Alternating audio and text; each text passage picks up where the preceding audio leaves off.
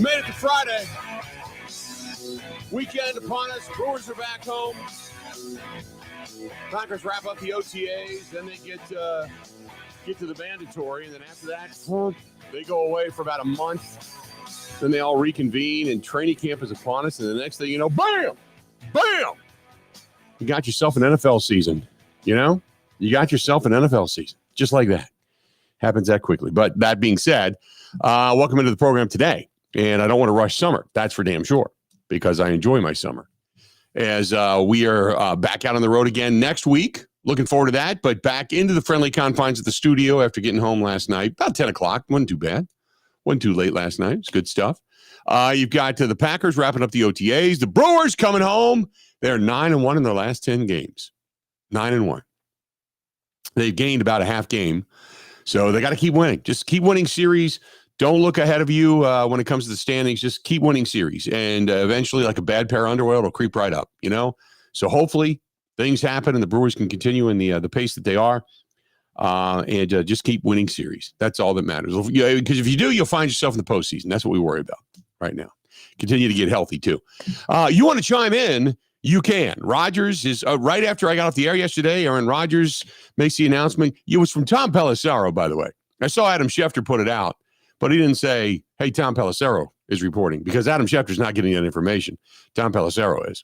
Remember, lose my number, bro. Lose my number. That's what Aaron Rodgers said to Adam Schefter. So Tom Pelissero reported that Rodgers is coming back, heading off to the Steel City, which he landed in today. He's going to sign that contract. And then the next thing you know, he's going to be a Pittsburgh Steeler. Does it make him a Super Bowl contender? No, but it'll probably put him in the postseason. So you would assume, anyway. You would assume. Then we got just other stuff. Indiana, big bucket down the stretch. They ended up getting a win on the road, stole game one in OKC. So the Pacers are for real. You know, Pacers are for real. So we'll see what happens there. And just Friday stuff. I got a really good event coming up. Two of them, as a matter of fact, coming up this weekend. And I'm going to have a friend of mine. He's going to join us coming up in about an hour and a half from now. And just kind of talk a little bit about what it is they do. Just, you're going to bear with me a minute, because we talk sports all the time. Just bear with me for a couple of minutes, because they do some incredible work. And we're going to talk to my buddy Dave. And we got Dick Girardi coming on today. We got some horse racing coming up. So we're loaded. We got Zach and Ebo. They are checking in from the AmFam today out there at the AmFam Championship. So that's going to be going. We're all over the place. We're like the wind. Grant and I cover almost the entire western portion of the state. We're up and down. We're all around. We're driving all over the place. We can't even see through the windshield because there's 10,000 bug asses all over us. But we made it. We're back here today, and we're glad you're with us as well. 877-867-1670, 877-867-1670. If you want to text us, do it. 608-321-1670, 608-321-1670. You can watch us, subscribe to us. We always appreciate it when you do. Please do. Watch us on YouTube. Go to youtube.com/Bill Michaels Show. youtube.com/Bill Michaels Show. You can find us on Twitter, on X, at Bill_Michaels, at Bill_Michaels. You can find Grant at Wisco Grant, WISCO, Wisco Grant. You can find us on Instagram, Facebook, TikTok, under the The Bill Michaels Show. You can also find us on the Twitch app and watch us there. The Kick app, you can watch us there. You can also you watch us on the LinkedIn app as well. You can listen to us, download us anywhere and everywhere on the Zone Madison, the Zone, Z-O-N-E, the Zone Madison. You can email the program, the Bill Michaels at gmail.com. The website, thebillmichaels.com. We are on Spotify, Apple, iTunes, Google Podcasts after the fact. And don't forget, tomorrow night, 8 o'clock Central Time, we are a television show. We are on My 24 Milwaukee. Home in our own beds last night there, one grand. Bills, how you doing?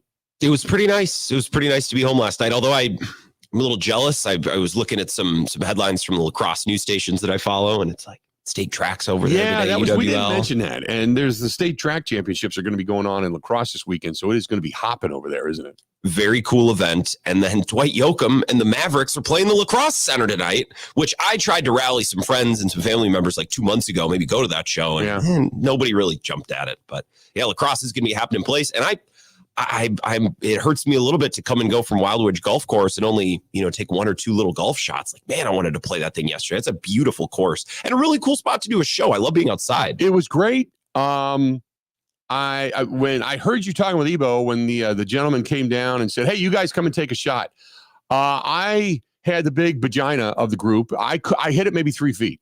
It was about a 20-yard off the green chip, and the first guy that went in there foursome put it right within 3 feet of the pin. It was right there.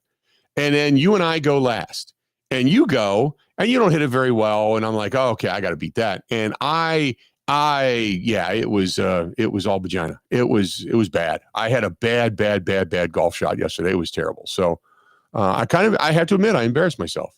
I was humbled. I was humiliated.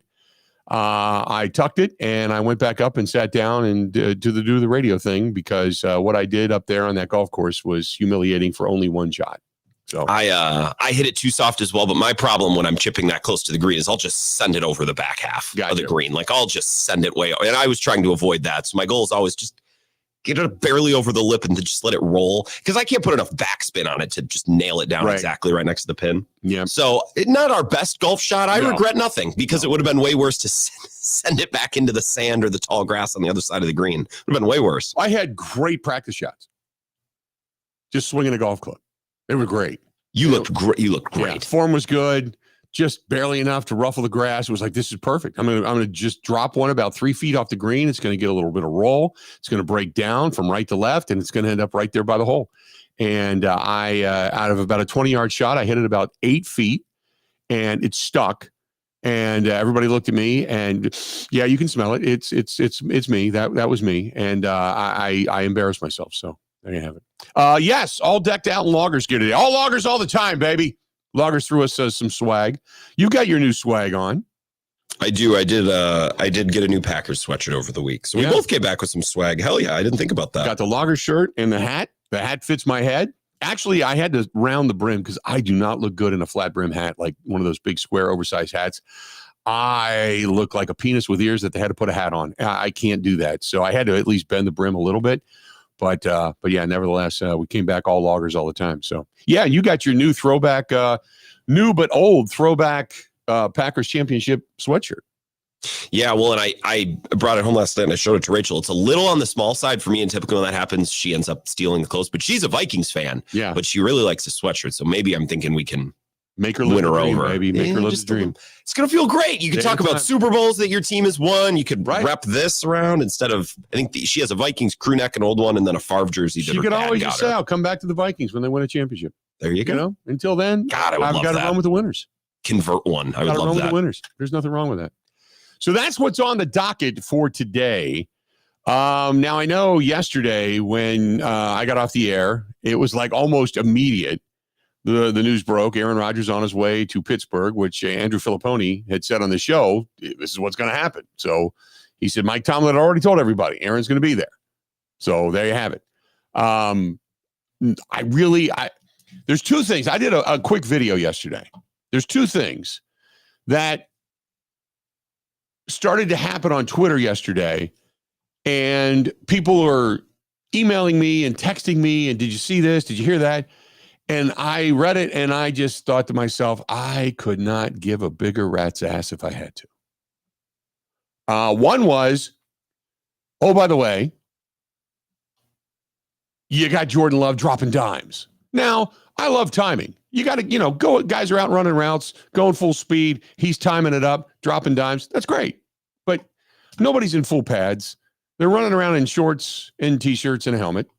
I'm glad the timing's there. Okay, that's a positive. That's something to take away. But people are reacting. It's as much as they react to a good pass as they way overreact to either a bad pass or somebody that drops a pass. Oh my God. And when you get the reports of, well, this particular defensive lineman got around this offensive lineman, I'm thinking, they're not even in pads, dude. Who cares? I don't care.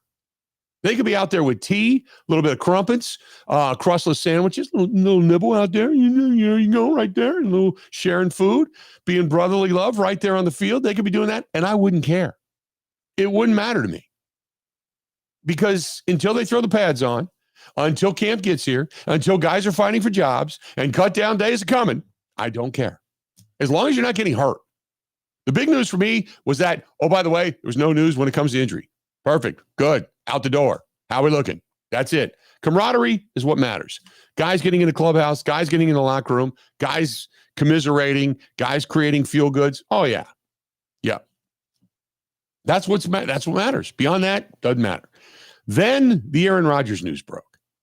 And part of me, the egotistical SOB in me, wanted to go, told you so. The other part of me wanted to say, doesn't matter. Doesn't matter. What took you so long? I guess there is a part of me that is going to be anxious to hear his presser if indeed he explains what took so long. Other than that, it doesn't really matter. He's got a good relationship with Mike Tomlin. They respect each other. We'll see how it works out. And like I said yesterday in the video, all I care about is whether or not the Packers kick their ass. That's it. They're going over there into Pittsburgh. I don't even know. It used to be the big ketchup bottle because it was Heinz Field. I don't even know what it is anymore. Didn't they change the name of Heinz Field? Now it's something else. It's like Craptastic Stadium or something like that now. I have no idea. But it doesn't matter to me. Heinz 57. They beefed it up, It was Heinz actually. 57 sauce spread throughout the Steel City next to the PNC thing or something like that. I don't know. I don't even know what it is now. It's Acrisure Stadium. Is it Acrisure? Oh, God. Acrisure is Latin for three rivers. Reddit tells me, but I assume that's a company name. Yeah. Now I'm curious. I believe it is. Acrisure, I believe it is. Did you go yay? Yay. Yeah. You know, it doesn't matter. It's like when you get into Columbus and you're like, oh, you've got the Olentangy and the Olentangy runs you, and then you got I don't care. It's an Indian word for, water. I have no idea. Doesn't matter to me. Not a fan of the Latin Mass, then, I take it. No. Latin Mass, I kind of understood a little bit because I took some Latin. I knew Madre, Padre, all that kind of stuff. But beyond that, Acrisure is a tech and insurance based out of Grand Rapids, Michigan, which is interesting. Of course it is. Tech or insurance. Those are the two guesses always for stadiums. There you go. You know what I want to do? Because this naming rights thing, I mean, look, you're never going to change the name of Lambeau Field. You're never going to change the name of Wrigley Field. You're never going to change the name of Fenway Park. Those are always going to remain the same. Those are, but for some of these other ones that they're looking for these naming rights, we'll take anything because they sell the soul of the devil to do it. I want to create a GoFundMe so we can rename a stadium Tampax Stadium. That's what I want. Something ridiculous. Something just stupid. Big Tampax Stadium. Where are you going? We're landing at the pad. How are we looking? Yay. That type of thing. That's what I want. That's what I want to see. The Tampax Stadium. Come on. What are you doing? Why don't you make a move? You're stringing your fans along. God. All that kind of stuff. That's what I want. I want to do that. I want to start a GoFundMe campaign to pay 20 years worth of a stadium for $100 million. And, that would be it. Or just, Brock says just Craptastic Stadium. That would be fantastic, wouldn't it? Craptastic. We'd get some credit for that.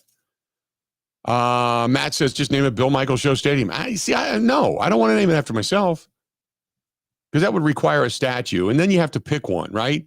And then what hat are you going to wear? What are you going to be inducted the statue as? Is it going to be the fat me from years gone by? Is it going to be the skinnier me from years gone by? Is it going to be the normal me from here now? Does it go the young me, the old me, or the way they find me dead, probably naked like Elvis sitting on the toilet with a fluffernutter in my hand? I mean, come on. I don't know. I can't wait to maybe play the Bears at the new Blue Chew Dome. Yeah, there you go. Well, how'd you think about it today, Jordan Love, after a spectacular pass down there to Christian Watson in the corner of the end zone? I tell you what, Bill, it was a good pass and a good outplay, and, man, it was a go route, and he just ran it beautifully, and I dropped a dime. But I'm telling you, this is the hardest field we ever played on. It really hurt your knees. Okay, gotcha. Thank you very much. Now we're moving on. All right, let's do this. We're going to go ahead and take a quick break. After this whole segment pretty much got us banned from the airwaves. We appreciate you hanging out with us, though.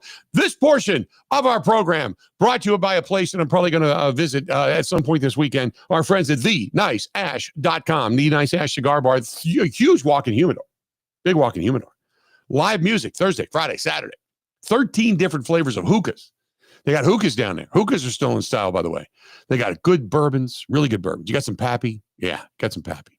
Got some Buffalo Trace. Oh, yeah. They got that. They got the Angels Envy and all that kind of stuff. Yes, they have all of that. They've got some obscure stuff. They got some River West. Yes, they do.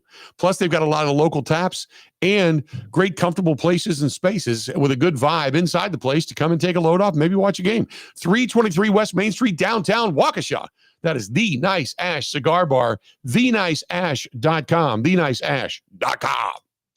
Covering Wisconsin sports like a blanket. This is the Bill Michaels Show on the Wisconsin Sports Zone Radio Network. And now for the Pella play-by-play, here's Jeff Levering. Thanks, Gina Della from Pella. What a beautiful day to have new windows and doors installed. Every day is beautiful because Pella installs year-round during all seasons. And as Pella goes into another windup, it's so hard to guess that next pitch. The customizations seem endless. And it doesn't have to be super expensive. Pella has a product line for every budget. And if it is time for a major upgrade, rest easy by scoring no interest and no payments for up to 2 years. Pella also provides a free in-home consultation, which includes a no-obligation quote. That's always a great play because working with one of Pella's design experts is such a wonderful, no-pressure get-together. I know this from experience. With a range of affordable options and products assembled in the USA, you can get the look you want at a price you can afford. And there's no reason to wait with this incredible deal going on. Get no interest and no payment for up to 2 years. Visit PellaWI.com today. Certain restrictions apply. 6/30/2025.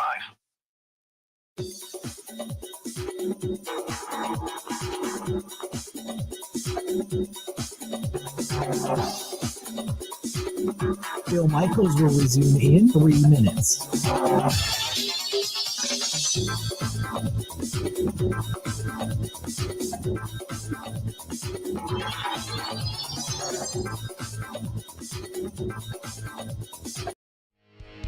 Spend my money on whiskey and wine, but I couldn't tell you where I spent last night. I'm really sorry for the shape I'm in. I just like my fun every now and then. I'm always working, slaving every day, trying to get a rhythm. Same old, same old. I need a trip just to get away. If you can hear me think, this is what I said. Don't need nothing but a good time. How can I resist? Ain't looking for nothing but a good time, and it don't get better than this.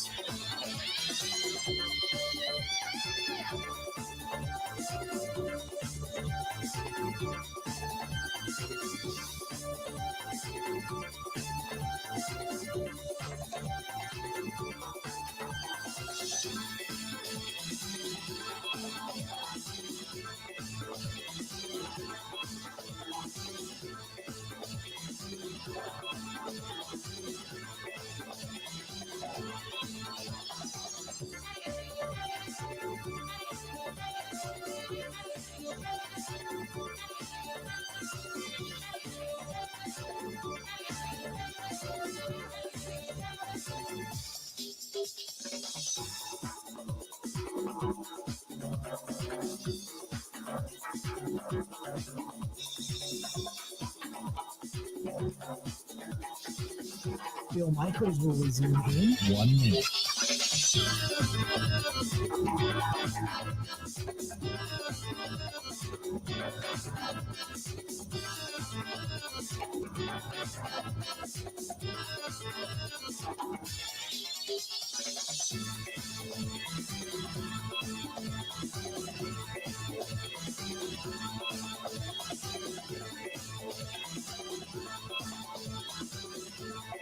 Bill Michaels will resume in 30 seconds.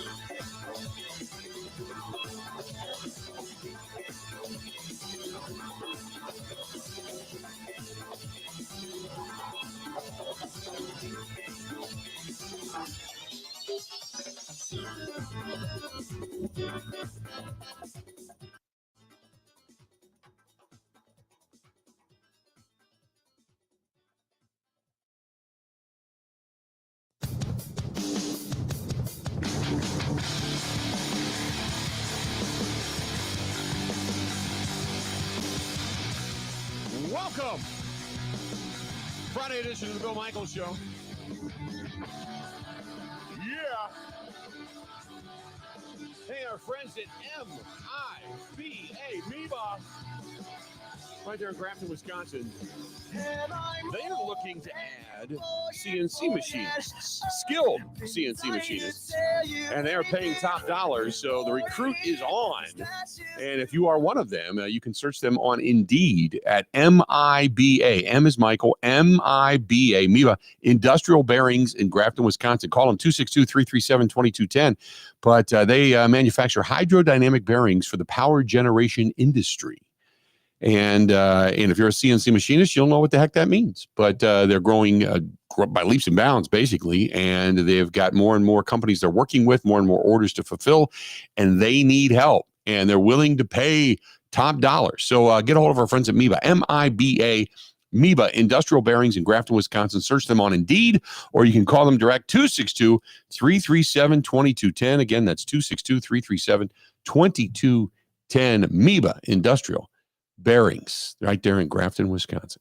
All right, let's do this. Let's get to the phone calls real quick. And we've got, what do we have here? Let's go to Wayne listening to us on La Crosse. Wayne, how you doing, man? What's going on? Hey, Bill. How you doing? So, touch on, you reminded me something about the Bears. I was at the draft. I was standing next to a Bears fan when they made their pick. He legitimately started crying. It didn't matter who the Packers picked at that point.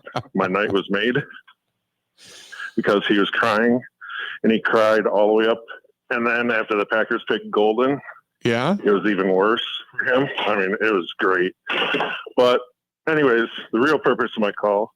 So they got mad that they took the tight end out of Michigan? Yeah, he was upset that they took that tight end and not a different tight end. Oh, okay. Because wasn't Warren still sitting there, and they took the kid out of Michigan? Yeah, they took Loveland, I think, as the kid out of Michigan, and I think Warren. Yeah. You know what? That's a great question. I can't remember if Warren was still sitting there or not, but but yeah, it was. I think that was the case. Yeah. Okay. Well, as long as we're relishing in their misery, I like it. Yeah, but the other thing, the more important reason why I called was for the people that are coming to La Crosse or the state track meet. Mm-hmm. You probably witnessed it this week. Save your guys self the aggravation and take exit 3 because Highway 16 going into La Crosse is closed. So exit 4 and 5 you'll just get frustrated and upset. Right. So take exit 3 and it's a shot down to the university there. There you go. Just trying to save you guys time and aggravation on the road. You know, I appreciate the phone call, man. Grant, you and I were talking about that because when we were coming out of Flipside, the GPS was taking me a really weird way through neighborhoods, and that's because there was a bunch of streets that were closed because intersections are being, piping and stuff is being redone. And because I'm driving through neighborhoods, hitting tree branches with the RV because it's so big. But you were talking about like how right now La Crosse is all jacked up. Well, I mean, it's summer, so I guess everything's jacked up. Right. 83 going in and out of my little hometown's jacked up too. But yeah, 16, which is the main vein, I guess, really, if you take Losey, it runs right along the bottom of the bluffs out to Onalaska.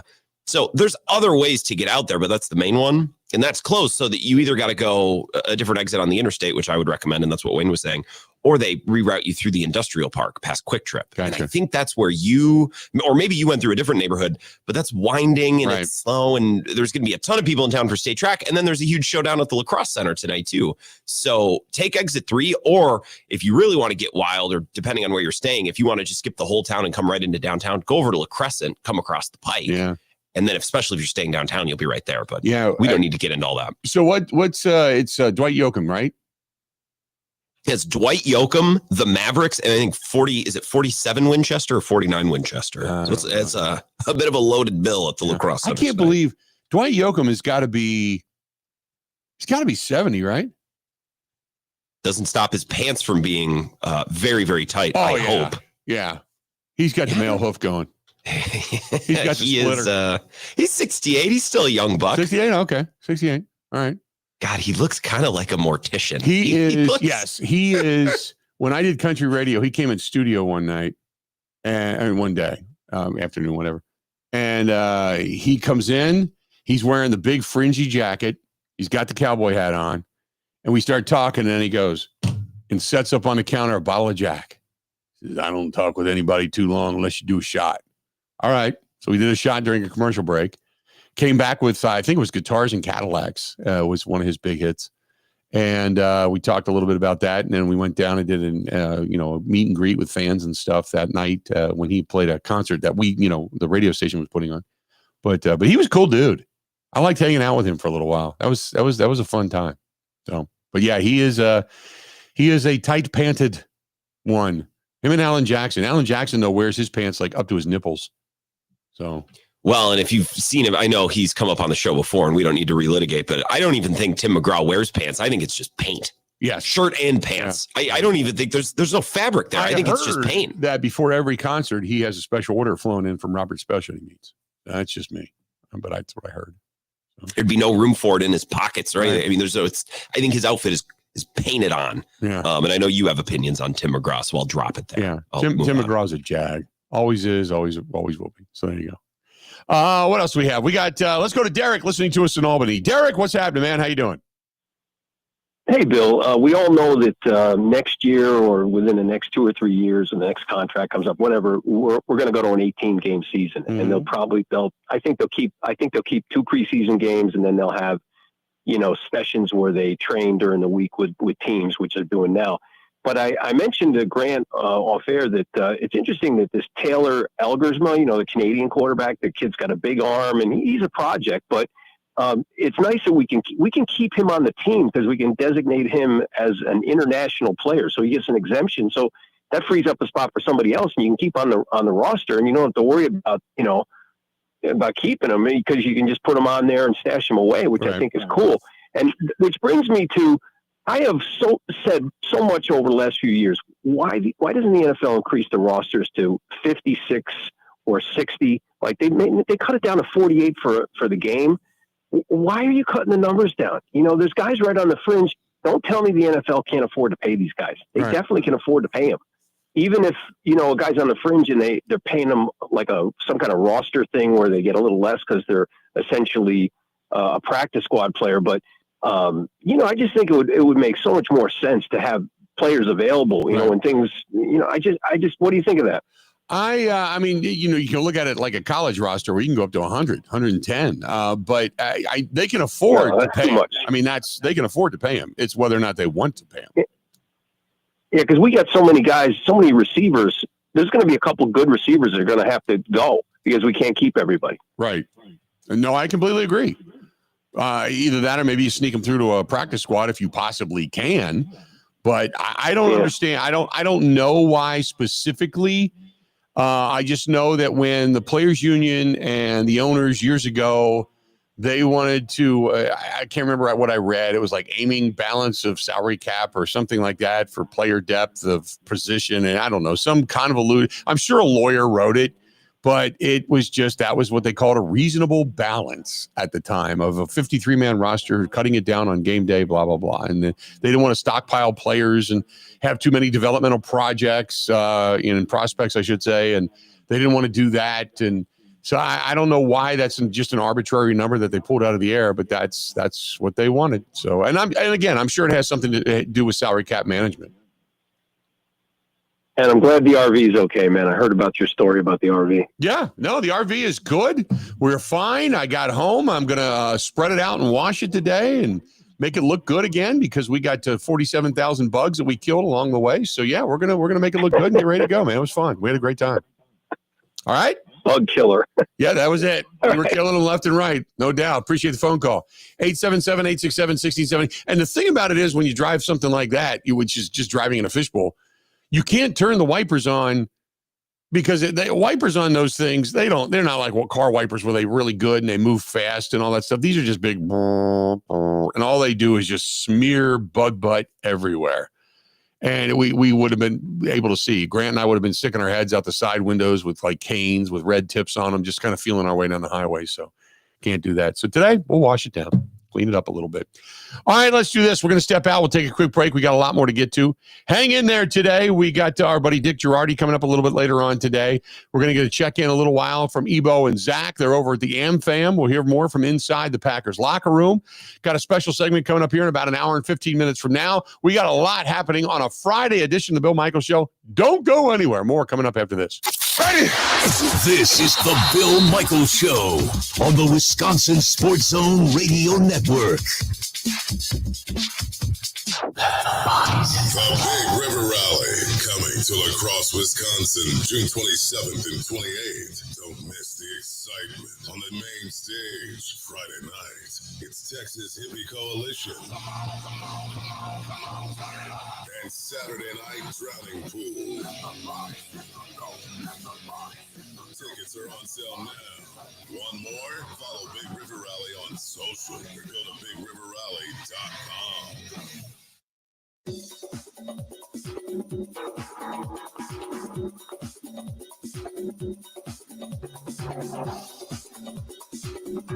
Bill Michaels will resume in 5 minutes.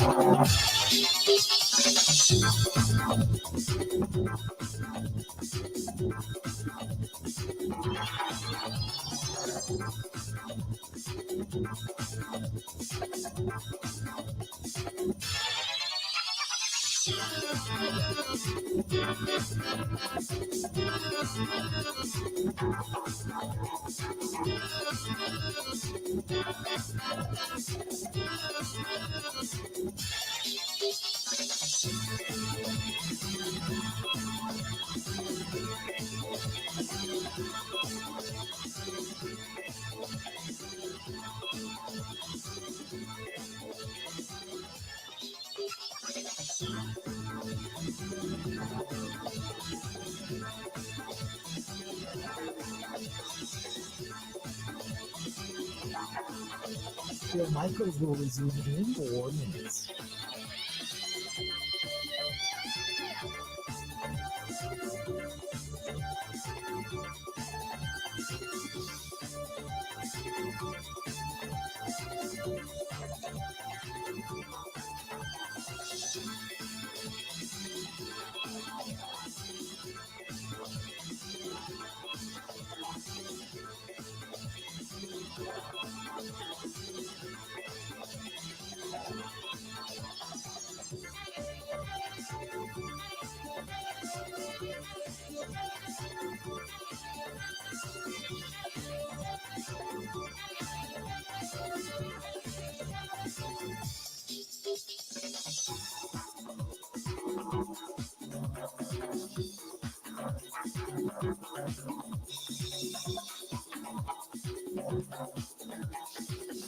Bill Michaels will resume in 3 minutes.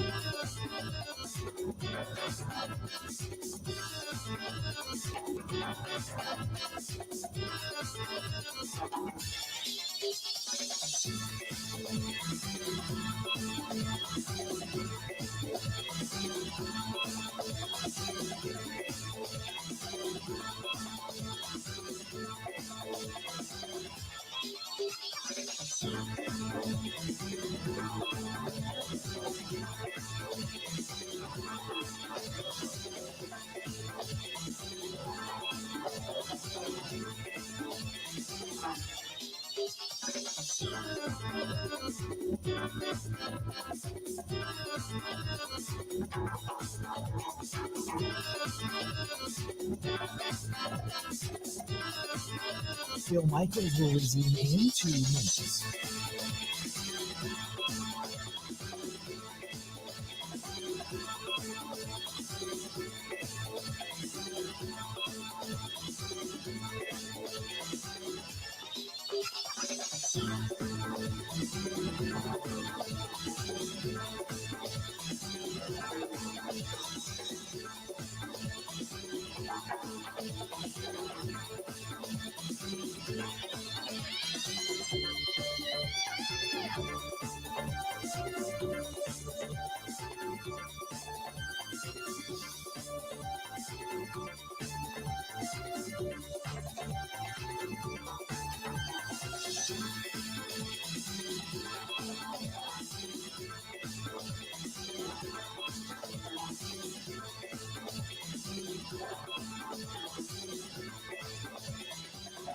Bill Michaels will resume in 1 minute.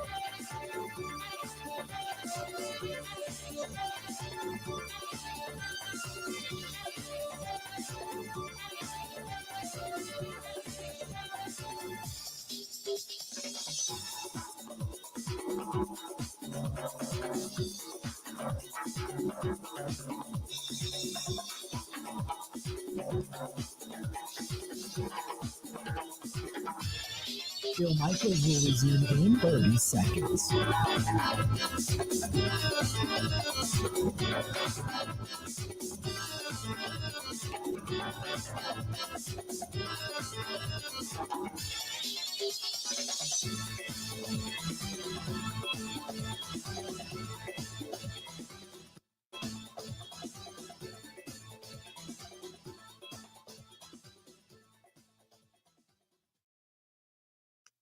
The Steelers have told their players that Aaron Rodgers is coming here. So they've tried to eliminate any angst or concern that guys have. They've come in for voluntary workouts. All of them have been told repeatedly that Aaron Rodgers isn't here now, but he will be. I think as part of this enticement, this recruitment of him, I think they're doing things that make this look like a place where he believes he can win in 2025. And I think one of those things was getting rid of George Pickens because of Pickens' mercurial way of doing things, and he can be a real pain in the butt and a real nuisance and a real, I think, headache for quarterbacks, and possibly going out and getting somebody that Aaron Rodgers feels more comfortable with and would rather work with. So I think that's where the Packers come in here, and I know actually that they talked before the draft about some things. I think maybe before the Matthew Golden pick was even made, the Packers were at least listening to or at least hearing what it might take to get George Pickens off the Steelers' hands. So, yeah, I think these two teams have been in contact off and on for probably the last few weeks, and now it's the Steelers who are looking for a receiver and not the other way around. Dwight Yoakam! How are we looking? Good stuff. Fast as You by Dwight Yoakam right there. Like that. That was Andrew Filipponi when we had him on the program a while back, saying basically we always knew that Aaron Rodgers was coming. Nothing new here. Nothing to see. But Rodgers is now a Pittsburgh Steeler. Meanwhile, in Green Bay, Packers wrap up the OTAs, and then they have the mandatory camp.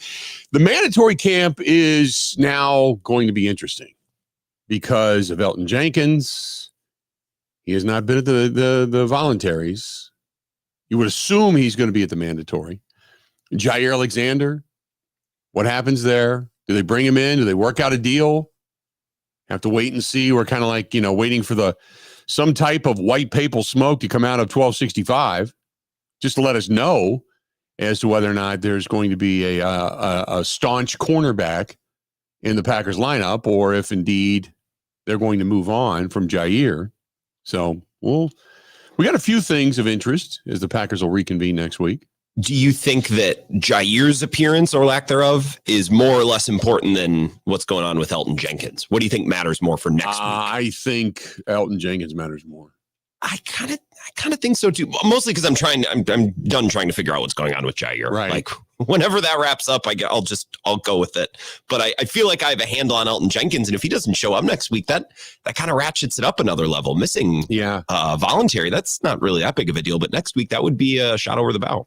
The only reason I think of Elton Jenkins is because I know he's in that tweener stage for the contract, but the relationship between a quarterback and a center is so vital, and you got to be together. You got to have a rhythm, and it's not easy to just all of a sudden take over, start snapping a football, specifically in shotgun and getting it right where you want it on a consistent basis. It may happen 90% of the time where it's really, really good, but it's that other 10% that only, can cost you a game, can cost you a turnover, can cost you a play. Well, whatever it happens to be, and you just need to get that down. So I really hope that they work this out with Elton Jenkins at some point. And, you got to assume that when does Goody kind of do is that like right there during the shareholders meeting when Goody and everybody speaks? and down in the media, and I'm talking at the media auditorium, I'm not talking to the shareholders. But after that, I think is when Goody actually speaks again. And you'd like to have obviously something worked out, but you'd like to know what's going on or where that stands. I mean, they're not going to give you details, but somebody somewhere has to know what the separation between the two are. And you'd like to figure out if this is like a big chasm that you just think might be insurmountable, if this is just quibbling over $1 and a year, something to that effect. So that's what I'm kind of waiting to find out regarding Elton Jenkins. But I think Elton Jenkins is probably the bigger of the two when it comes to what we're going to see in the mandatory minicamp. I'd like to see him there. Well, I would agree, because if Jair doesn't end up being on the team this year and he never comes, they're really no worse for wear than they were last year. In fact, they're probably still better at corner than they were last year because they added Hobbs, right? Yeah. If they don't have Jenkins, that's their preferred starter at center. That's not a guy who would be like nice to have. That's the guy they're relying on and they're building around. So they could probably figure it out without Jenkins, or they could make do in camp and stuff. But I think the situations are a little bit different. Jair feels like a luxury, whereas Elton Jenkins is the staple. He's the center, quite literally, of that O-line. Right. Yeah, no doubt. Let's get to the phone calls. Let's talk to Doug, listening to us in Luxembourg. Doug, how you doing? What's going on? Doing good, Bill. My take on Elton Jenkins. Now, his first 2 years in the league, awesome. Made All-Pro, I think, his second year. You know how long ago that's been? That's 2021, right? Yeah. So we're talking 4 years since Elton Jenkins has been in a Pro Bowl. And he's been a good player. Don't get me wrong. Stellar player on the offensive line, but a little injury prone here lately. They drafted this center guard, whatever he is. I think his last name is Monk. I like him. He showed me he's got some Frankie Winters in him. The only few times I've seen him on the field, he looks kind of mean. He gets after it. And if Elton Jenkins wants to play around and not show up for camp and all this other stuff, you know what? I Terry Bradshaw him. Go chew on bark. It's to that point. I made a call a couple weeks ago too. Same deal with Quay Walker and Jair Alexander. Stop screwing around with these guys a year or two after they've hit their peak, and tell them to go chew bark. It's a young man's game, and move on from these players that are wishy-washy and you don't know what you're going to get.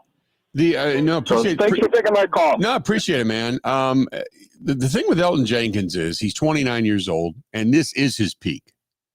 I don't think he has peaked totally yet. If they felt that confident the way you do, they would have moved on. They would have figured out a way. They would have probably just cut him loose, gained a little salary cap space, and moved on.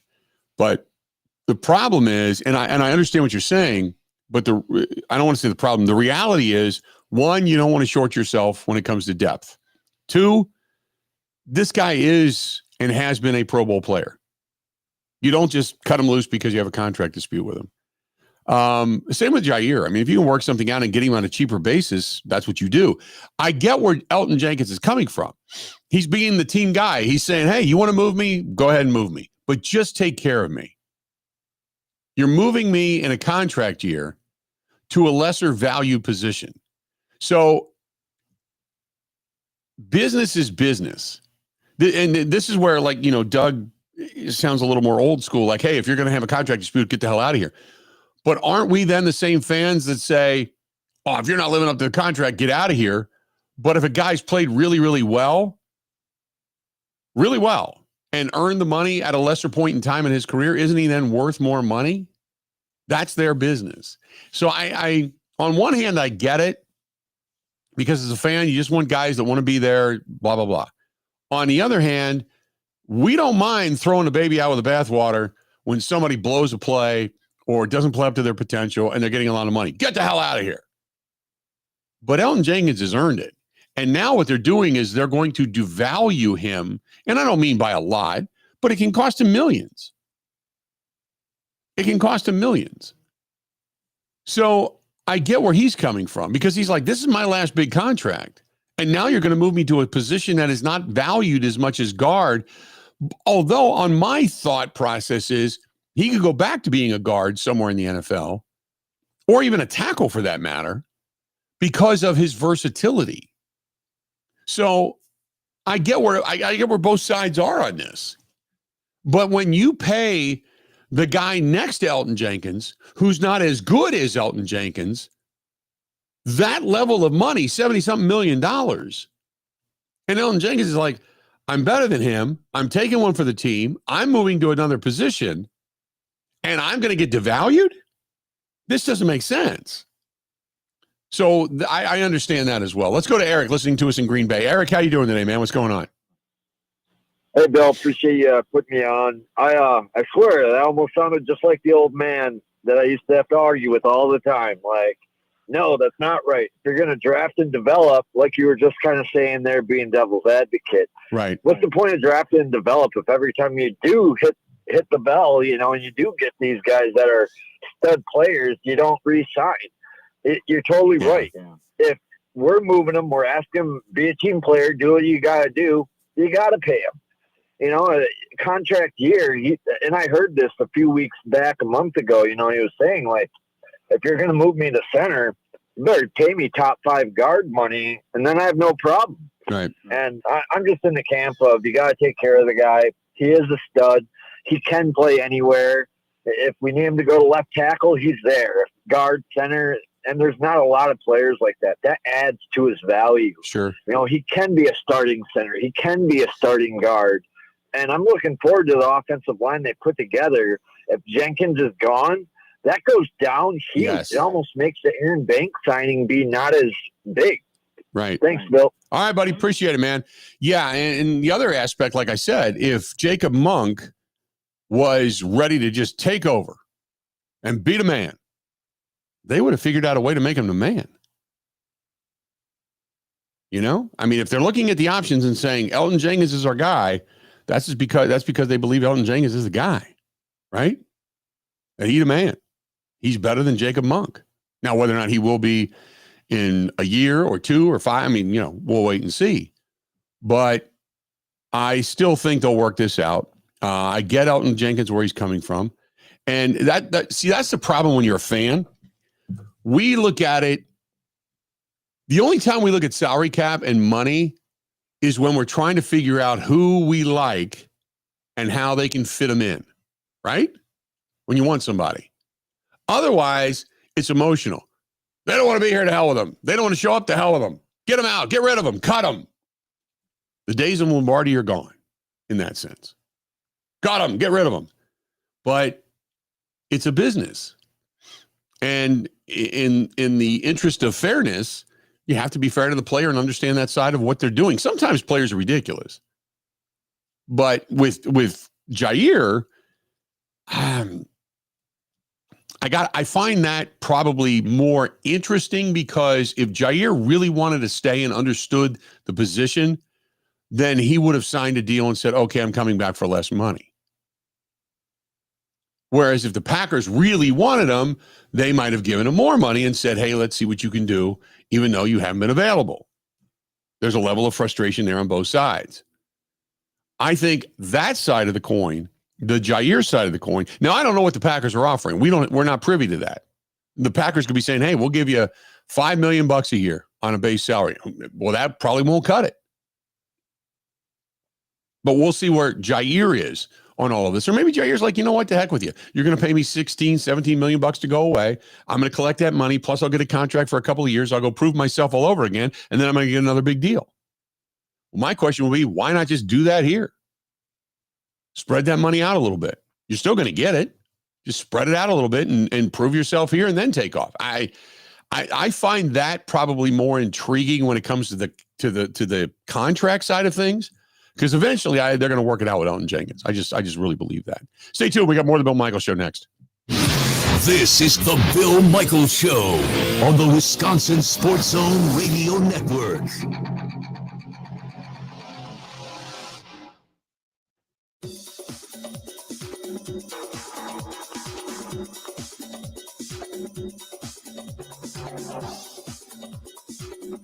Bill Michaels will resume. You want local sports coverage? You got it. The Big and the Bill Michaels here. Join me right here on My 24 every week for the very best Wisconsin sports coverage. We'll break down the big matchups, get inside the locker room access, fan feedback, and plenty of big-name guests. It's Bill Michaels, Wisconsin Sports Weekly, and it's brought to you by these great local sponsors.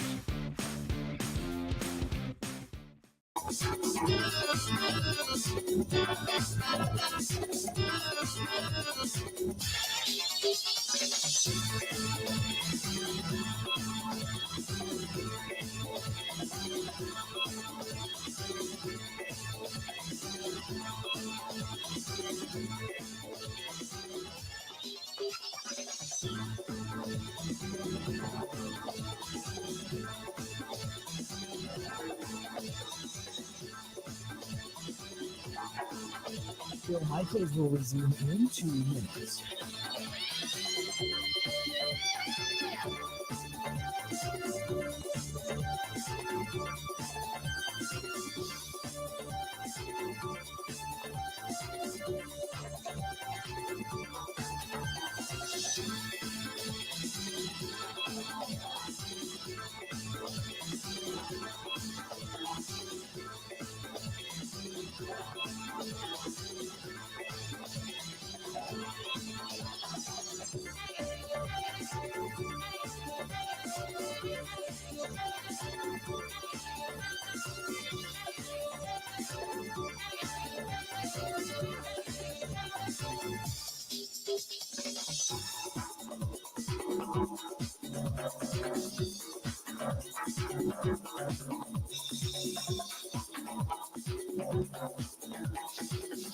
Bill Michaels will resume in 1 minute.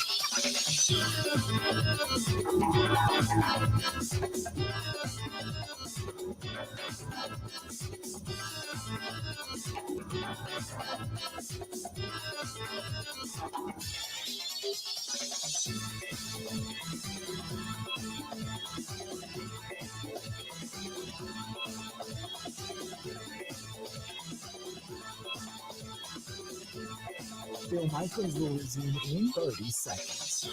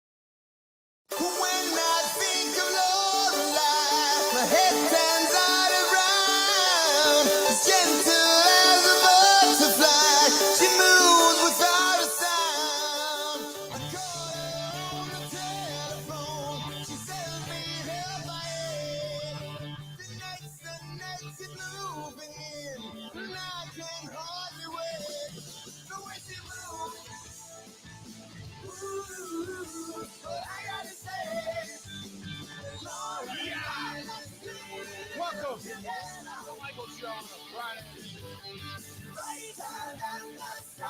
Enjoy it all day. Hopefully you are as well.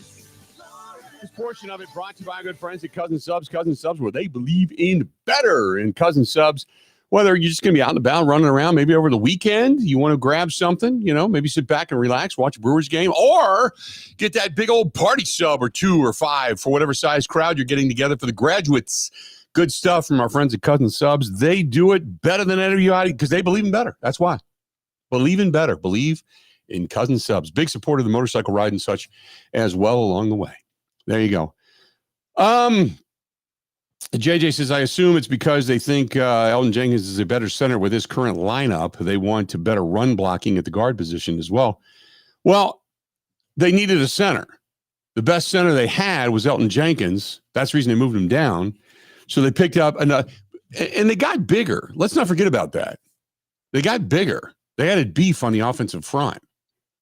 You got staunch guys in Zack Tom and Sean Ryan, and you were a little bit smaller at the center position, and contractually, you weren't going to overpay for that position. So the natural thought was, Get a guy, Elton Jenkins size, put him at center. Banks is a big cat. Put him over there at the guard position, and you're good to go. Good to go. You got bigger, beefier. You got some better, more, I want to say, run block savvy guys. You got Anthony Belton over there at that left tackle position you can use. John Williams is another guy they picked up. Those two guys, they pushed 320, 325, even more than that with Anthony Belton. You went for beef. It's kind of like for a while you did that zone blocking thing, and you wanted the little bit smaller, more athletic guys. And now you're looking at what happened against Philadelphia, who they just beat people in the trenches, just rushing for. And you're like, we need some beef. We need some road graders. We need some guys up front. So that's what they did. Pick up Aaron Banks, pick up Anthony Belton in the second round, get John Williams, a little insurance there later in the draft. You still have Jordan Morgan trying to find a spot. Jacob Monk is a backup center. You got some depth, seemingly, anyway. Travis Glover is still there, although he wasn't real good, when it came to some of the process last year. But nevertheless, you went with the beef. So you went with guys that you just felt were better equipped to be able to handle the run blocking load. So anyway, that being said, Dustin said if a guard is more valuable, why isn't he in the more valuable spot? Well, because they moved him down because he was a better guard. I mean, that's why guys don't look. Zack Tom is a good center, but Zack Tom also doesn't want to move from tackle to center. You lose millions. Tackles are more highly valued. There's a pricing tier on these guys. That and the fact that Elton Jenkins knows that, he's going to be a center this year and he's going to be heading off into free agency and he'd like to get a contract extension and he wants to do it for Mo money. He's got probably the last big deal of his career coming up. All right, let's do this. We that fast. Bam. We got an hour down. Holy moly. An hour down. We got 3 more yet to go. Don't go anywhere. More of the Bill Michaels Show coming up right after this.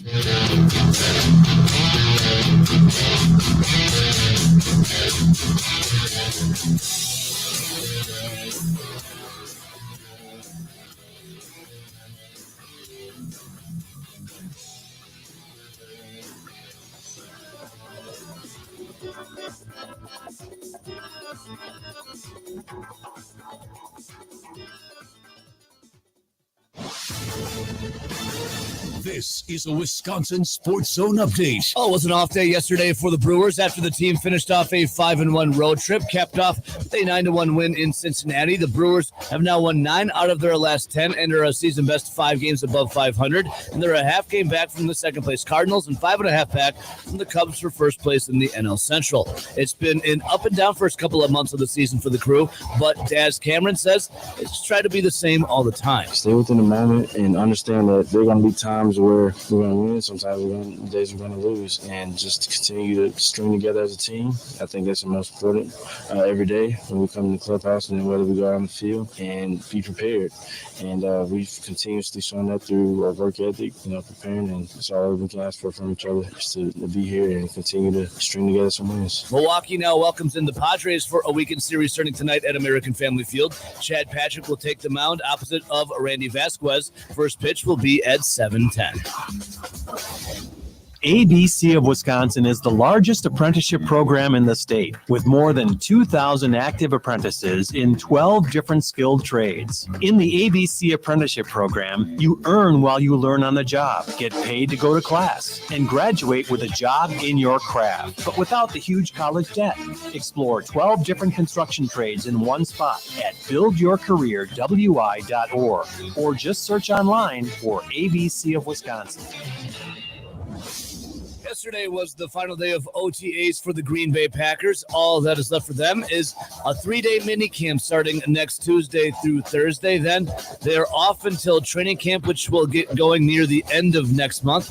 And Wisconsin football, they'll have another big visit from recruits this weekend as they fill out their 2026 class. For the Wisconsin Sports Zone Network, I'm Ebo.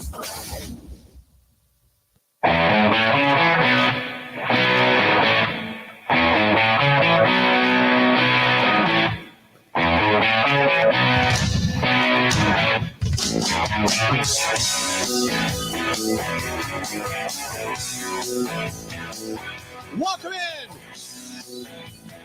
The Bill Michaels Show on a Friday. Brewers back at it. Padres coming to town. Big series for the crew. Keep the winning alive. Just win the series. Packers wrapped up their OTAs. Mandatory camp coming up next week. You've got the Pacers and Tyrese Halliburton hitting a big shot to put them over the top. They steal game one on the road in Oklahoma City. And you've got the College World Series going on. And you've also got the announcement that Aaron Rodgers heading to the Steel City. So there you have it, the Steel City. Let's do this. Let's bring him in. Our guy, Mike Clemens, on the line. Michael, how you doing, pal? I'm good, Bill. No surprise that Aaron Rodgers is showing up in Pittsburgh and going to be at the mandatory minicamp, right? I don't know. It's always a surprise. I mean, my phone blew up when this thing broke yesterday. So when I talk about Aaron Rodgers in this segment, I'm being completely sincere. There's not going to be sarcasm or whatever. Let's understand what it is. This is a guy who is such a franchise player for all those years for the Green Bay Packers. This is a guy who a lot of players you talk to say, I owe my career to Aaron Rodgers. I mean, that guy helped us win games. And when you win games in the NFL, you get to come back the next year and make another couple of million. Whether you're a player or a coach or a trainer or whatever. Sold a lot of tickets, a lot of success thanks to that guy. And so if he wants to go on some podcast and say, you know, I took that trip to Egypt. I don't know how the Egyptians built those pyramids. Mm-hmm. You know, I think it was aliens, and the aliens are still here on the planet. There's one theory, a book I read, where the aliens are probably now living in the ocean. Okay. Yeah, and this is the part of him that stands around at the barbecue with a couple of his teammates and comes up with those stories, and that's stuff that that's just him. They love him, good guy, a little on the fringe, a little crazy about there. Well, let's get back to the football. And, you know, I don't understand why, here's his reasons. First of all, he gets fired from the Jets. The new head coach, Aaron Glenn, says, and I'm surprised that Aaron was so open about this, to openly say, yeah, I met with the new head coach, the defensive coordinator of the Lions taking over the Jets. I flew all the way in just to have him tell me, yeah, we're done here. How do you want to handle this? Like, I thought I came here to get familiar with the new regime. Yeah. No, Aaron, I don't want players sitting in team meetings, and when I say something from the podium, they turn around and look for your reaction. I'm not that kind of guy. He's very frank about all that. So why he, in Brett Favre fashion, waits until June to officially decide he's coming? I know it's a 41-year-old body, and it takes 2 or 3 months before you really say, can I climb that hill again? Can I play again? There's those kinds of considerations. The one thing that we have learned is this. Shortly thereafter, and we knew that he had respect for Mike Tomlin. He talked about it every time that they played the Steelers. And Tomlin's a great coach. He's been in Pittsburgh as long as Mike McCarthy got hired by the Packers in 2006. Mike got hired a few days after McCarthy did, and became like the second or first youngest coach of that week. So Rodgers has been in contact with Mike Tomlin. He's talked to Arthur Smith. He had an in-person visit at the facility where he rented a white Chevy Malibu, right, a cheap car, trying to get past the media.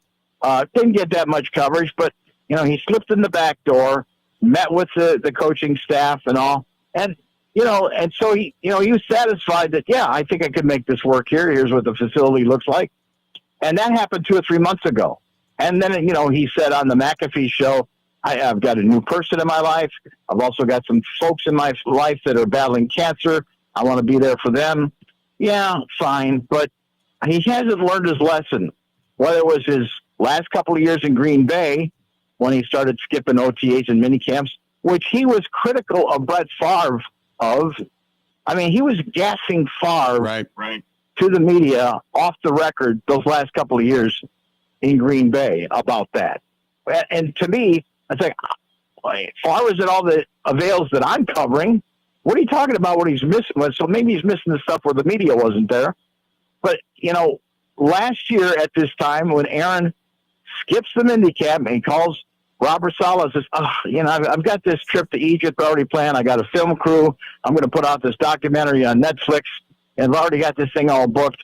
Sorry, I can't make it to the mandatory minicamp. And then Saleh stands up there in front of the New York media, has to find him because that's the way the CBA is.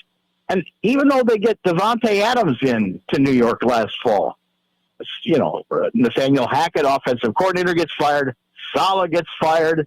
The interim coach gets fired. The GM gets fired. They clean house. So here Aaron Rodgers now is setting foot into the Steelers. I don't know what Mike Tomlin is really thinking here. Because as I told you the other day, I'm standing there watching Malik Willis, the Packers backup quarterback, move the first-team offense pretty nicely, thank you. Right. And I turned to one of the people from the Packers and I said, who do the Steelers have on their roster right now that's as good as Malik Willis at quarterback? Mason Rudolph? The rookie, Will Howard, is Skylar Thompson from the Dolphins. So now Aaron walks in. Okay, you get 1 year out of him. Whatever the Steelers plan on doing after that. But or maybe this is it for Tomlin.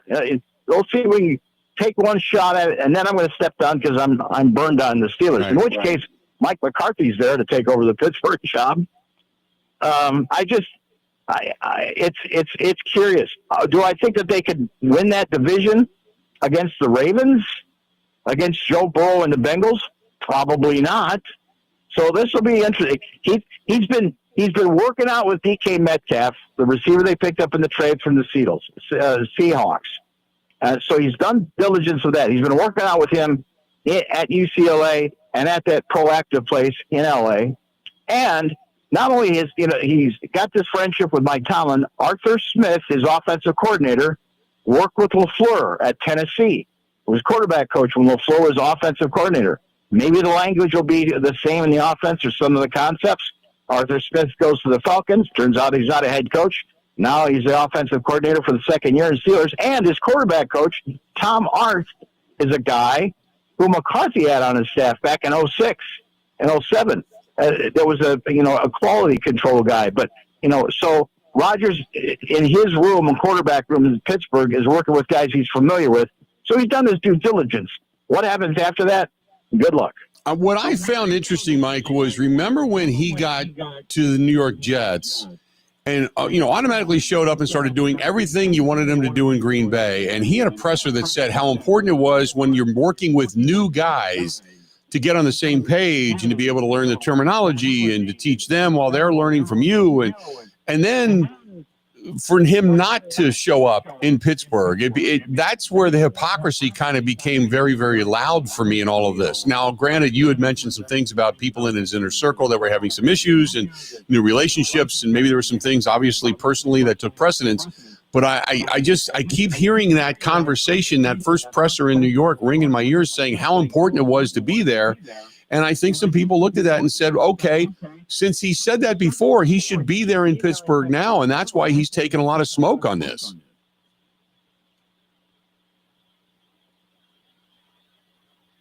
Mike, you there? Green Bay, and you watch it happen. Yeah.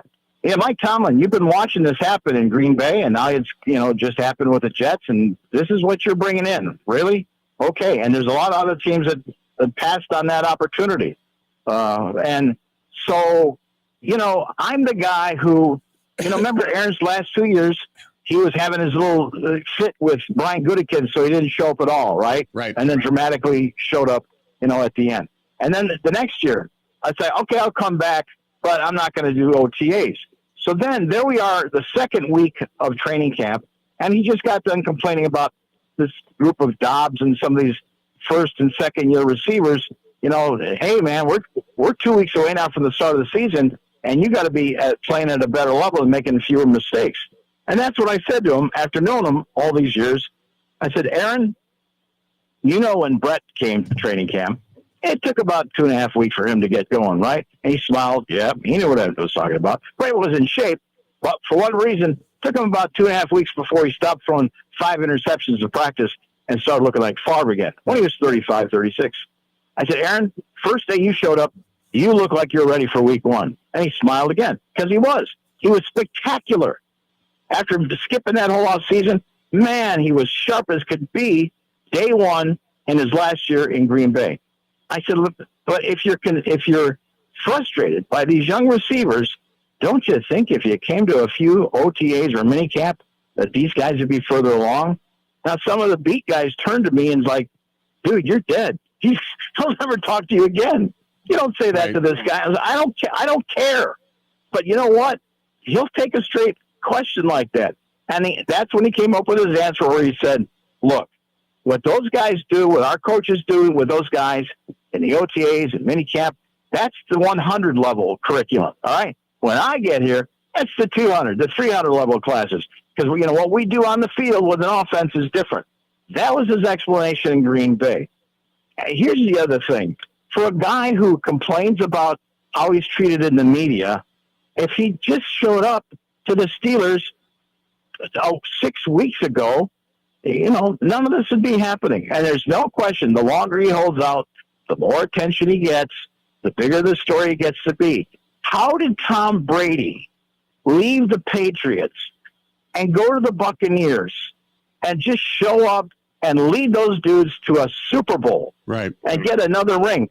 How did Peyton Manning have his divorce over his neck surgery and get replaced by Andrew Luck and leave the Colts in Jim Irsay? And that was gut-wrenching. And that was all going down when we were there for Combine in Indianapolis, and then go out to Denver, take him to a Super Bowl, lose to the Legion of Boom Seahawks, but take him to another Super Bowl and win his second career trophy. How did those two guys do that?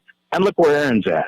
Yeah, no, Mike, I completely agree. I remember when Brady got down there, he was gathering his guys and taking them to a high school field, remember, and out in the park and trying to get guys together. And then Peyton Manning went into Denver, and he was calling the offensive guys and getting them together and bringing them over to his house and putting film up on his projector in his living room for the wide receivers and basically the entire offense, so they had an understanding and terminology. And the days of Aaron getting everybody together for a barbecue at his house and doing camaraderie things, I don't know if those even exist anymore for him. Well, he may. He will. Because, again, you talk to players like when we talked to Mark Scantling, and I said, what do you think about your buddy there doing 4 days in the darkness retreat? And he smiled and he said, listen, I barely made my high school football team. I got cut as a freshman down in Florida. Mm-hmm. Then I got into university. Then I got drafted by the Green Bay Packers. I'm here with the Kansas City Chiefs on a 3-year deal, making $30 million because of Aaron Rodgers. He makes everybody look good. You're a winning organization. All the players get renewed. All the coaches get renewed. Everybody gets to hold on to their job. So, that's the way they look at him. He's the guy that brings the money and the attention and the media and all. And so that's the positive. Well, right now, he's got to figure out how to get this team going, and he's got to face his former team, the Jets, week 1. And then Sunday night, NBC, October 26th in Pittsburgh, he's hosting the Steelers against Jordan Love and the Packers. Oh, smell the ratings. Yeah. Hey, Mike, before we kind of cut this off, I wanted to ask you, I want to take you to Green Bay because what kind of sticks out to you right now is some of the stories. Obviously, Elton Jenkins not being there, Jair not being there. I'm really interested to see what happens come, the mandatory minicamp and if those guys are actually going to be in the grounds or not. But what sticks out to you right now? Jordan threw some balls that I haven't seen him throw before. I mean, beautiful, crisp, tight. Like the two guys before him. He had some nice passes the other day, in time, in step. Mm-hmm. Hey, it's helmets and shorts and beautiful weather and all that. It was impressive. We talked about Marshawn Lloyd, the running back. This is a guy they used a 3rd-round pick on last year. And this is supposed to be, your speed guy to offset Josh Jacobs and ease up, him 300-plus carries like he had last year. He had a hamstring coming in. I thought it was interesting for LaFleur to say, look, the guy came in here day 1 after the loss of the Eagles. He's been working his tail off. He's done things that was impressive. But, yeah, he's got to stay on the field now. And Ben Simmons had him at the end of the line. Like there's 7 or 8 guys they got in camp right now at the running back position. He was at the end of the line just during the individual drills. The other thing is, what's today's date? The 6th of June? Mm-hmm. I mean, we're a week into past that June 1st deadline. where they could have, released Jair Alexander. Right. So maybe there's still something going on there, and we'll find out next Tuesday when they got to report to the mandatory minicamp. Yeah, I don't know if you heard, but Leroy Butler said he talked yesterday when Leroy was joining us. He said he talked to Jair and told him, take the pay cut, stay here in the fan base, and earn your money back. And he feels I heard that. He did say that he feels Jair's going to stay here, which would for the secondary that would be deep, and they would then be considered really, really good if he could stay healthy. And let me assure you, Mr. Butler is plugged into the organization. I would assume he would be. I mean, I know he said he's talked to a few guys, and I don't deny that because we know while through the halls and working with him that he had conversations with players way back when. So yeah, I would assume he's probably out there and talked to him. Oh yeah, that's a good source. Yep, no doubt. Anything else? Anything else we're looking at? I know they've done a lot of switching on the offensive lines and moved guys around, but nobody's in pads, nobody's hitting. It's like, whatever. No, the Zack Tom, I thought was stand up. Here's a right tackle, and you got Elton Jenkins is holding out saying, "Hey, I'm sorry, you're moving from left guard to the center. You pay the new guy from the 49ers $77 million. I got 2 years left on a $68 million deal, so." That continues to go on. But Zack Tom is now committed to his final year, and he's clearly a solid starting right tackle. Although I will tell you, in this offseason, there's a chance that you can really slow down games, watch it a second or third time. He made his fair share of mistakes out at right tackle last year, too, especially in some of those key games and some of those losses they had. But whatever the case, I thought it was, stand up, step forward to talk to the media the other day and say, hey, I'm showing up to everything. I'm not holding out, whatever happens. But, yeah, obviously there's another guy that they probably have to take a look at doing a renewal as well. Defensively, I think you covered, the Lucas Van Ness story great, and just in terms of they're probably going to move him inside and him playing through that thumb injury last year. And Javon Bullard is a guy who's still coming back from some situations. But we're looking forward to mandatory minicamp and the next step before we have training camp on July 23rd. Mike, can't wait. It's going to be good, and I'm interested to see who is there, but probably more so who isn't there, I guess might be the best way to put it. And then we'll look forward to all that's always the case. That's always the case this time of year, isn't it, Billy? Yep, no doubt. I completely agree with you. Bud, appreciate it. Great stuff and insight, and we will talk again real soon, okay? Thank you, Bill. Thanks, Mike. There you go. Our guy, Mike Clemens, joining us for a couple minutes. He's fantastic. Mike's fantastic. Good stuff. Let's do this. We're going to go ahead and take a quick break. We got a lot more to get to. Don't go anywhere. Stay tuned. We got a whole lot more of the Bill Michaels Show. It's coming up next. Covering Wisconsin sports like a blanket. This is the Bill Michaels Show on the Wisconsin Sports Zone Radio Network.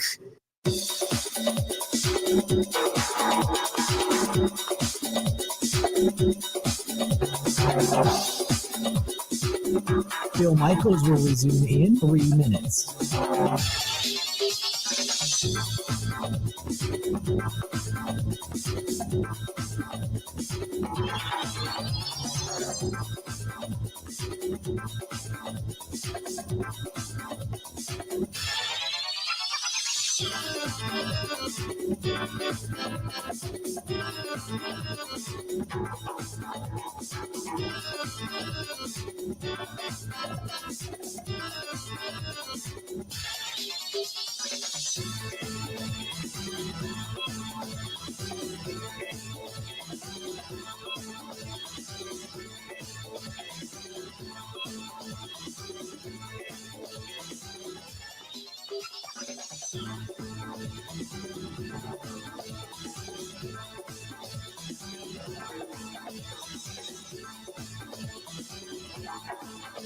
Bill Michaels will resume in 2 minutes.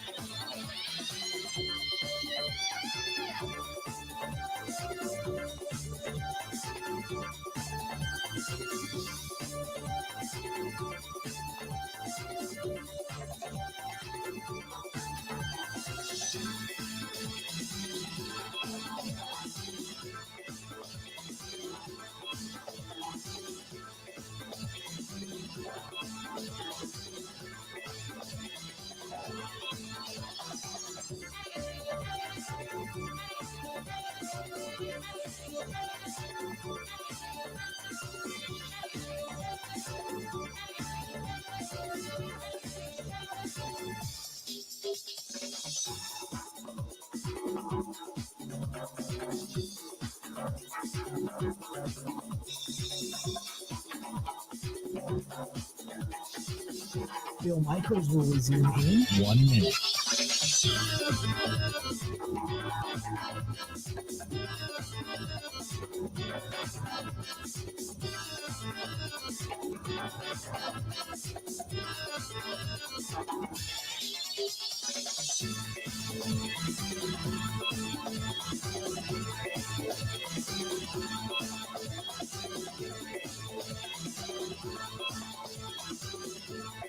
Bill Michaels will resume in 30 seconds.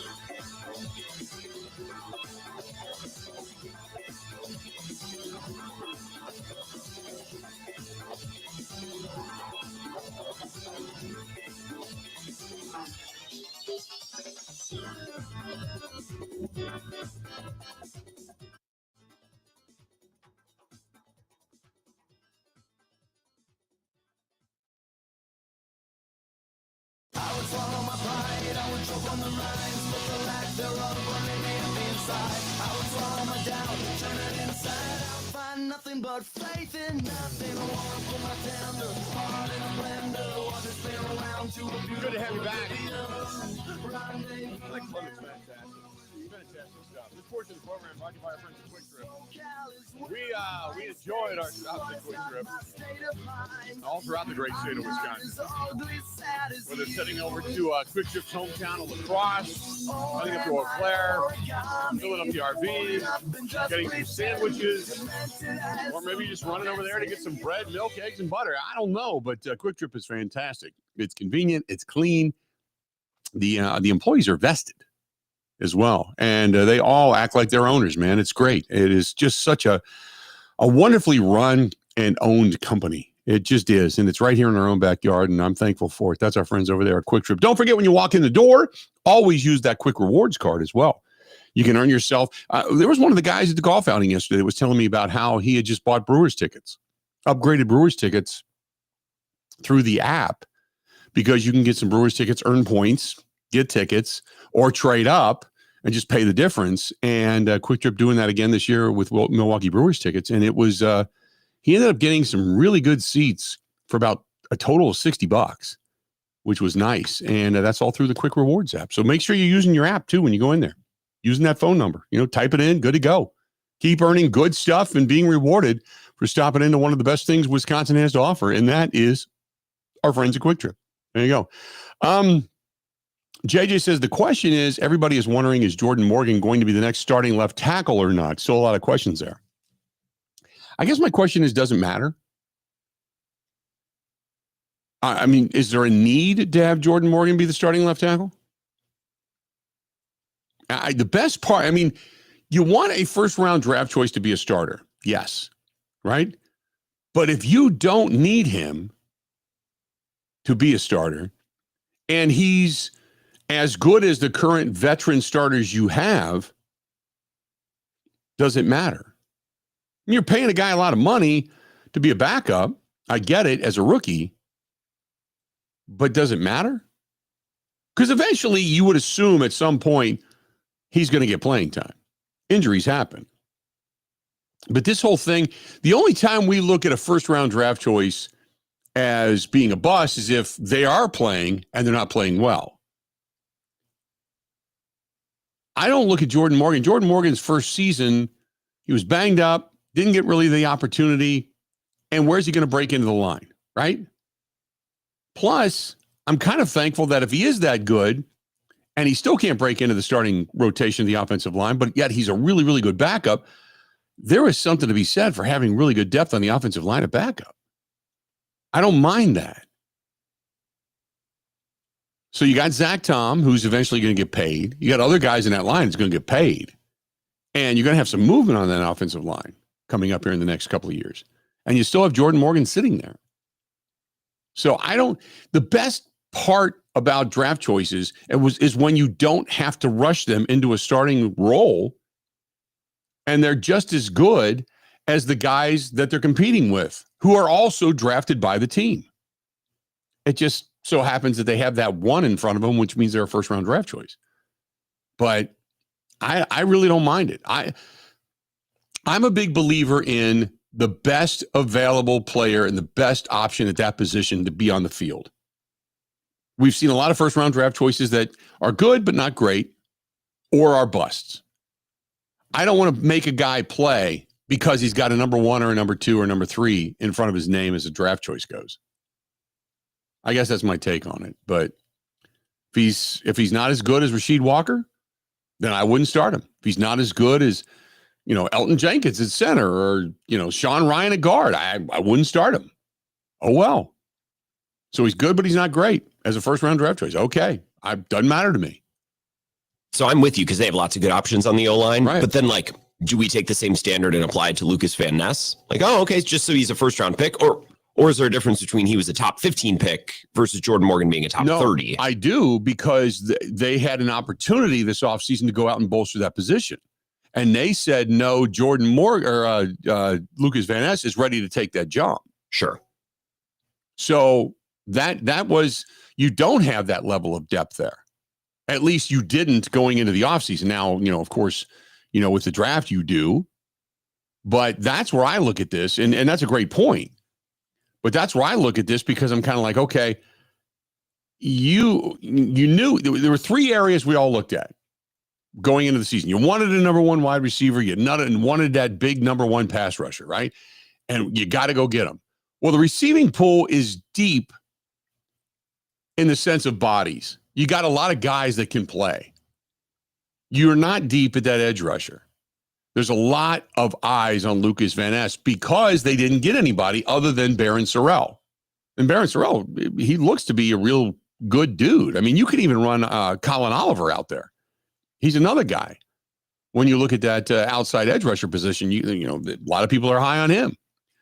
But that's the reason you look at Lucas Van Ness, because there were some edge rushers out there that you thought, hey, we talked about the Myles Garrett thing when he made the announcement that he wanted to be traded from Cleveland. Got to go get him. You need an edge rusher. You need a game wrecker. You need that leader on defense.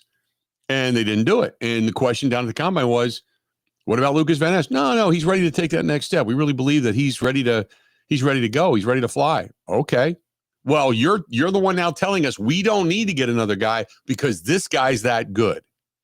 So that's why it's a set of eyeballs, I guess, on Lucas Van Ness versus, a guy like Jordan Morgan. Had they come out and said, hey, Jordan Morgan's ready to take over for Rasheed Walker. I mean, he's the first. It's the reason we drafted him. He's going to be our left tackle. And now you look at Jordan Morgan going, okay, show me something. All they ever said was, yeah, it'll be a competition. No reason to rush it. Okay. No problem. And you already had a starting left tackle in Rasheed Walker. 877-867-1670, 877-867-1670. You want to give us a shout, please feel free to go ahead and do so. Again, 877-867-1670. Hit us up. Hey, you got a lot of good food, a lot of good places to go. If you're going to go watch some of the Brewers games this weekend, maybe do it at DJ's Goalpost on Appleton Avenue in Menominee Falls, what is like a memorabilia museum. It's jerseys, it's helmets, bats, balls, footballs, all types. You name it. They've got everything. Bobbleheads. And you can walk through for hours and look at all the autographs and all the things that they have hanging on the walls. Don has really cultivated a really cool sports memorabilia atmosphere over there. And it's like watching games in a museum. Not to mention, they got some pretty good food and a great staff. Go to DJ's Goalpost, Appleton Avenue, Menominee Falls. When we come back, one of the guys we just mentioned, Zack Tom. You're going to hear from him next on The Bill Michaels Show. Covering Wisconsin sports like a blanket. This is the Bill Michaels Show on the Wisconsin Sports Zone Radio Network. And now for the Pella play-by-play, here's Jeff Levering. Thanks, Gina Della from Pella. What a beautiful day to have new windows and doors installed. Every day is beautiful because Pella installs year-round during all seasons. And as Pella goes into another windup, it's so hard to guess that next pitch. The customizations seem endless. And it doesn't have to be super expensive. Pella has a product line for every budget. And if it is time for a major upgrade, rest easy by scoring no interest and no payments for up to 2 years. Pella also provides provides a free in-home consultation, which includes a no-obligation quote. That's always a great play because working with one of Pella's design experts is such a wonderful, no-pressure get-together. I know this from experience. With a range of affordable options and products assembled in the USA, you can get the look you want at a price you can afford. And there's no reason to wait with this incredible deal going on. Get no interest and no payment for up to 2 years. Visit PellaWI.com today. Certain restrictions apply. 6/30/2025.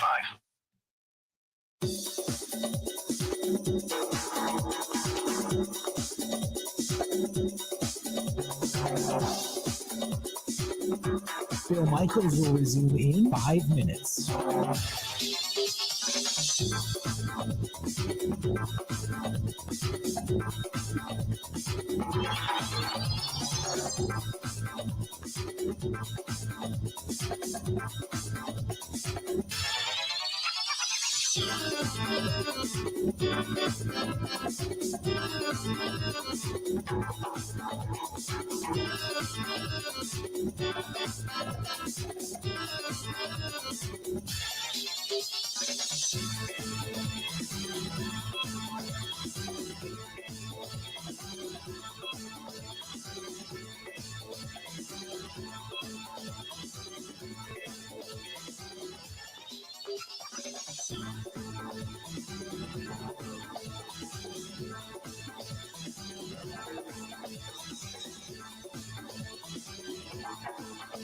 Bill Michaels will resume in 4 minutes.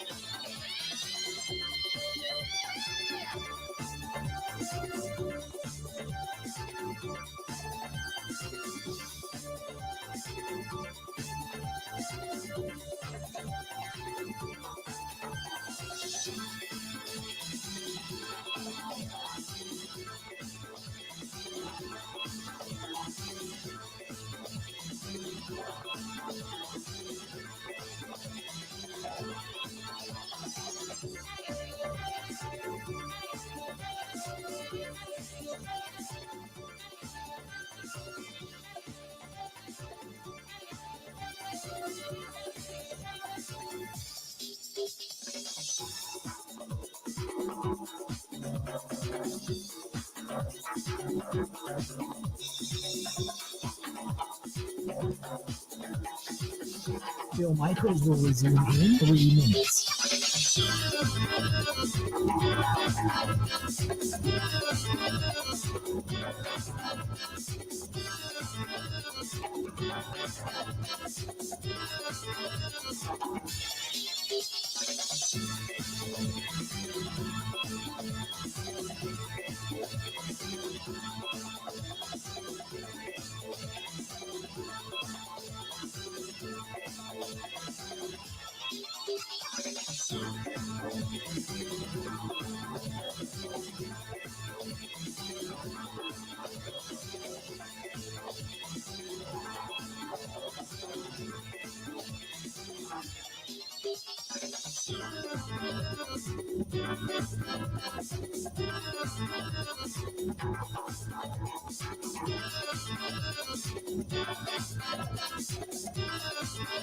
Bill Michaels will resume in 2 minutes.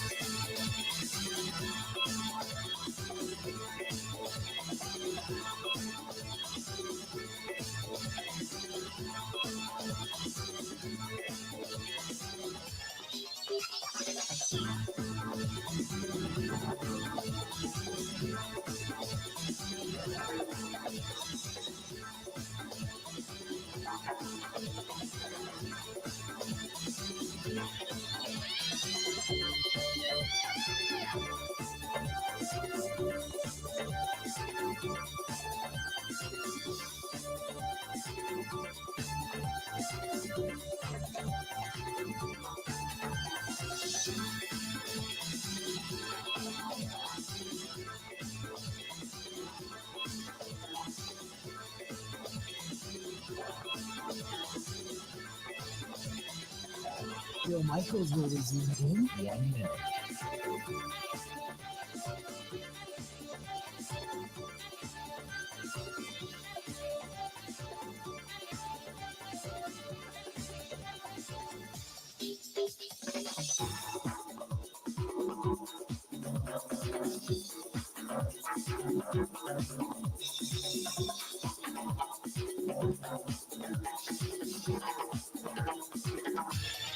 Bill Michaels will resume in 30 seconds.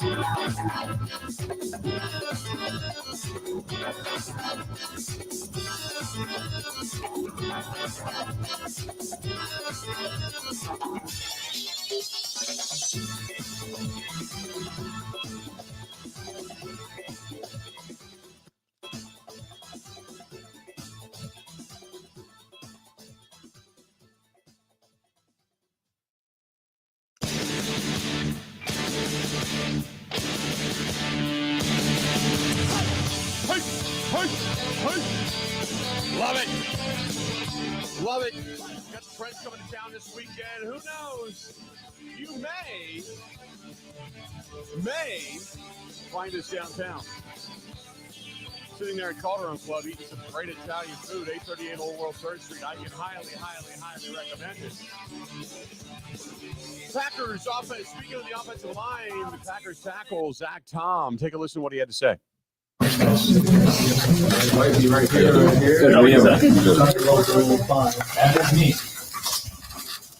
LaFleur was just telling us about how it means a lot to him that you're here at the voluntary portion. You're going into a contract year. You've obviously played really well. You could be holding out until you get a new contract. What makes you want to be here for this portion of it? I mean, I don't really think it'll do me any good to sit out. I'm trying not to worry about the contract situation. I'm just trying to do what's best for the team. And, being here with the guys, I think that's worth a lot more than, the contract situation will take care of itself. So I'm just here working, grinding with the guys. If I wasn't here, I'd probably be somewhere just not doing anything. I don't know. So, I want to be here, obviously. Would you like a deal before the season starts so you don't have to think about that while the season's going on? I'm not going to get into that. I'll just let that take care of itself. Is it hard to push the stuff on the back burner, or is it it's June and so far just that's not super important at the moment? I'm just letting my agent handle everything. So, whatever he tells me. At this point, I'm just trying to worry about football. So, I'll let him take care of that. I think he'll do a good job, and I'm just letting him take care of all that right now. Yeah, I just mean for me personally, is it easy to push it onto the back burner and focus on football, or is it kind of always there in your mind at some point? No, at the end of the day, it's still football. So whether you get the new contract or not, you're still playing football. So I'm just trying to. I'm really just not trying to think about it. So I'm just trying to get better. Zach, how were an off-season with torn meniscus or something? How was that? Yeah, it's definitely been good. Obviously last year I had a little setback with the pec, but I think I'm past that now. So it's nice to be out here, being able to practice near OTAs with the guys. So obviously it's always best to stay healthy. So absolutely, it's way better this year. At what point did you feel fully past that last year? I think the training staff did a really good job with my rehab, throughout the off season, throughout the season. I think I'd be lying if I said it was 100%, but I think it was it was as good as it could have been. But that's the nature of the injury. You're not going to be. I think the biggest thing is just confidence. In that. With an injury like that, and I think that's the thing I've been working on this year. Even in the weight room, just pushing weight with it, and I think this year I should be back to 100% for sure.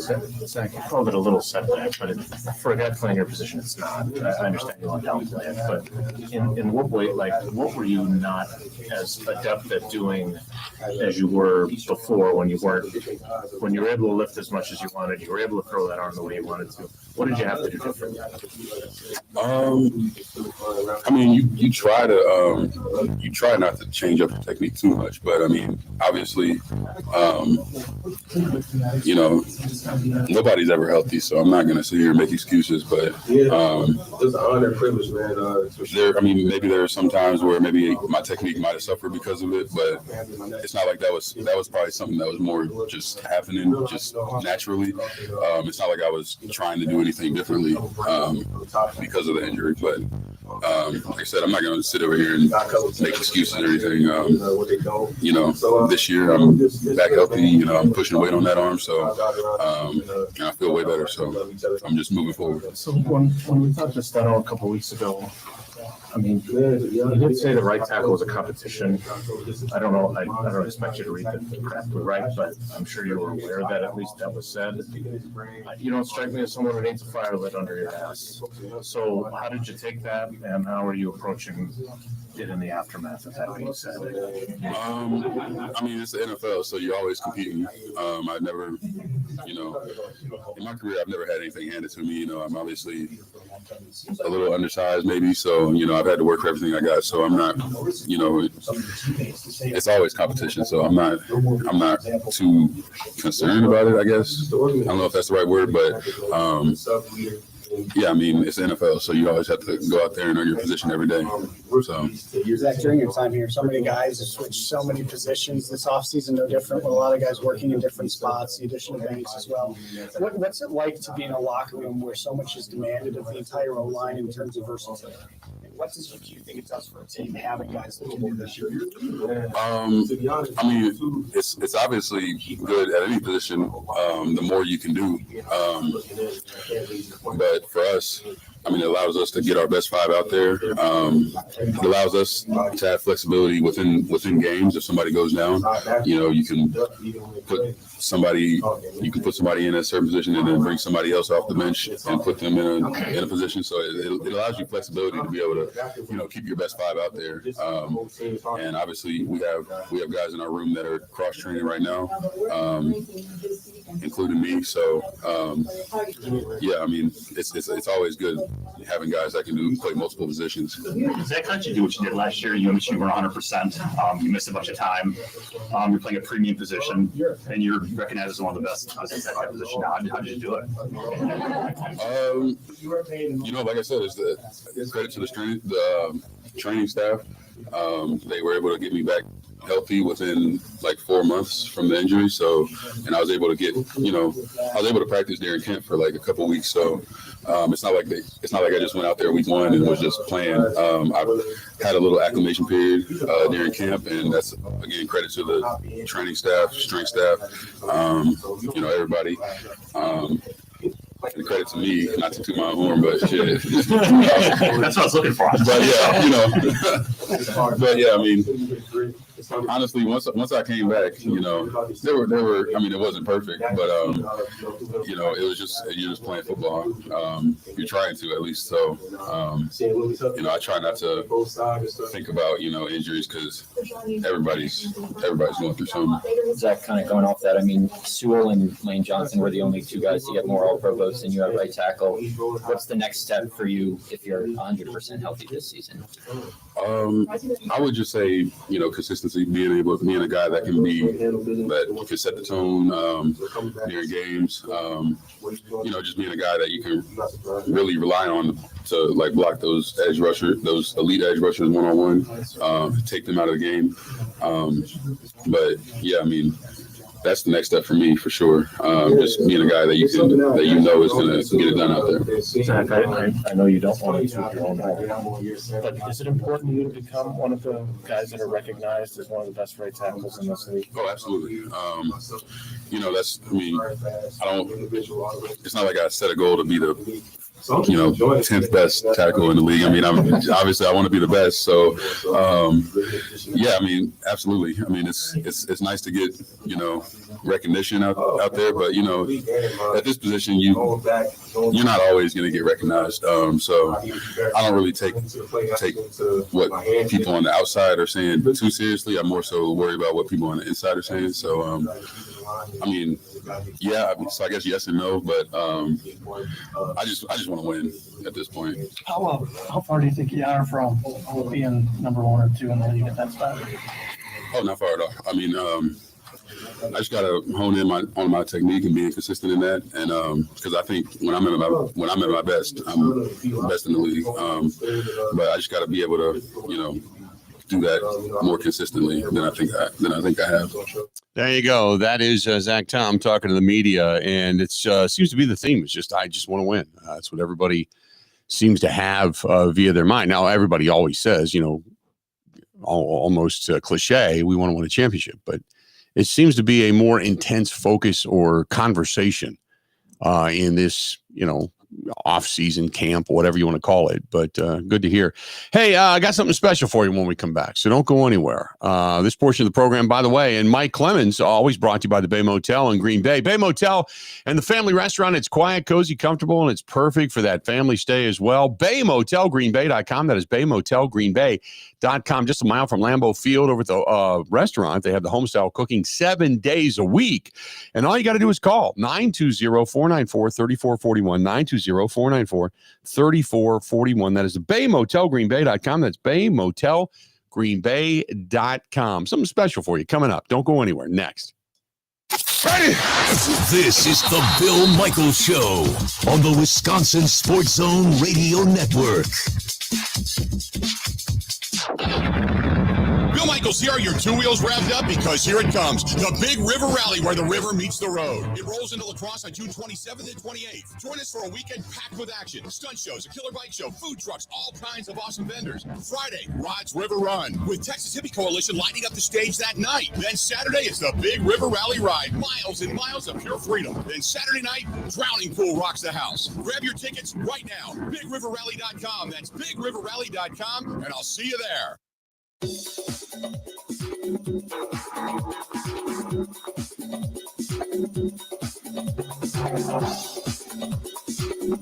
Bill Michaels will resume in 3 minutes.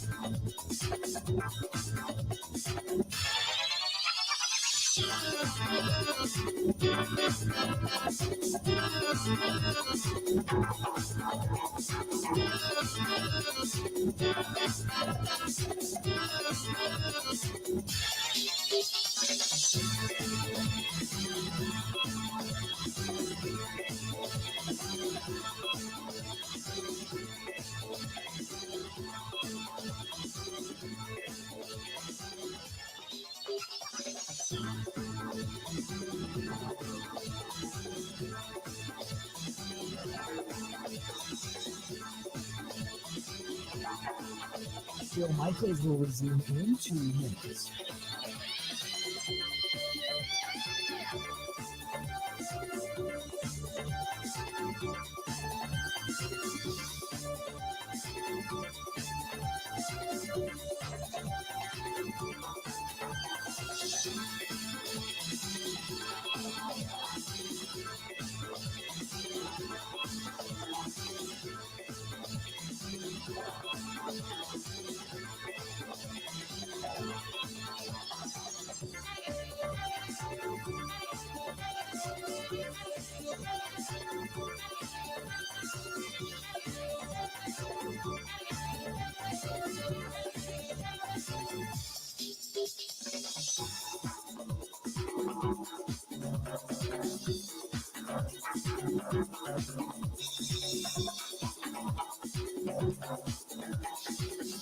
Bill Michaels will resume in 1 minute.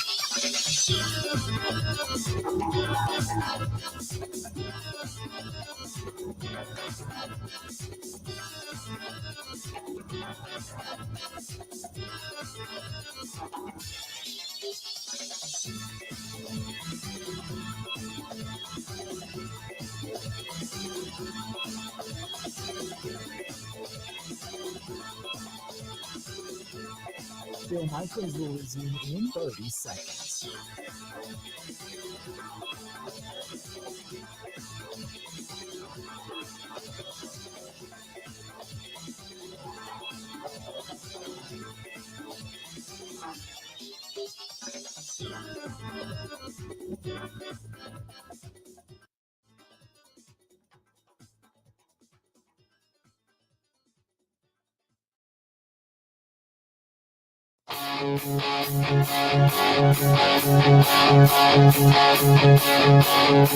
Hard to find, streets of stone, modern warriors, satellite horses. Welcome, Bill Michaels Show. Hey, kind of event going on this weekend. And it's going to start at Stoley's Hog Alley, and it is going to be tomorrow. So take a listen. Which, by the way, Stoley's Hog Alley right there on Venice Beach Road in Oconomowoc. And they are going to, it's a really cool event. They've been doing it for a while, and it's honoring Kyle Hahn. It's the 8th annual Kyle Hahn Memorial Ride and Poker Run. And he was a motorcyclist who was killed on a motorcycle. So they do raise money for numerous things, such as scholarships in Kyle's name, but also recently here in the Waukesha area, there was a young man that was in a home, and he had gone missing, and he's yet to be found. And I think it's been almost over a year, if I'm not mistaken now. And one of my friends from down in Cincinnati that I grew up with, he is the director of Texas EquiSearch and the Midwest version of EquiSearch. And that team came up, and they do it. It's a nonprofit, but they do this. They organize people, and they go search for people. And anyway, long story short is that one of the benefactors of this ride, they're going to get, it's not a huge donation, but every penny helps, kind of support a lot of these volunteers that come and search for people. Whether, I know Dave's been all over the country in searching for missing people. And they are going to be one of the benefactors of this ride coming up at Stoley's Hog Alley. It's going to start at Stoley's Hog Alley coming up tomorrow, and then it's going to end up out at Steel Tank and Rally Point out there in Oconomowoc. And they've got a great ride planned and everything. But like I said, one of the benefactors is going to be our group from Texas EquiSearch and the Midwest version of EquiSearch. My buddy, a longtime friend, but also the director of Midwest EquiSearch, joining me on the hotline, Dave Rader. Dave, how you doing, pal? Good, Bill. How are you, sir? We are good. So, first of all, for people, I was trying to explain what it is specifically you guys do. And you guys were in Wisconsin not that long ago searching for a young man who had gone missing, yet to be found. But it's been over a year that he's been missing, right? Correct. Yeah. We got involved a little after he went missing. We were contacted by the family.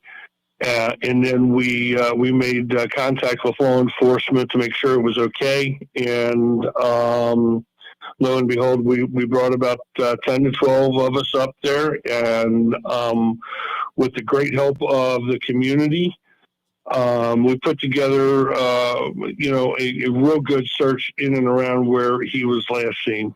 So, unfortunately, you haven't been able to come up with any additional clues to all of this. I mean, you guys, kind of have speculative stuff, but nevertheless, this is one of these things where you guys are all pretty much volunteers. There's nobody really paid for this. This is just, the reason they do the fundraising is to offset some of the costs for you guys. And the family was real instrumental in trying to get this done and trying to get some donations and trying to get some money raised for all that you did for the family when you guys were here in Waukesha, Wisconsin, searching for this young man that went missing, right?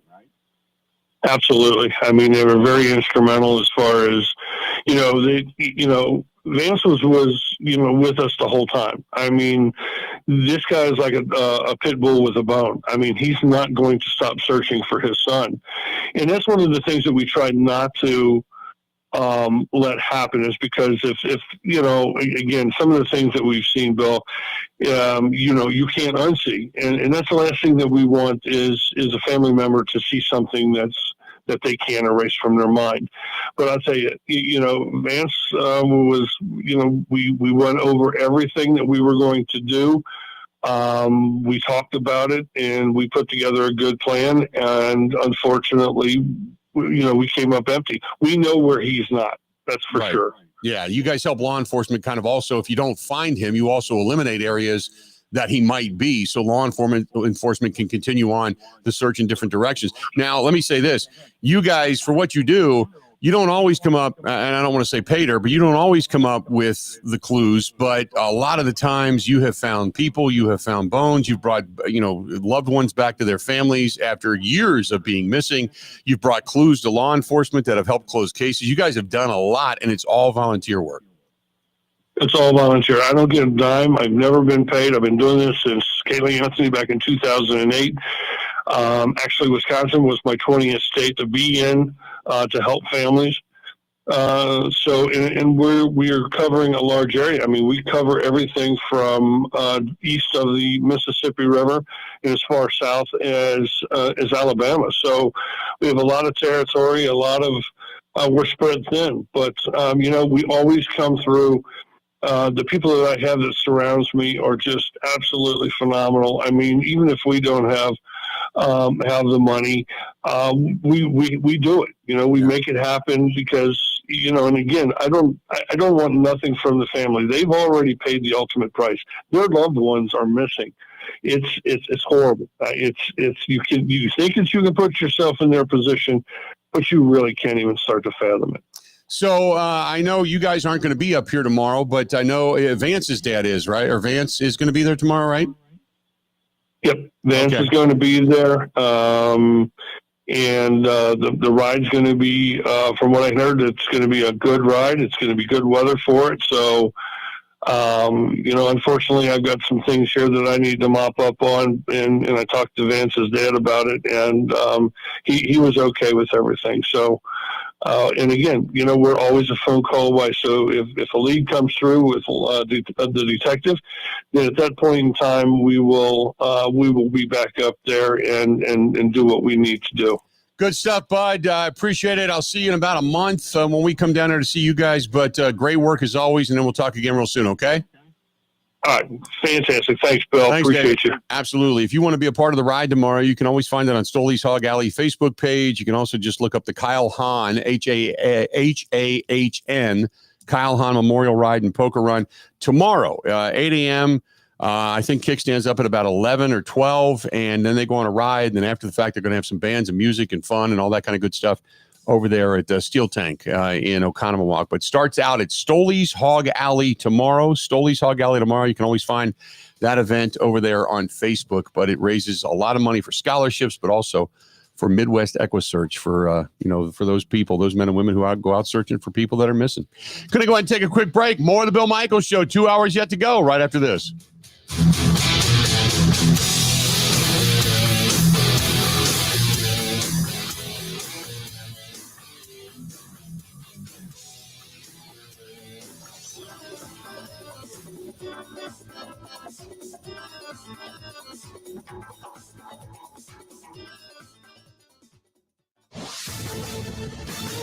This is a Wisconsin Sports Zone update. Well, after a day off, the Brewers getting back in action tonight as the Padres come to American Family Field. Milwaukee comes into the night the hottest team in baseball, having won 9 of 10 to get to a season-best 5 games above 500. All but 3 of those wins came against teams with losing records.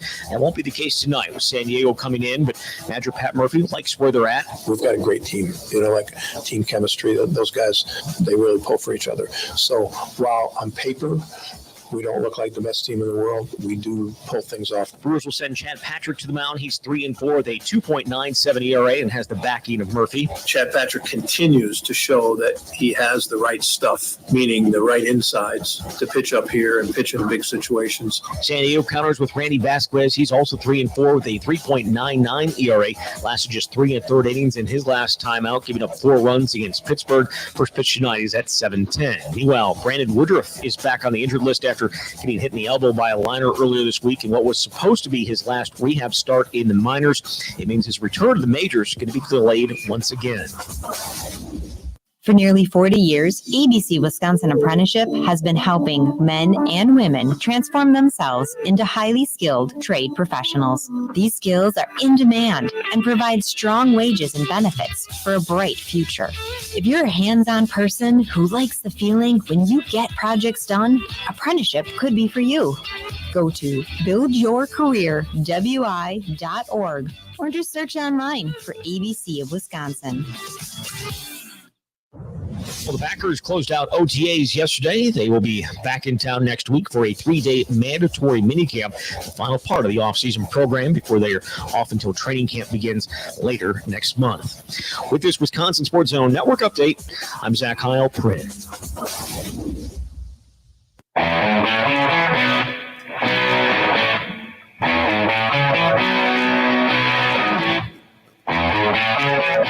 Welcome!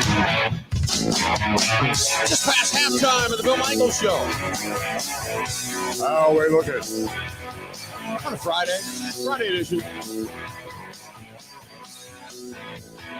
Beautiful weather out. Going to be nice this weekend. Just a chance for a few showers on Sunday afternoon, I think. We got another big ride coming up on Sunday, which is the Hogs for Heroes ride.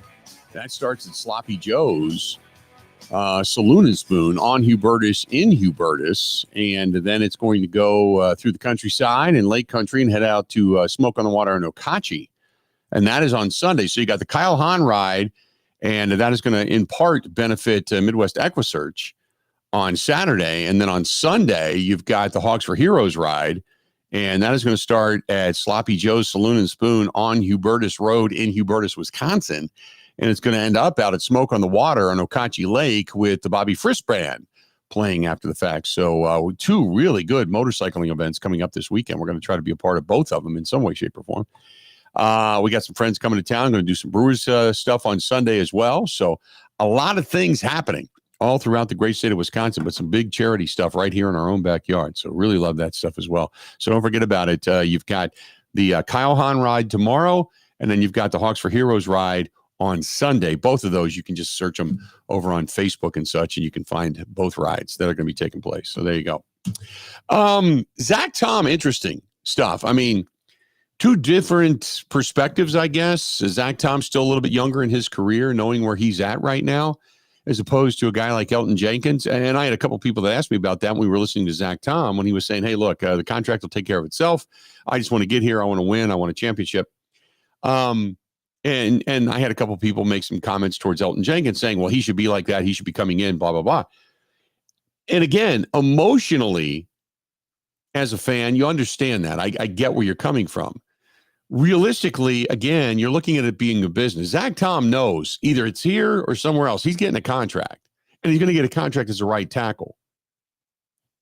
No doubt. And we've talked about this before. Like Zack Tom, he could play center. And I've had people automatically hit us up on Facebook and hit us up over on the live stream and say, well, he'll never do that because he'll be losing money. Right. And he's in his rookie deal. Elton Jenkins is going for his last big deal. Really, let's be honest, his last big deal until he gets to maybe some of those one-year deals down the road where he's just trying to hang on. And he's going from a guard as an all-pro to a center, which is a less valuable position monetarily, and, oh, by the way, looking for a new deal along the way. So it's the same, but it's not. And that's the best way I can explain it. I also think Zack Tom's contract, and I know we got to get to Ebo here in a sec because he's down at the AmFam, but I think Zack Tom's contract is the easy one for the team. Like that's the most no-brainer situation on the team. Right. We can pick and choose with Elton Jenkins and Jair. I think Zack Tom, that should be pretty clear cut and dry at some point this offseason, I would think. Well, we'll talk more about that, but let's do this. Let's go out to the TPC right here in our own backyard and the AmFam Championship with a guy standing by who also at any point in time could end up with a restraining order against him. That's our buddy Ebo. Ebo, what's happening, pal? Bill, amazing sights here at TPC, Wisconsin. And the most amazing sight, I'm just sitting around. All of a sudden, I started shooting the crap with someone. It ended up being the United States of America's Mrs. Wisconsin, Stephanie here. There you go. Bill, I have Miss Wisconsin with me right now. Hey, Bill. Stephanie here with my mini microphone. There you go. Well, thanks for joining the program. So, well, first and foremost, you tell me what you're doing at the AmFam. Are you there as a fan or are you there representing?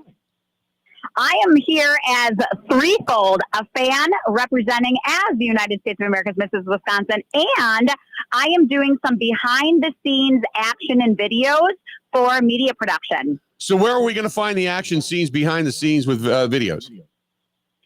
So you can either follow me on Instagram at Stephanie J. Kramer or on the official AmFam Championship site. Excellent. So they are reposting all of my stories, all of my reels, all my videos. We are going to be meeting with Jordan Love at approximately 12:45 today. Shh, top secret, but it's going down. And Bill, she made me drink. She made me get a drink. I got a Tito's in my hand right now, and I had to do some video work. She had to force me to go get a drink, Bill. I'm using him as my pawn today. Pawn, guinea pig, whatever you want to call him. Any adjective will fit Ebo at any point in time. I completely agree with you. So let me ask you this. I'm going to get Stephanie's version first, Ebo, and then I'm going to get yours after you've had another drink or two. Set the scene for us out there, because obviously the weather's good today. Oh, the weather is fantastic. It started off a little cooler, and now the clouds are breaking up. It's probably about 75. What better weather than a perfect 75 and sunny degree day? Yes. Fans are pouring in from all over the state. Things are picking up. Play is going really well. We are sitting here just outside of the Tito's Pavilion off of hole 15. Love it. Love it that you're at the Tito's Pavilion hanging out, because that's where all good people think the best. So I first of all, I applaud you for that. Secondly, I want to know, what is the crowd around Steve Stricker, and how's he doing? The crowd is always around Steven and his brother. So far, I'm not quite sure how he's doing. I have not been following him today because I was with him so much yesterday. I'm trying to give him a little bit of breathing room, but I will have an update within probably the next hour or so. Bill, that was Steven Stricker. Okay, we're very official here. We're very proper at TPC Wisconsin. Gotcha. Okay, well, see, I was actually at his Hall of Fame induction, so I called him Steve, and I was good with that. So we were on that name. Yeah. You Evo, so this means, first of all, you got to call us back in the next hour, which is fantastic, and I'm loving life on that. Secondly, Evo, so you tell me what it's like hanging out with Mrs. Wisconsin. Bill, I've never felt more less known or unknown than hanging out with the United States of America, Mrs. Wisconsin. I'm walking around, everyone's asking for a picture. I'm like, I thought it was looking good today, but not that good. No, it's not for me. It was for Steph. It's been great. Opening a lot of doors, actually, Bill. It's been awesome. Can I introduce you to one other person, quick? Sure, go ahead. Mr. Wisconsin, Zack Heilprin next to me. Yeah. Bill. The physique, the man, the myth, the legend. There is Zack Heilprin. Zack, you get to hang out in great company today, or they get to hang out in your company. How you doing? I think it's me hanging out in their company. But, Bill, you were looking for an update on Steve Stricker. He's -2. He's -2 through 4 so far. So he's currently sitting in tie for 17. And he was dominating last year when it came to the senior tour. I mean, he was dominating last year. So I'm glad to see him pick up where he left off in this tournament. Yeah, he was. It's been a tough season for him. He's coming back from injury, so that's been a little bit tough. But yeah, it's a good start for him. And who's he playing with? Playing with Tiziani? Yeah. So this is a new format out here this year, Bill. They're doing teams. So it's pairs throughout the entire tournament. So here's my question with you, Zack, because you're the straight and narrow. Are you the designated driver in the golf cart? No, me and well, I wish we had a golf cart, but no, me and Ebo may have had a beer before. Excellent. I made Zack pick me up at my house. And I made him have a garage beer with me before we left. Excellent. I love it. The fact that Ebo has definitely influenced Zack, and now they've got Mrs. Wisconsin involved in that trifecta is freaking fabulous. I love it. I walked in the media room, and immediately they started with the humorous banter. I knew these were my people for the day. I want to see somebody with a beer bong by the end of the tournament. That's what I want to see. Bill Dunn, for you, anything. You the man. All right. You the woman too, Stephanie. Appreciate it. All right. Anything else before we let you go? No, I'm going to go open more doors in Miss Wisconsin, or open doors for her coming up here, okay? Excellent. Excellent. Good stuff. Appreciate it. Send us some pics as well. We'll post some. Will do. Yep. You the man. There you go. There you go. Good stuff. Did we really get much of an update out of that, Grant, or was that just kind of like, hey, I'm hanging out with Mrs. Wisconsin and we're drinking? I just don't think they're having a very good time based on what it sounded like. I think they're pretty miserable out TPC. That is a rowdy tournament. Yeah. You know? Usually you get a very subdued, hey, we're here in the 8th green and Steve Stricker, he's 2 under after 4. We're waiting for his approach coming up here in about an hour and a half. And instead, it's like, no, we're out here. We're doing beer garage beers. We got Mrs. Wisconsin. She's opening doors and rocking and styling and profiling. Here we go. Yeah. I mean, it's just, you don't get that at a golf tournament. Well, Ebo was telling us this morning that he convinced Zach to come pick him up because Ebo's house is on that end of town. It's probably like 5 minutes from his house. So he's like, all right, I don't remember what he said. If he told Zach that he had car issues or whatever, but he's like, yeah, I'm going to convince Zach to come pick me up. It was some steaming pant load of excuse. I get it. There's no precisely. Yes. I guess that they get to do that because you and I were on tour doing our thing. You know, we went out, we had fun, we had beverages. You had beverages with friends. We had beverages at the Loggers game. We were sitting in a golf course yesterday watching approach shots at number 8 right in front of us. It was fantastic. A little jealous. It's sunny out on the course today. But it's nice to be back in studio. Like we already took a bunch of calls and it's just like, all right, we're talking Packers and Zack Tom with OTAs coming up next week. So this is what it's supposed to feel like. I like that. Yeah, it's this is kind of this today is our breather. Monday is our get right day after coming off of a weekend, and then back out on the road on Tuesday. So I've got a debate now because I get off the air on Tuesday at 2:00, as we all know. I got to be in Wausau ready to go at 5:00 for the cigar dinner. So my question is, do I get up early and do the show in the RV somewhere on Monday, or on Tuesday, or do I just wait and just drive up after the fact? And if so, between Waukesha, Wisconsin and Wausau, where should I stop and do the show? You know what I'm saying? That's a dilemma. Between Waukesha and Wausau? Between Waukesha and Wausau. And I'm going to do some Google W mapping. squared, baby. Because I'll be able to give you a good answer. I need to make sure. I need to do some digging quick. Maybe we go back up and just park out in front of Point Brewing again.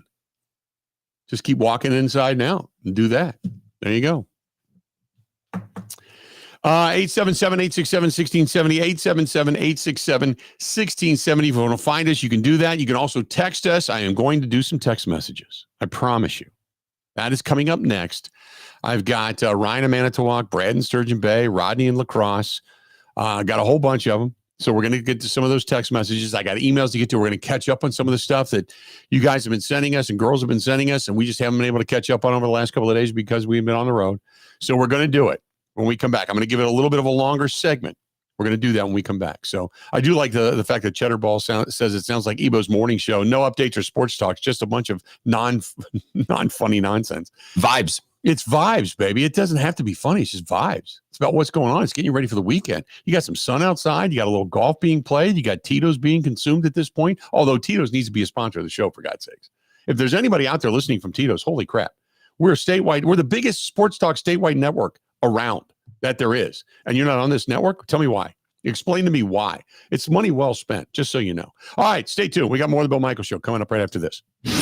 This is the Bill Michaels Show on the Wisconsin Sports Zone Radio Network.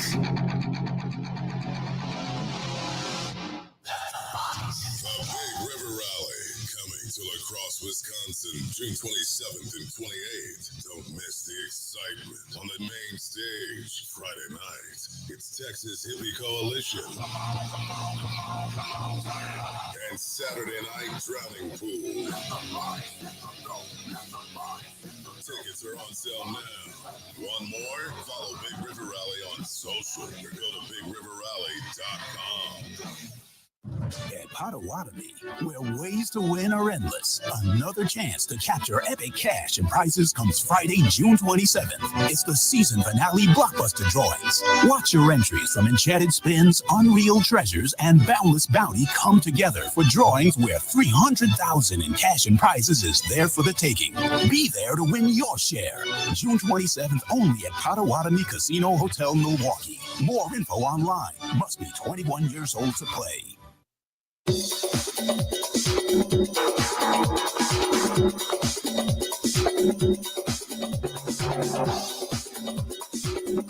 Bill Michaels will resume in 3 minutes.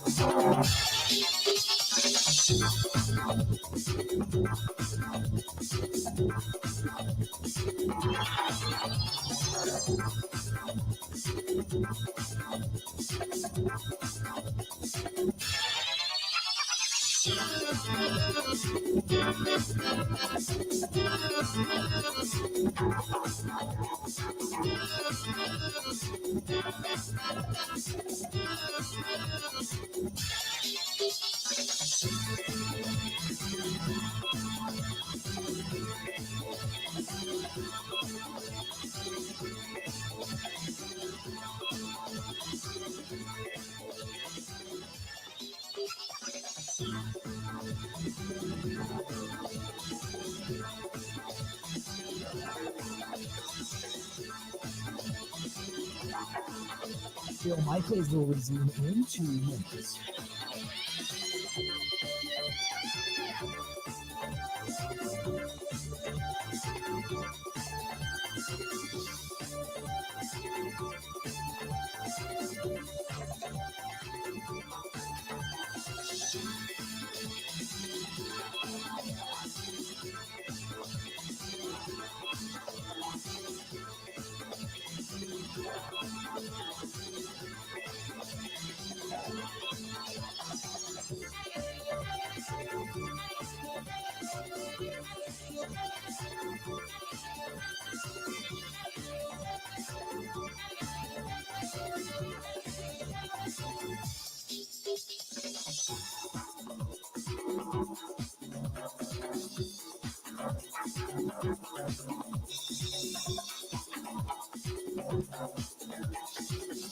Bill Michaels will resume in 1 minute.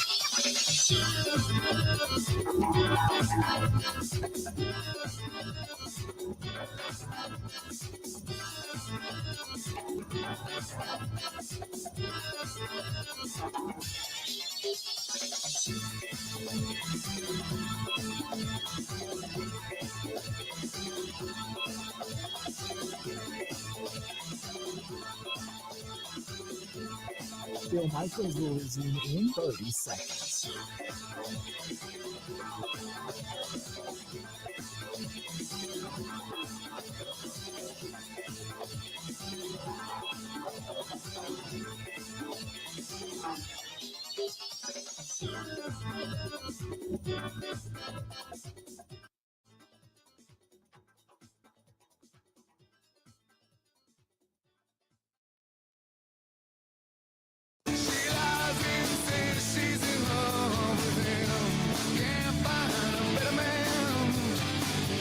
Welcome back.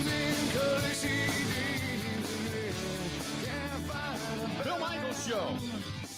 It's a Friday edition. We're enjoying it. We're enjoying it. Hey, coming up,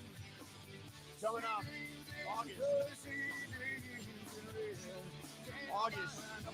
Put it on your calendar, especially if you bicycle. If you bicycle, August 9th and 10th. It's going to benefit Make-A-Wish Wisconsin and Make-A-Wish Michigan. It's called WIMI, W-I-M-I.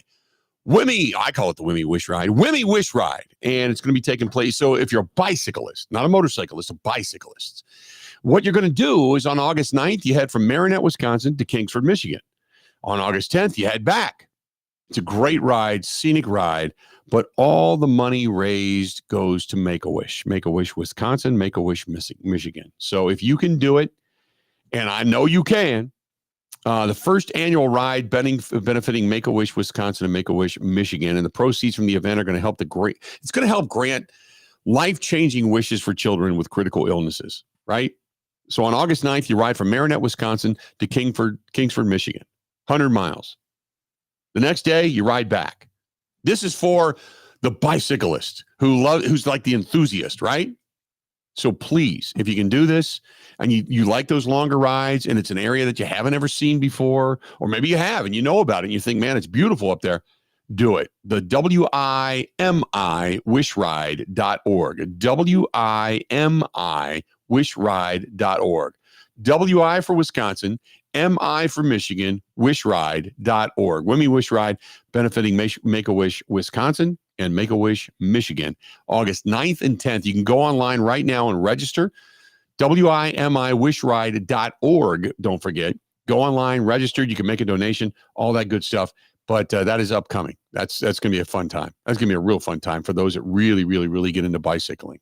So You can do that. All right. 877-867-1670, 877-867-1670. All right. Got some emails and got some text messages to get to. This one's from Trey in Milwaukee. Says, Unit, see a lot of Steelers fans unhappy with the signing of Aaron Rodgers. Tell me why. He gives them the best chance to win, doesn't he? That is our buddy Trey in Milwaukee. You would assume so, right? Here's the reason why, though.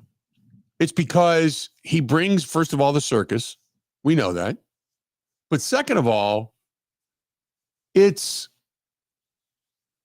a cornerstone franchise. We all look at certain franchises in football as you're no nonsense, you don't buy into all the crap, and you certainly don't have a circus around you.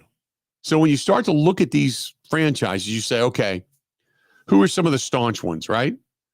Pittsburgh, Dallas, Chicago, New York, the Giants,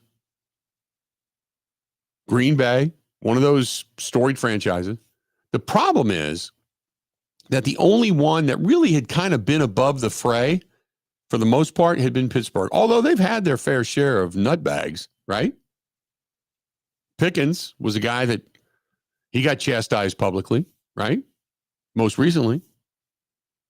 So that's looked at as one of those cornerstone, staunch, we're about championships and no nonsense, and you want to be here and you want to play for us. We don't have to beg anybody. And that's the way they look at it.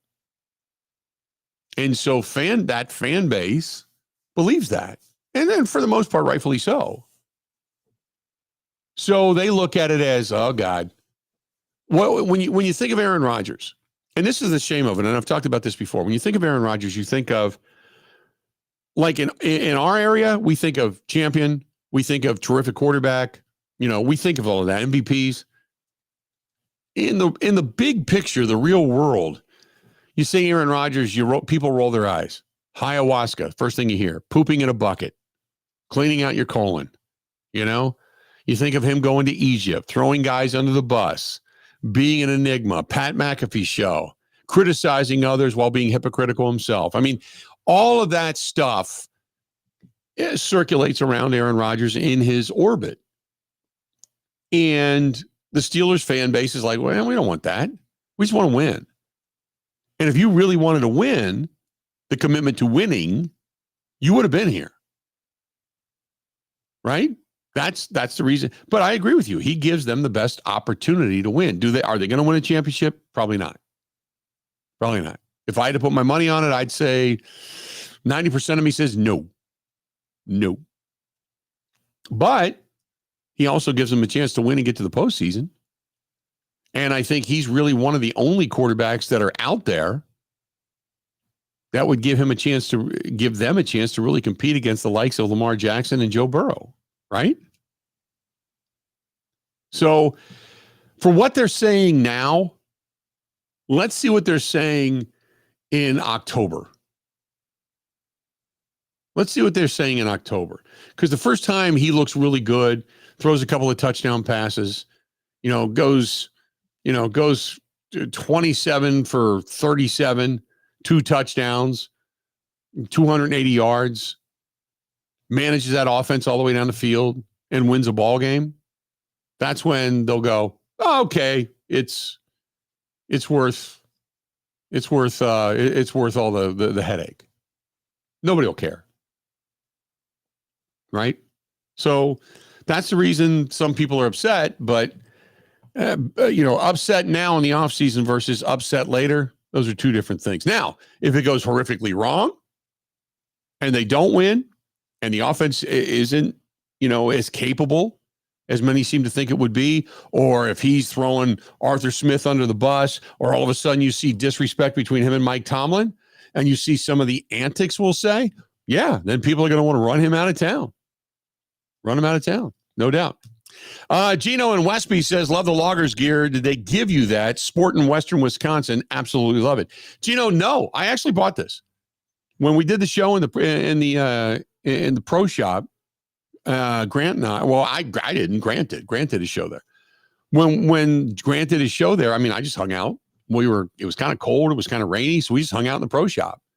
And I went up in the stands and I did a video and took some pictures and things. And then, we got ready for the game a little bit later on that evening. But no, I saw some stuff there. I'm like, that's really cool. I want to buy it. So no, they didn't give it to me. I bought it. Just so you know. There you go. Another one here from who this is from Mark. Mark says, Unit and Grant, you both going to be here next week in Rice Lake? Which unfortunately, no, we're not both coming. I'm coming. But he says, if so, you got to go to Hoots on the Water. We'll buy you a drink. Well, first of all, thank you. And the guy that owns Hoots, and I have to admit this, he always comes by and gives me they've got those little wooden chip hoot owls for a drink. And I've got a couple of them. I've always tried to get over there, but we get so kind of tightly scheduled. I haven't had an opportunity to, and I'm going to be in the RV. So it's not like I can just drive around. But I believe, if I'm not mistaken, Hoots parking lot is a big, giant gravel parking lot. I have to be honest. The last time, no, it wasn't the last time. It was 2 years ago when I was there. He came over and gave me some chips. And he said, you got to come over. I said, okay, I'm going to try to stop by. And I pulled over. I'm looking, and there was two guys in the parking lot peeing who then got into an argument. And I thought, I don't know if I'm going to go in there right now. Guys arguing while holding their stuff and peeing in the parking lot, that's not good for business. But I do want to get over there. That's a true story too, by the way. Swear to God. They were both peeing and they started arguing. They weren't like coming to blows where they were, beating the hell out of each other, but they were arguing and like screaming at each other after they zipped up. And I'm thinking to myself, who gets into an argument while you're peeing? Come on. There's enough concentration going on, right? Don't cross the streams, that type of thing. I get it. So, but yeah, at some point, I promise I'm going to make it to Hoots. There's a couple of places I always go. First of all, I always like to go downtown. I always like to go to Norski's Nook when I get an opportunity to. But we get into town I'll get into town Tuesday night. Early Wednesday morning, we'll be setting up over at Turtleback to do the show. Right after the show, I get out of there. I get to the hotel, I clean up, and then we're off to the sponsor dinner. And we do that. And then I'm back early to do the show on Wednesday or on Thursday. And then right after the show, I'm out of there because I got to get down to Elkhart Lake and Road America before those gates close and I get locked out and I can't get in with the RV and get set up for the show for that Friday morning. So there's not a lot of time. The only time I have is after the sponsor dinner on Wednesday night to maybe get over to Hoots and have a drink. So I'll try to do that. I promise I'll try to do that. But I've been trying to get to Hoots for a couple of years, and there you go. So, what else do we have here? Michael C. says, pooping in a bucket must have been during the darkness retreat. It was. He did a podcast. I don't know who the guy was. Aaron did a podcast with this guy. I don't know. He was like a survivalist or a holistic guy or something. I can't remember, but I watched it. And in the darkness retreat, he talked about, like a 5-gallon Home Depot bucket, and that's what you were doing your business in. So just throwing it out there. No, that's what I took away. Like you're in complete darkness and you're trying to shuffle your way around a Home Depot bucket. I'm like, I just don't understand why, like, you can put a bucket in there to poop in. Why can't you put a toilet? Yeah. Is that weird? Is that weird? The thing is like an underground cave that's dug into the hill. I don't even think they have plumbing. So you don't leave the darkness to go outside to the one-hole privy to do your business and then go back into the darkness. I think you're in complete darkness. So if you got to go, it's the bucket. If I'm not mistaken. I could be wrong. But yeah, there's a podcast with Aaron Rodgers on it talking about that. So that was one of those things where I raised my eyebrow and I went, I'd rather go to a hotel and just use some blackout curtains, and try to find my way around and can achieve basically the same thing. Yeah, exactly. I'm in darkness. That's okay. Just put some towels under the door so no light comes in. Every now and then slip a little food through a hole in the door. I'm good with that. I'm a Brewers fan. I was born in the darkness. Right. Exactly. Molded by it even. Right. You can live with that. Let's see here real quick. You know what? I'll get back into this coming up, but we got to get to Dick Girardi. Dick Girardi is going to give us a lowdown. We're going to talk a little horse racing. Third leg of that Triple Crown that will not be a Triple Crown this year. Stay tuned. We got a lot more of the Bill Michaels Show brought to you by our friends at Point Brewing. Brewing excellence since 1857. More of the Bill Michaels Show coming up next. Covering Wisconsin sports like a blanket. This is the Bill Michaels Show on the Wisconsin Sports Zone Radio Network. Get the Road America app. You can watch and listen live. Get real-time updates on the races, driver interviews, sponsor details, and so much more. Go to roadamerica.com. And now for the Pella play-by-play, here's Jeff Levering. Thanks, Gina Della from Pella. What a beautiful day to have new windows and doors installed. Every day is beautiful because Pella installs year-round during all seasons. And as Pella goes into another windup, it's so hard to guess that next pitch. The customizations seem endless. And it doesn't have to be super expensive. Pella has a product line for every budget. And if it is time for a major upgrade, rest easy by scoring no interest and no payments for up to 2 years. Pella also provides a free in-home consultation, which includes a no-obligation quote. That's always a great play because working with one of Pella's design experts is such a wonderful, no-pressure get-together. I know this from experience. With a range of affordable options and products assembled in the USA, you can get the look you want at a price you can afford. And there's no reason to wait with this incredible deal going on. Get no interest and no payment for up to 2 years. Visit PellaWI.com today. Certain restrictions apply in 6/30/2025.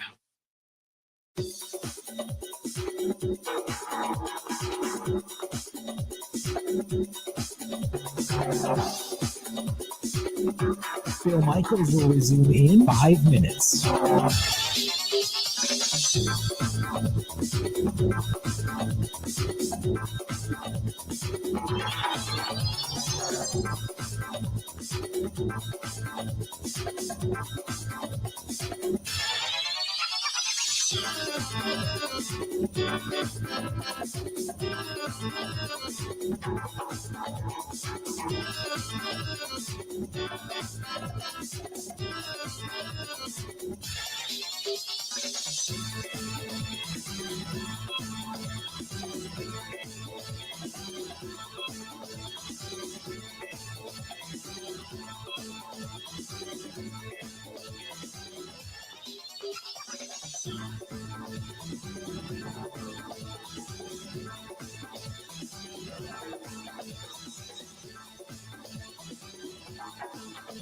Bill Michaels will resume in 4 minutes.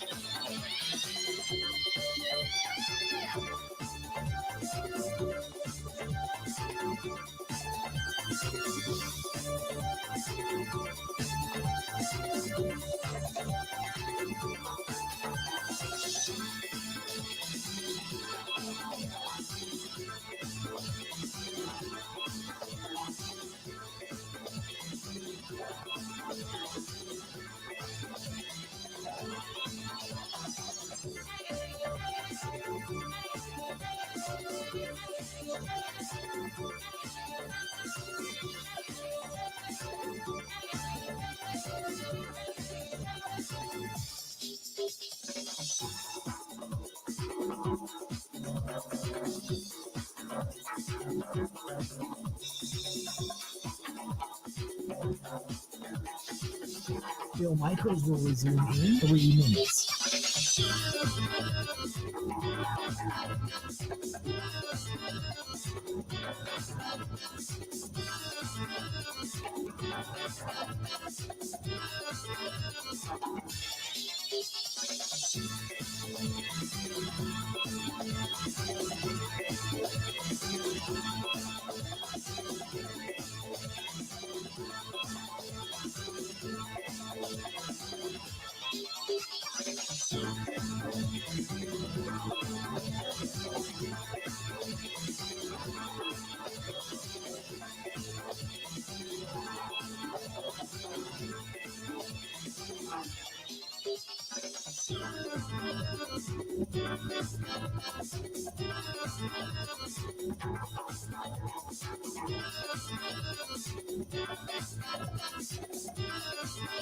Bill Michaels will resume in 2 minutes.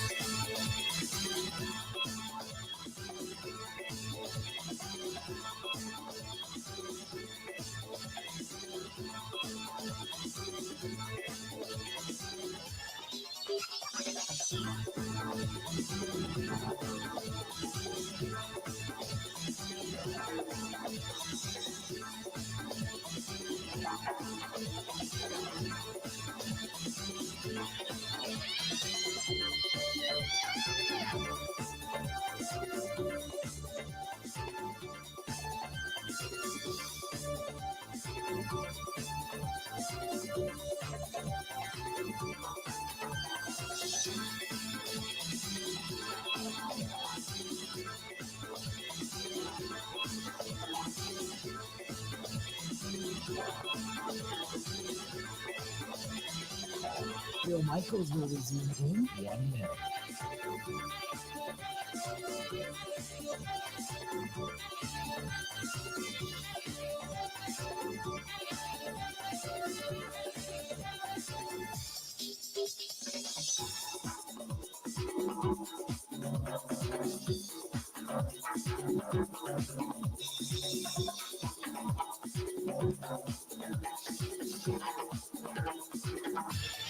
Bill Michaels will resume in 30 seconds.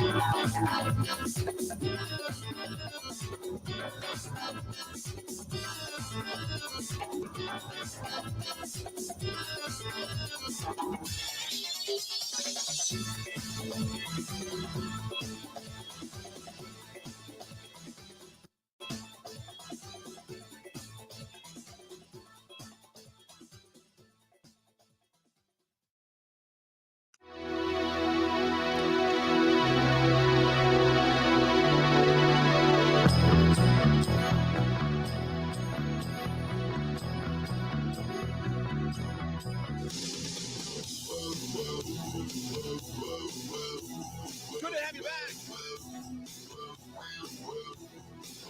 Beautiful day today. Sunshine. Got a lot this weekend. You've got the NHL Stanley Cup Final, NBA Final, Brewers back at it. Got golf to watch, motorcycle races, and motorcycling for charity events going on throughout the state.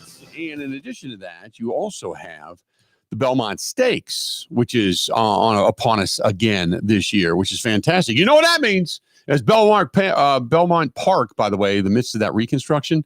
So it's going to be run at Saratoga in upstate New York again this year. But to talk all about it, give us all the lowdown, our guy, Dick Girardi, on the line. Dick, how you doing, pal?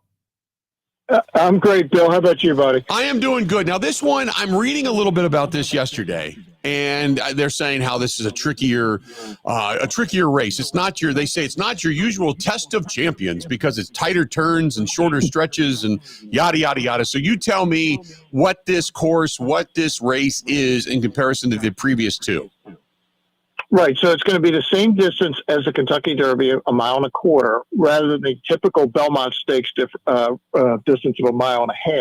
And the reason is because of the configurations of the two racetracks. As you said, Belmont Park's undergoing a reconstruction. That's 1.5 mile racetrack in circumference, where Saratoga's 1.8 miles. So you really can't run 1.5 mile races there. It would start at an oddball place for the horses. So that's why there's less of a distance, and as you said, the turns will be a little tighter. Belmont Park has those wide sweeping turns because it's the biggest track in North America, circumference-wise by far. Nothing's really even close to it. So I'm reading yesterday, and tell me about this horse Hill Road, because somebody said, oh my God, this thing had a kick, and I don't even know what the Peter Pan Stakes are, but apparently it blew away the field and a kick in this thing, and they say that this could be the late favorite.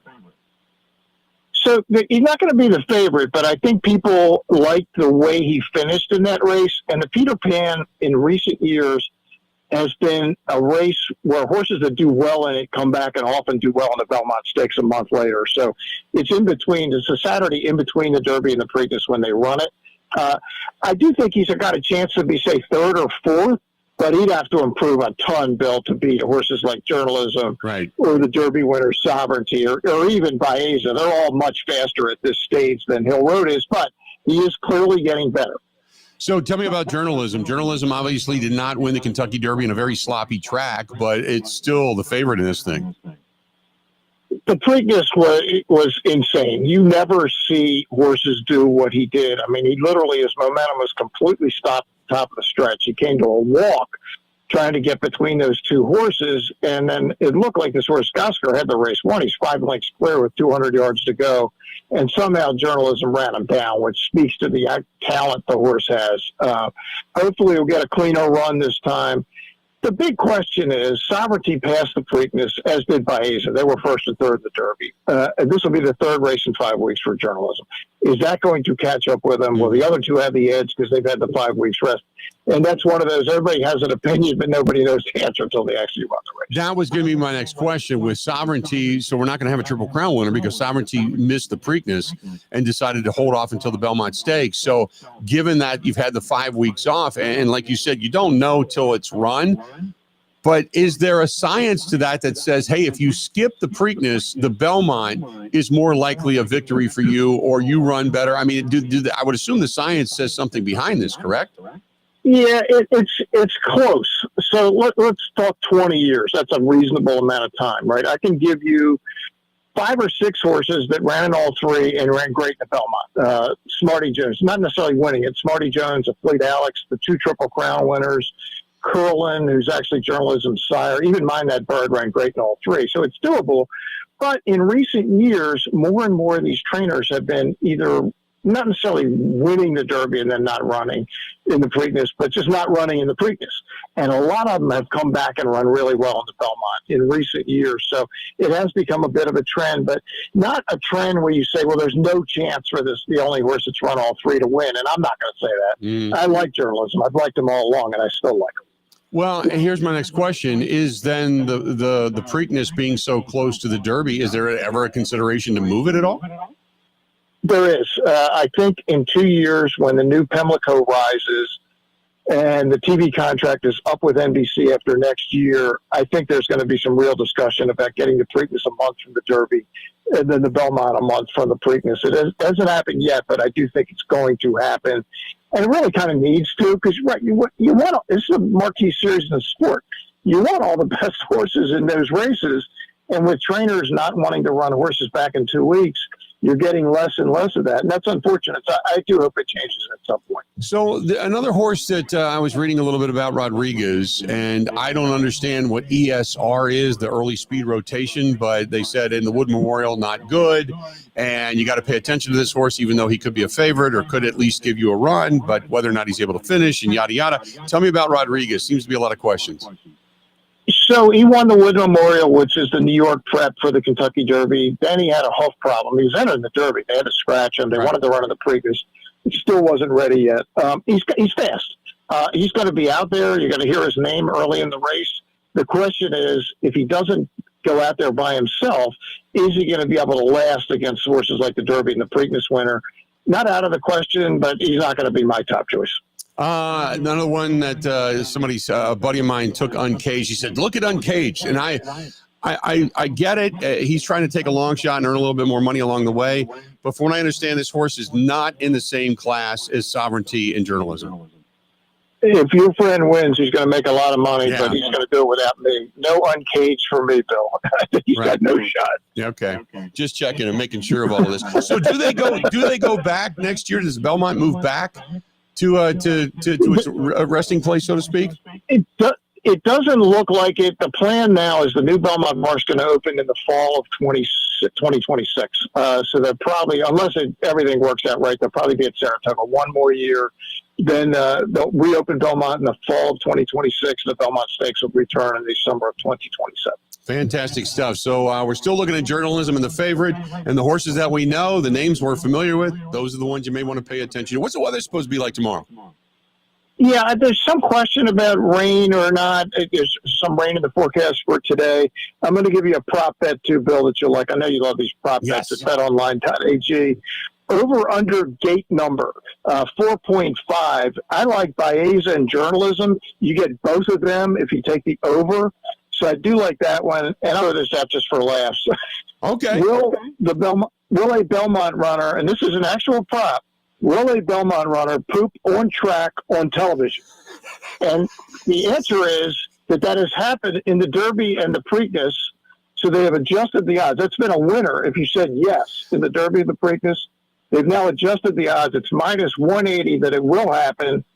plus 140 that it will not happen. Will a horse poop on television? Oh my during the goodness, postgame? Baeza. Yeah, when you read that name off, I'm like, yeah, ran pretty well in the Derby, but I'm not necessarily taking that. I know there's a 100% chance of Dick Girardi not pooping on the track, so that's good news as well. So, Dick, that is one of the weirdest prop bets I've ever heard, but I like it.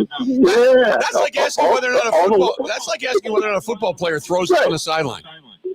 Exactly. And, all the latest bets and props at betonline.ag, including the poop prop. That's awesome. The poop prop. I love it. Love it. Dick, always a pleasure, buddy. Great to talk to you again this season. Anything else in the race world comes up, we will definitely be giving you a call, but we'll talk to you again real soon, okay? Sounds good. Thanks so much, Bill. There you go. Dick Girardi. Oh, my God. He's bringing the ayahuasca bet. The poop bet. Right there. The poop bet. Will a horse poop on the track on TV? I love that. I would say if no horse does it, if I'm Dick Girardi, I just go out there and drop trowel. Right there. Right there. Just bang. Drop one. How are we looking? The ayahuasca poop bet for the horse on TV. I love that. That's good. I don't care who you are. That deserves a beer. I better see poop this weekend, otherwise I'm gonna be disappointed. Right? I think somebody's got to fire something off. I'm just gonna kick back, relax, drink one, and enjoy that. So, see a poop bet. All right, let's do this. We're gonna step out. We'll take a quick break. We'll come back. You only get this kind of stuff on the Bill Michaels Show, just so you know, and sometimes on Over the Line with Evo, because he'd poop on a track in a heartbeat. Covering Wisconsin sports like a blanket. This is the Bill Michaels Show on the Wisconsin Sports Zone Radio Network.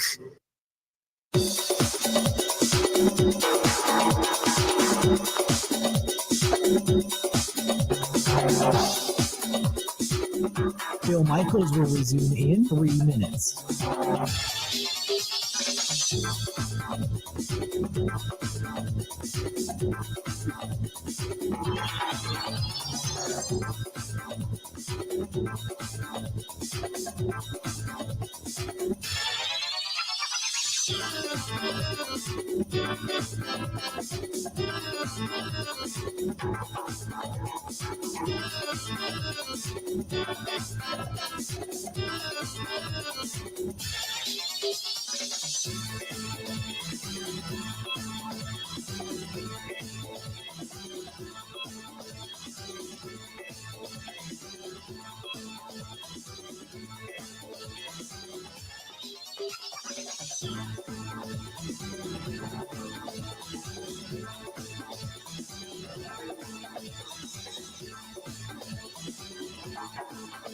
Bill Michaels will resume in 2 minutes.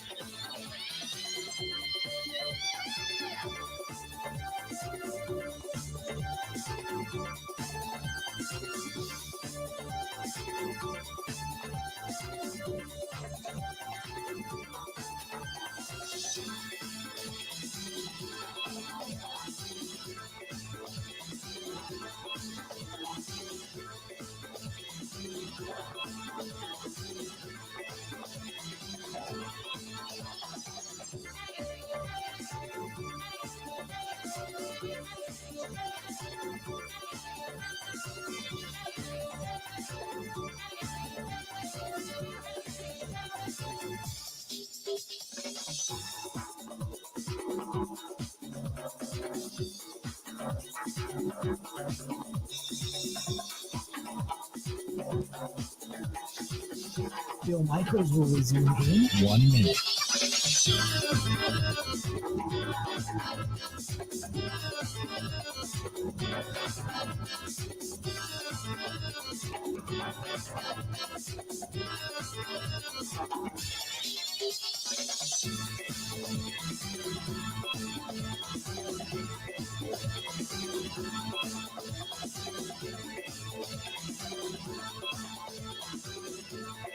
Bill Michaels will resume in 30 seconds.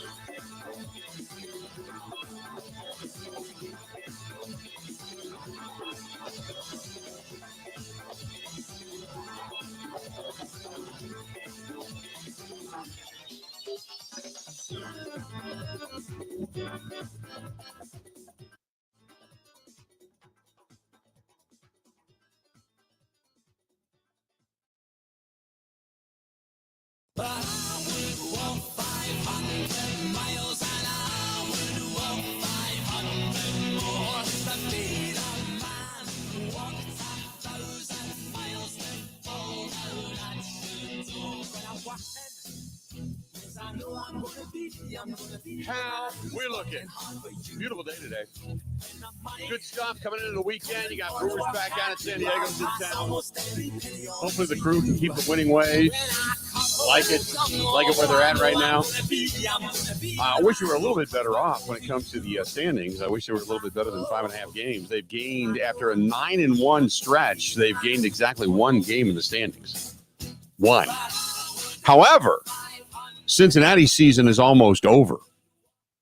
They fall a couple more times behind Chicago, and it's over. Cincinnati now 9.5 games back. The Brewers only a half game behind the Cardinals, who have started to stub their toe a little bit as well. Now, here's the good news. Good news is, if you're listening anywhere throughout parts unknown, the Cubs now go on a pretty tough 6-game stretch, and they're all on the road. They're in Detroit tonight for a 3-game series. And then they go to Philadelphia Monday, Tuesday, Wednesday for a 3-game series before they come back for 4 against Pittsburgh. And then this is where the Brewers make hay, baby. Tuesday, Wednesday, Thursday, June 17th, 18th, and 19th. That's when they get some hay right there. Brewers get some hay down there in Chicago. I'm looking forward to that. The Cubs, by the way, they don't come back to Milwaukee until after the All-Star break. They don't come back into Milwaukee until late July 28th, 29th, and 30th, right around the State Fair Park time. Then they get the Brewers back down there in mid-August for a 4-game series, which I kind of like. And then that's it. That's it. 3 series left against the Cubs. That's it. Brewers 6 games there. Or excuse me. 7 games there and 3 games in Milwaukee. That's it. They got to make some hay. Going head to head against the Cubs, you got to make some hay right there. So hopefully, cross your fingers that happens. 877-867-1670, 877-867-1670. Give us a shout. Please feel free to do so. I wanted to get to this because there was an email and talking Brewers, talking about Brandon Woodruff and about injury prone and this and that. And I said this yesterday. Look, Woody had the shoulder injury. He rolled the ankle a little bit in the rehab. You can't help a 107 mile an hour line drive hitting you. It's not like he threw a pitch and all of a sudden he had a contusion on his arm. I mean, that's not an injury prone guy. Nothing you can do about that. So you hope he comes back, sooner rather than later. He's still going to continue to rehab. And, here's the best part. They're winning games right now without him, right? So is it like this massively detrimental thing that, oh, my God, Woodruff isn't there? Well, they just won 9 out of 10. Woodruff isn't a part of the team for that either. That's like when people get bent about Jair. Well, the defense wasn't bad after Jair went down in October.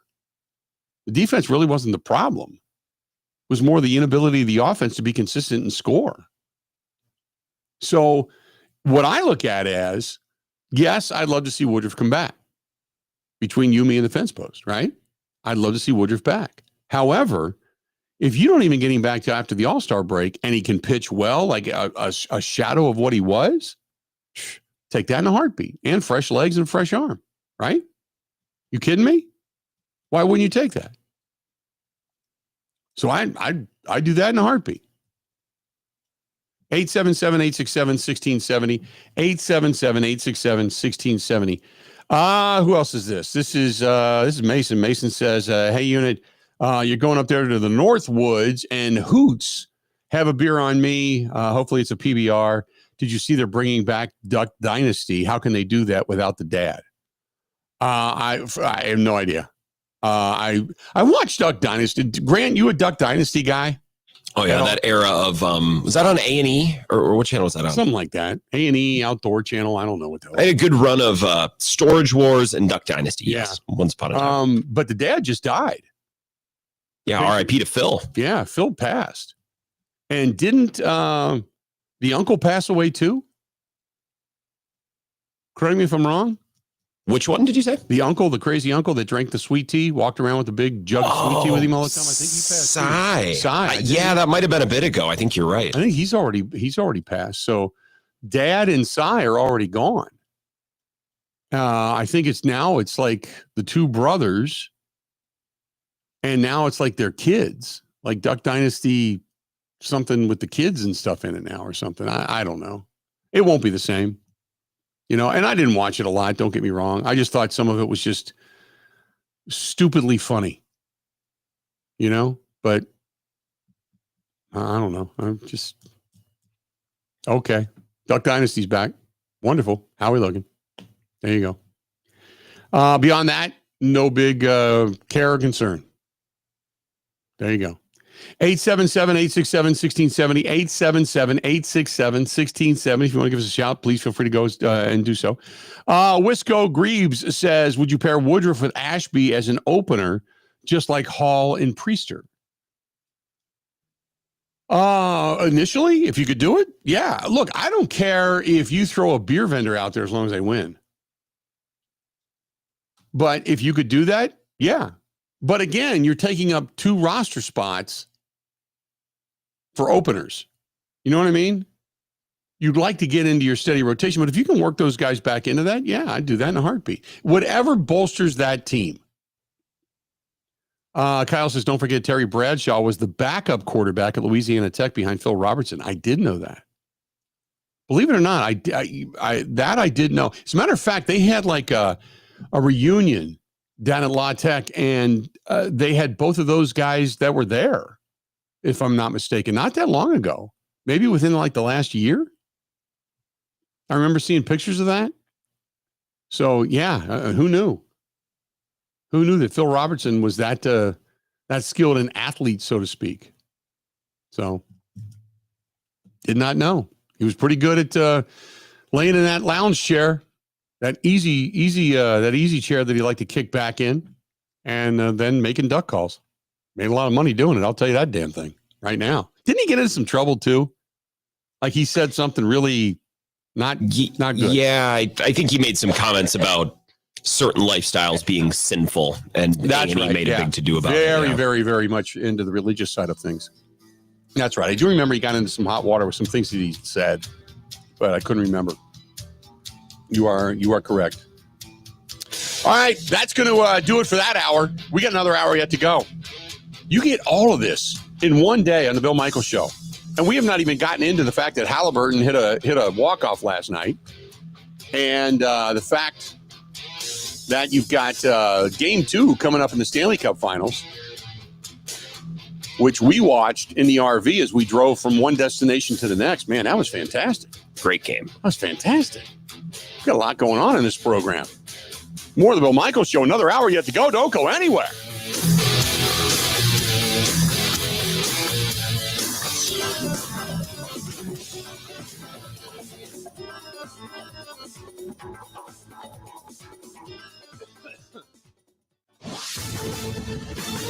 This is a Wisconsin Sports Zone update. Well, after a day off, the Brewers getting back in action tonight as the Padres come to American Family Field. Milwaukee comes into the night the hottest team in baseball, having won 9 of 10 to get to a season-best 5 games above 500. All but 3 of those wins came against teams with losing records.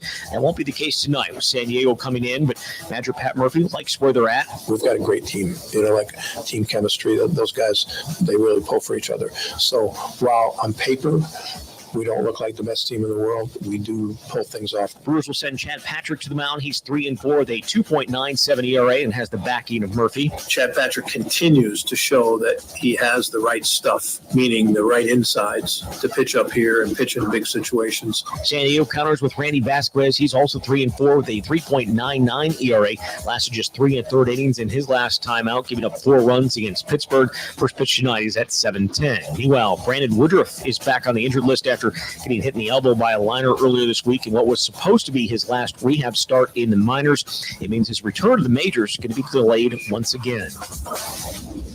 ABC of Wisconsin is the largest apprenticeship program in the state, with more than 2,000 active apprentices in 12 different skilled trades. In the ABC apprenticeship program, you earn while you learn on the job, get paid to go to class, and graduate with a job in your craft, but without the huge college debt.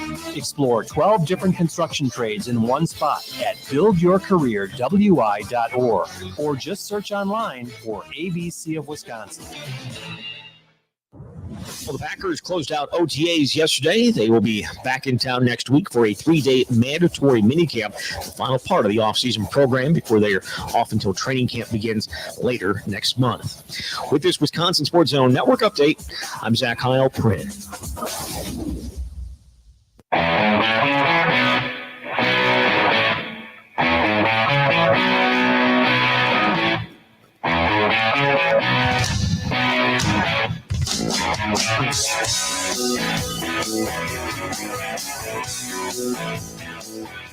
Welcome back. Bill Michaels Show. Hey, we got to say thanks to our good friends over there at Buzzard Billy's, man. We had a great time on the cross. The beer cheese soup was exactly what I had dreamed it to be, what I remembered it to be, which was fantastic. And it did not make it up to the Starlight Lounge, though. Ann said, did you make it up there? No, we did not. I ended up going back and getting some work done, and you ended up heading out with a few friends. So we didn't get upstairs to the Starlight Lounge, but we did make it over to Buzzard Billy's and hung out for a while, which was fantastic. Great stuff to get over there. So thanks to Buzzard Billy's for being just that damn good. We had a good time in La Crosse and and as well in Eau Claire yesterday. We had a fun time over there for the junior achievement golf outing. And thanks to Susan and everybody who gave us the gift bags, the gift goodies. Nice card in there. Thanks for coming up and everything, which was really, really sweet. So we appreciate that. Thanks so much. But Buzzard Billy's, Pearl Street in La Crosse, Wisconsin. Don't forget Starlight Lounge, right upstairs, right on top the joint. There you go. It pains me. I'm really not a fan of either OKC or the Indiana Pacers. It pains me that Indiana, though, and Halliburton, I guess I shouldn't hate on Halliburton because he didn't do anything wrong. He's got a little bit of a jaw-jacking mouth to him, but other than that, he didn't do anything wrong. But, the fact, I don't know, it just left a bad taste in my mouth with his dad and the whole situation and the fact that, they let him back in so soon after, he confronted Giannis on the court. And had it been anybody else, just an average Joe walking up and yelling at Giannis or getting into it with Giannis, they would be banned from the NBA, banned from the arena. They wouldn't even be coming back to see, monster truck races indoors. They wouldn't be allowed there at all. But I don't know why. It just bothers me, but it does. Maybe I'm misguided. And there's a lot of Halliburton fans because of the state of Wisconsin. So I'm kind of going against the grain here. But he hits the big shot last night. The fifth career game-tying go-ahead, by the way. But the Pacers get the 111-110 victory over the Thunder in Game 1 of the NBA Finals. I'm not like this massive Thunder fan either.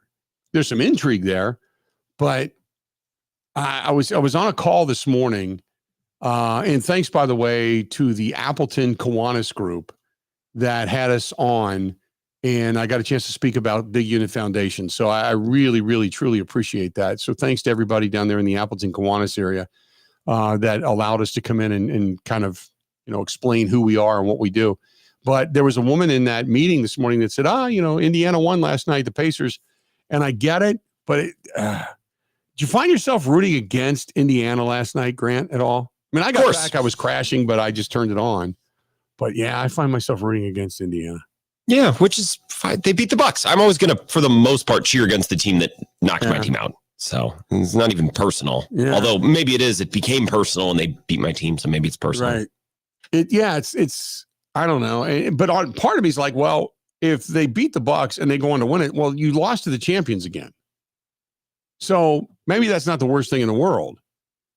But because it always leaves you with a specter of question in the back of your mind of, well, if the Bucks had won, could they have gone on to win the way the Pacers did and beat those teams and beat OKC, type of thing. But yeah, I just found myself rooting against them last night. Oh, well. Now you're all in on Edmonton, right? When it comes to the Stanley Cup?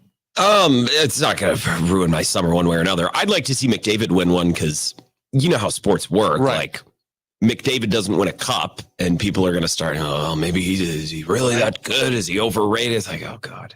Yeah, it always bums me out when we have great players who haven't won rings. Right. You know, players who deserve to win rings. Yeah. So because they're there, I think I'll cheer for them. I got nothing against Florida, but they won last year. Yeah, so I'd like to see something got different. the assist in the win the other night too. They're back at it tonight, by the way, 7:00. I think they're in Edmonton. Correct me if I'm wrong. For game 2, assuming it's the same as the NBA, which I think it is it's 2-2-1-1-1. Then they'll still be in Edmonton. Yeah. So my God, that's a flight, by the way. Yes. Holy balls. I mean, you and I were talking about that when we were driving and we were watching that game. That's a lot of mileage to go from Florida and the Panthers, where they're located, to Edmonton, Canada, to face the Oilers. That's a jaunt, man. That might be. Is that like the longest? Short of it being New York and LA, maybe. It might be farther than New York, LA. Edmonton's up there. It's not like Toronto where it's right on the border. Edmonton is up there. Yeah. That might be longer than New York to LA. I'm trying to think what would be a longer flight for a championship. 7 hours and 2 minutes is the shortest flight time from Edmonton to Orlando. Oof. That's a haul. I don't care who you are. That's a haul. Man, oh man. Well, good luck. I mean, I would assume they've got very comfortable planes and these guys can rest and relax, but damn. It's just a long time to be up in the air. And you know this after taking flights too. It's something that you don't notice if flights are short is the air in an airplane is so dry. So even if you try to close your eyes and fall asleep, you'll wake up and your throat and your nose will be a little chapped. Like it's not so much that sitting on the plane is just this, awful, miserable experience. But a lot of times if you take long flights or you take a bunch of flights in succession, like I always end up getting sick or stuffed up or something going on. Yep. By the way, you and I were talking the other night about the Florida Panthers. I don't know why, but I just assumed they were in Miami, and they're not. Yeah, they're in Sunrise, I think, right? Sunrise, Florida, I found out. And Sunrise, and I'm like, wow, that's got to be just a suburb of Miami. It's like a pretty good distance away from Fort Lauderdale. Isn't it on the Atlantic side? It's almost, but it's almost in the damn Everglades. It's like you couldn't have gone much further out and just stuck something out there. But that's Sunrise, Florida, which is where the Florida Panthers reside. Especially for a hockey team. Right? Yeah, just go to Key West. Why not? Throw them in the Everglades. Yeah, there you go. Let those crazy skaters over there chasing Crocs and stuff. But yeah, I tell you, I'm one of those guys that watches some of the weird stuff on TikTok and everything every now and then. If I woke up and I had a gator in my pool, I'm selling my house. Oh, you're anti-gator? I am freaking fearful of gators. I see all these where gator,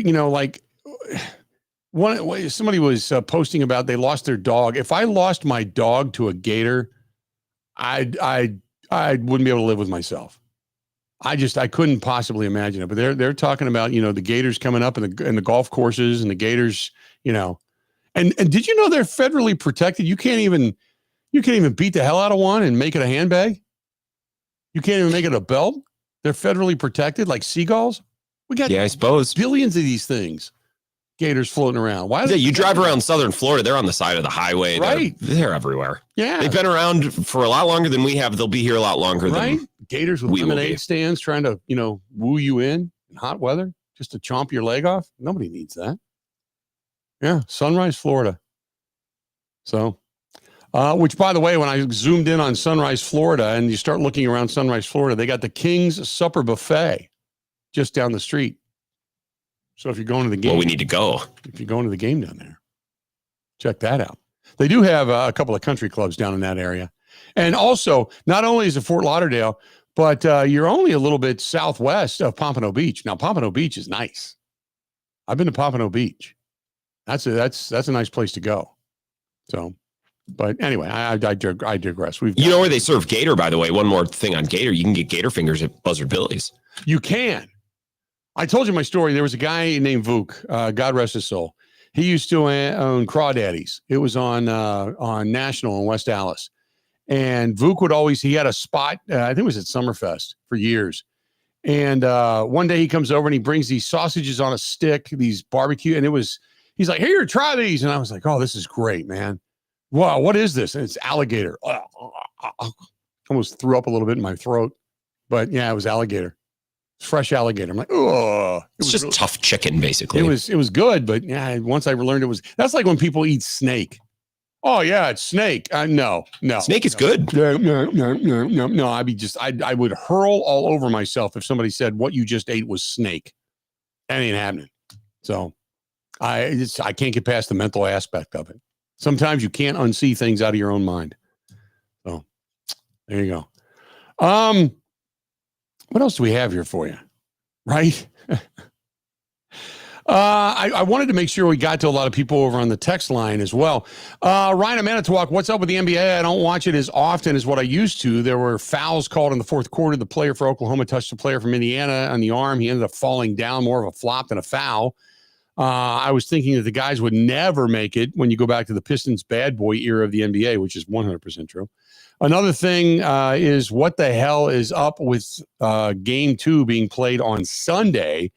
It used to be Monday, Tuesday in Chicago, then travel Thursday, Friday in Utah. And now it's just crazy ridiculous. It's because they drag it out. They just drag it out. That's why. They're going to give them, because of injuries. So it gives guys through a long season and a long postseason, guys with time to recuperate. And that's what they're going to do. And because they become somewhat of a standalone on a Sunday evening versus, a Saturday night game when not as many people are home and sitting down and watching TV. That's the reason. So now they go Thursday, Sunday, and then they'll probably go fly after that. And then they'll go back to either Tuesday or Wednesday and then move it around. But they give them all these days in between. It's funny because they'll play 4 games in 5 days in the regular season, and they can't play 2 games in a week in the postseason. So, I mean, it does give people time to recuperate and heal a little bit if you're a little bit banged up. But yeah, I agree with you. It's just they drag it out. You go to game 7. Game 7 will be 3rd week of June. 3rd week of June. You know? You shouldn't be playing indoor sports in 3rd week of June. Come on, man. You know, hockey. They'll drag that out too. Hockey. We'll be playing 3rd week of June. You should be out fly fishing, standing in the stream with Grant Bills, drinking PBRs, right? You shouldn't be sitting inside watching dudes float around on ice. Come on. That sounds pretty great, actually, when you put it like that. By the way, I don't think two days off in between NBA Finals games is not that bad. It's not terrible, but it's not the end of the world. Going every other day like they do in the second round, I think it does wear on the guys because then when they have to travel, right, and it depends. Oklahoma City to Indiana isn't terrible, but let's say the finals was Warriors Heat, and you got to fly cross country, so that's your whole day. And again, it's not the end of the world, but I do want the guys rested as much as possible, so these basketball games are the best games possible. 2 games isn't the end of the world. Yeah, 2 days, not terrible, but It sucks we had to wait almost a week for the finals to start, but then again, both conference finals were done in 5 games, right? So it's just kind of the way that it works. Ryan says, good morning, guys. Instead of being happy that Rodgers signed with the Steelers, I have a feeling this is going to go wrong fast. They are definitely not a Super Bowl contender, maybe playoffs at best. I also feel that the Steelers are going to be the most watched team this season. Do you think if the season is bad and they are not going to make the playoffs, do they then bench Rodgers or just ride it out? No, you ride it out. I mean, you may. It depends on how bad he is. If you're going to look at the Steelers this year, and I don't want to get too deep into this. First of all, 2 things. 1, what are you hoping for? Are you hoping the Steelers just completely fall apart and tank and that Aaron looks bad? Are you hoping that he plays extremely well, that they're a playoff contender? What?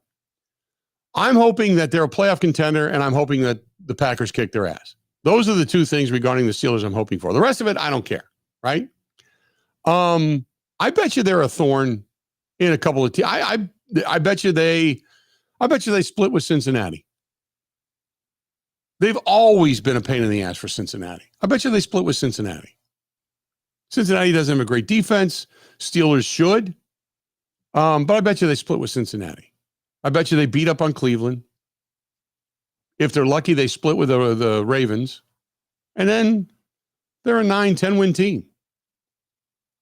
Mike Tomlin keeps the above 500 streak intact. They find themselves in the postseason. All eyes are on Aaron Rodgers. Depends on what their matchup is, but most likely they take a loss. And then you start to pontificate and wonder about what next year is going to hold. And if Rodgers, who would then turn 43 in the middle of next season, would he decide to call it a career, or does he want to come back with another team and give it one more run back? We'll go through all this again. Who knows? Depends on how it ends. Now, if it goes bad and Rodgers just looks old, he's retiring. He won't come back because he won't go out looking bad 3 years in a row. And he really didn't play that bad in the second half of last season, to be perfectly honest with you. But I would imagine that he'd call it a career because he does not want to go out looking bad. But I don't know.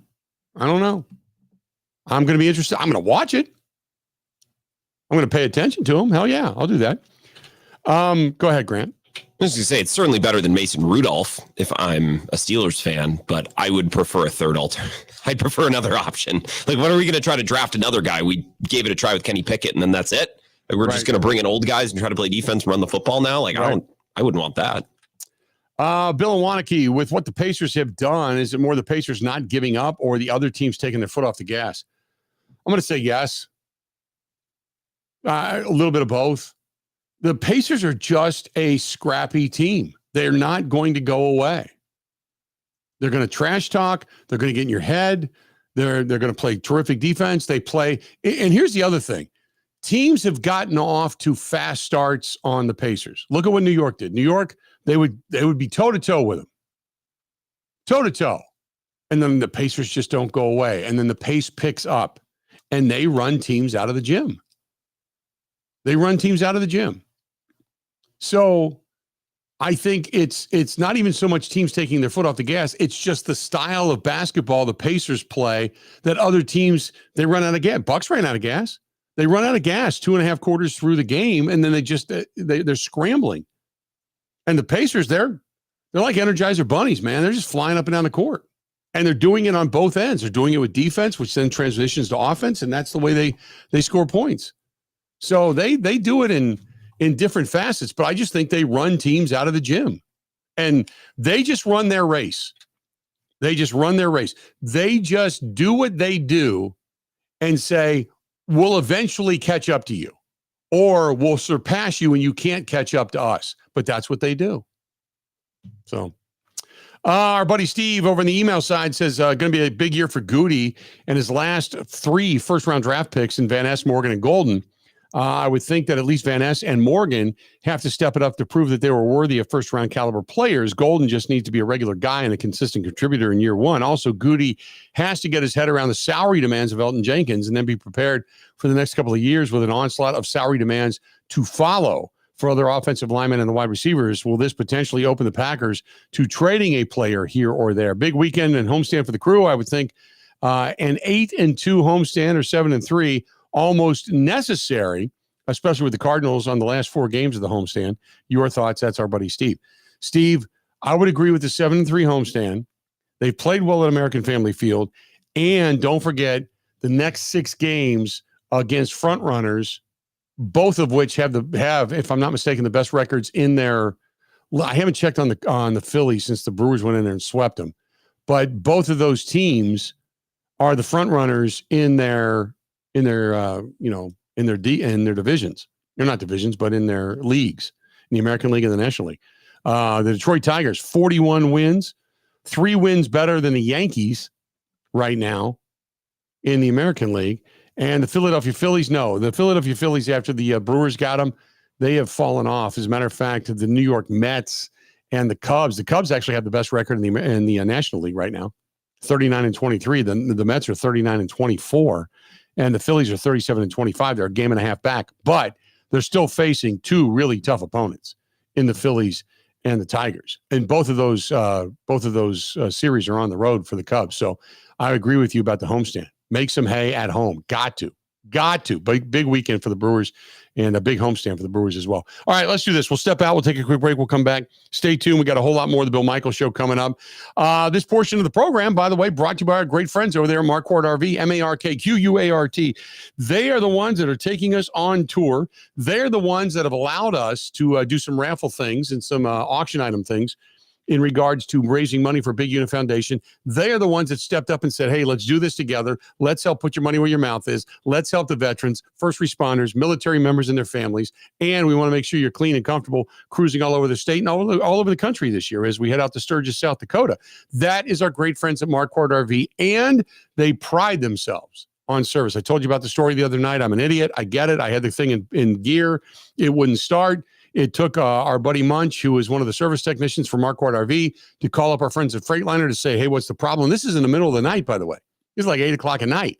He called him up and said, hey, let's talk about it. Let's get me through it. And it just turned out that I had my head in my cranius rectus invernus, but he was willing to answer the phone. He was willing to get a Freightliner on the phone and figure it all out. That's our friends at Marquardt RV, MARKQUART, MarquardtRV.com. Go to MarquardtRV.com.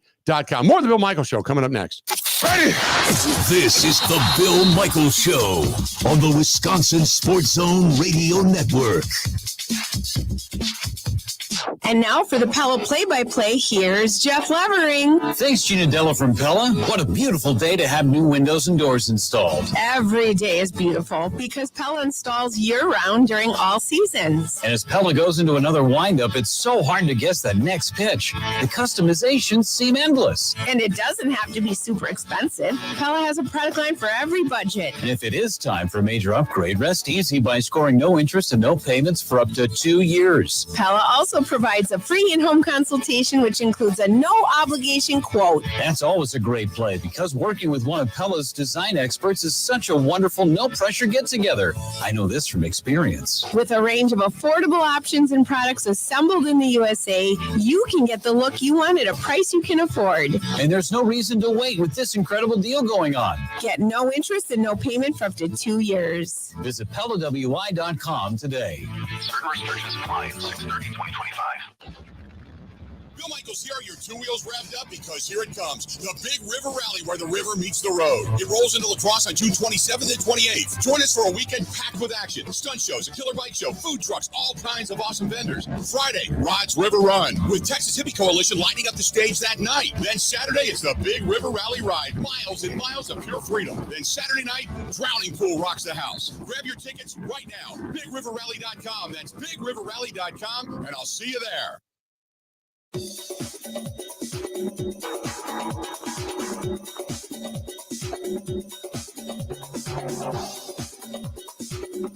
Bill Michaels will resume in 3 minutes.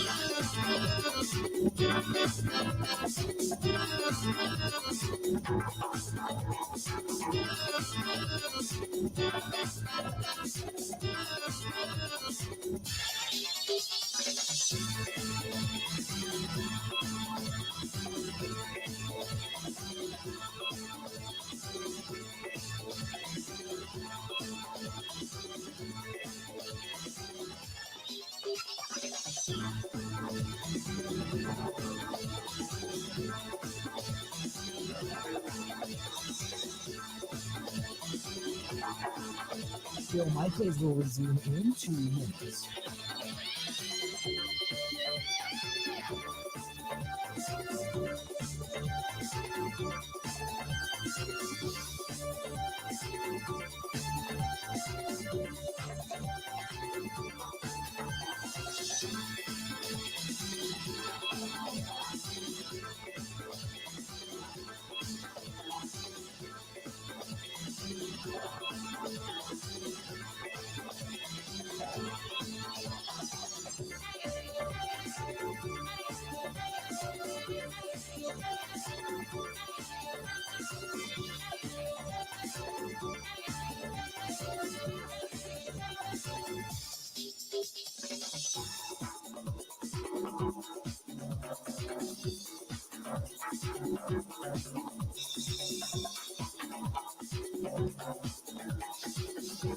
Bill Michaels will resume in 1 minute.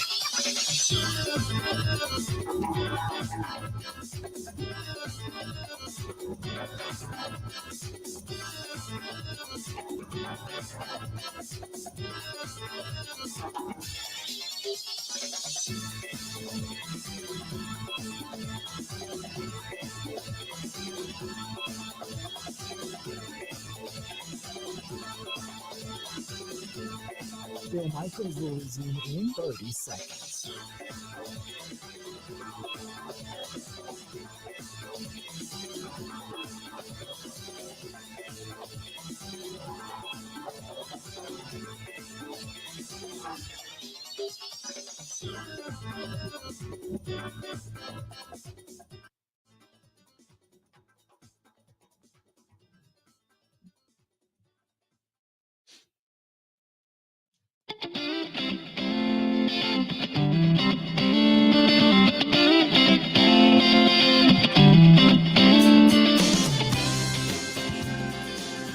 Good to have you back. Don't forget, you're going to go out and catch the game this weekend. A little charity this weekend. Get some good food this weekend. Watch the boats go in and out of Pewaukee Lake this weekend. Curly's Waterfront Sports Bar and Grill, Lakeview Boulevard in Pewaukee. Always a great place to go. Let's go back out to the TPC and the AmFam as we've got our guy Evo and Zach both standing by. Hey guys, what's going on?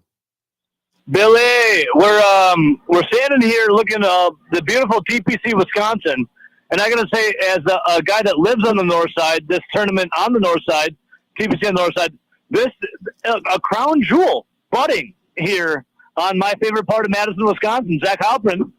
Yeah, it's beautiful, Bill. Like I've been to University Ridge for the first 10 years of this? 9 years, 10 years. Yeah, this place is amazing, and the course itself, I think the players are loving it, and I think the fans are loving it too. What makes this course different than University Ridge? Not a geological location. and also, yeah, not a ton of hills. It's a very, very flat, but there's a ton of hazards, both water and sand. So I think that's probably the biggest difference between the two. And I think for people that can actually hit it down the middle of the fairway, which is not me, and I don't think it's Evo either. Well, I know who it is. It's Bill. Well, no, Bill, we just not too long ago, I forget what hole that it was we were on, but John Daly smoked it. And then we saw his cart driving right by us as he was smoking a cigarette. Oh, yeah. And then he got out, and then he hit another good shot. But one of the what do you call them? Volunteers came up, and he told us John Daly smokes a cigarette a hole. Yes. A cigarette a hole. I can vouch for that. When he was doing the PGA Championship at Whistling Straits the first time, I got a chance to follow him and Tiger, and he would like bury them in the bunkers and tell people and throw the heater in the bunker, cover it up with sand, and go, don't tell anybody that. So like every hole. So I can attest to that. I think he said that he had a cooler full of Diet Cokes in the back of his golf cart, and he had more cartons than a gas station of cigarettes ready to go. So John Daly living his best life out here at TPC. Yeah, he is the golf version of Keith Richards. Except fatter. Yeah, well, a little bit larger. So tell me this. How are the crowds out there like in the TPC? I think they're loving it. I mean, there are so many people out here right now, Bill. And again, it's the Friday. Obviously, the Saturday is the big one with the celebrity foursome that's coming out. But the Saturday and Sunday crowds, I'm sure, will be bigger than this. But a lot of people out here looking at this new course. A lot of people haven't seen it. What this place was before and what it is now is completely different. And also, Bill, I have to admit something here. There's cabanas, and you need special access to get in. Zach didn't have the special access. I did not have the special access. I used the gift of gab, the silver tongue. There was a battle axe. Some battle axe was protecting the entrance to it. I sweet-talked my way in, grabbed 2 beers, one for myself, one for Zach, and was able to escape unscathed. I picture you talking to a woman that looked like Beulah Ballbricker over there in the movie Porky's, trying to get in, and if not, you were going to cut a hole in the tent. So I can kind of see that. I can see that happening.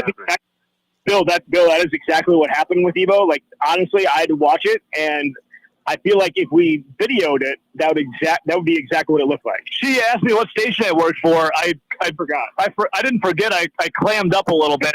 Yeah. And then I pointed at I have a polo on with the Zones logo on it. I pointed at it. I said, this one.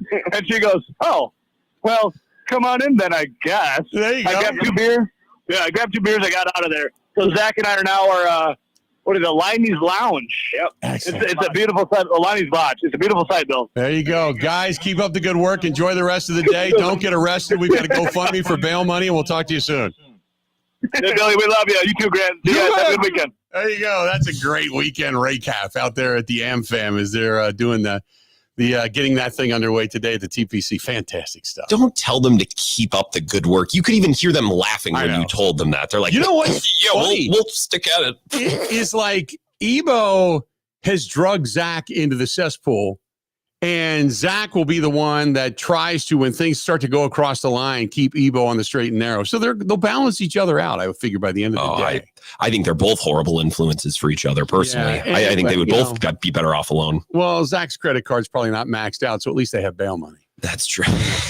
That's true. Look at it that way. Zach has important friends. He was at OTAs last week. He's got important friends in the media. Yeah. This is true. Let's do this. We're going to go ahead and take a quick break. We'll come back. We are going to hear, if you didn't miss it early on, we're going to hear from Mike Clemens. Obviously, the big news yesterday, Aaron Rodgers going to the Steelers. Mike had some thoughts on this, and it was really compelling. So I wanted to make sure that you had a chance to take a listen to it. More of the Bill Michaels Show coming up next. This is the Bill Michaels Show on the Wisconsin Sports Zone Radio Network.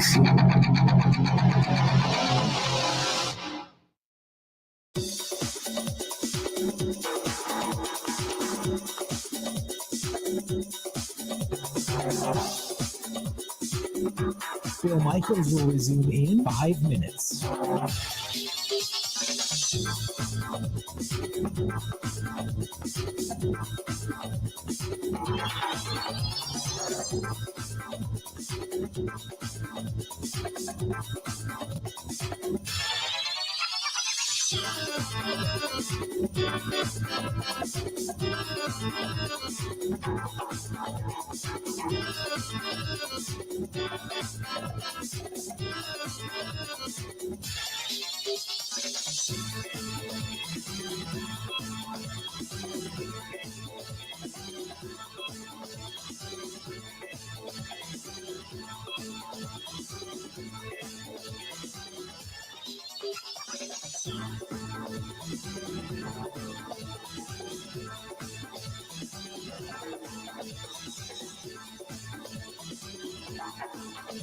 Bill Michaels will resume in 4 minutes.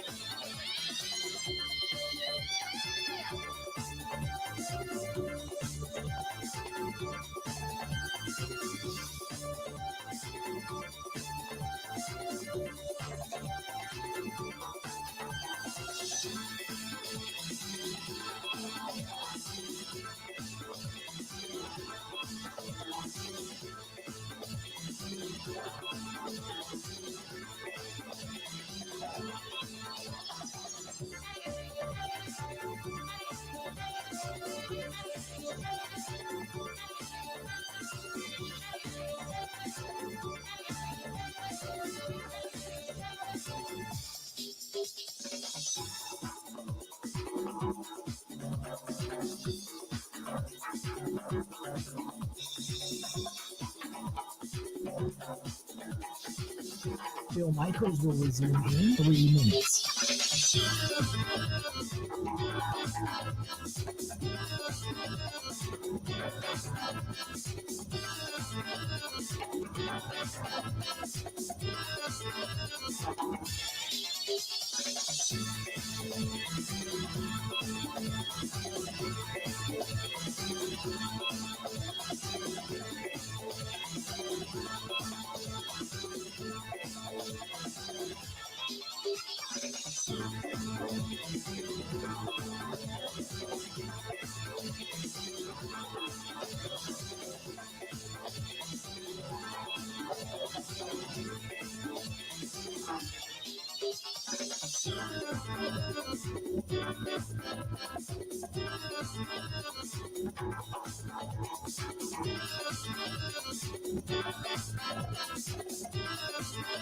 Bill Michaels will resume in 2 minutes.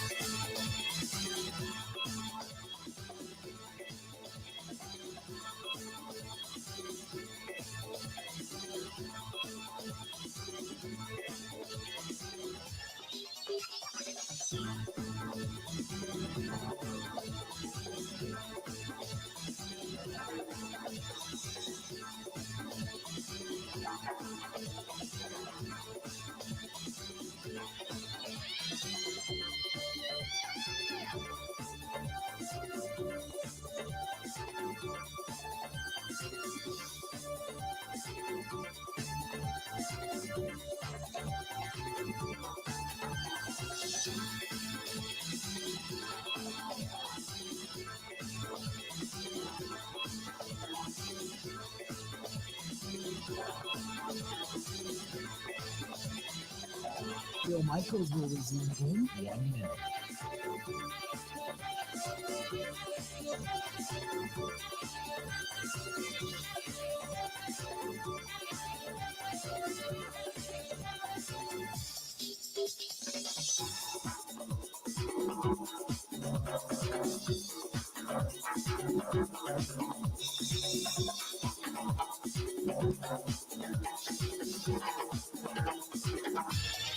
Bill Michaels will resume in 30 seconds.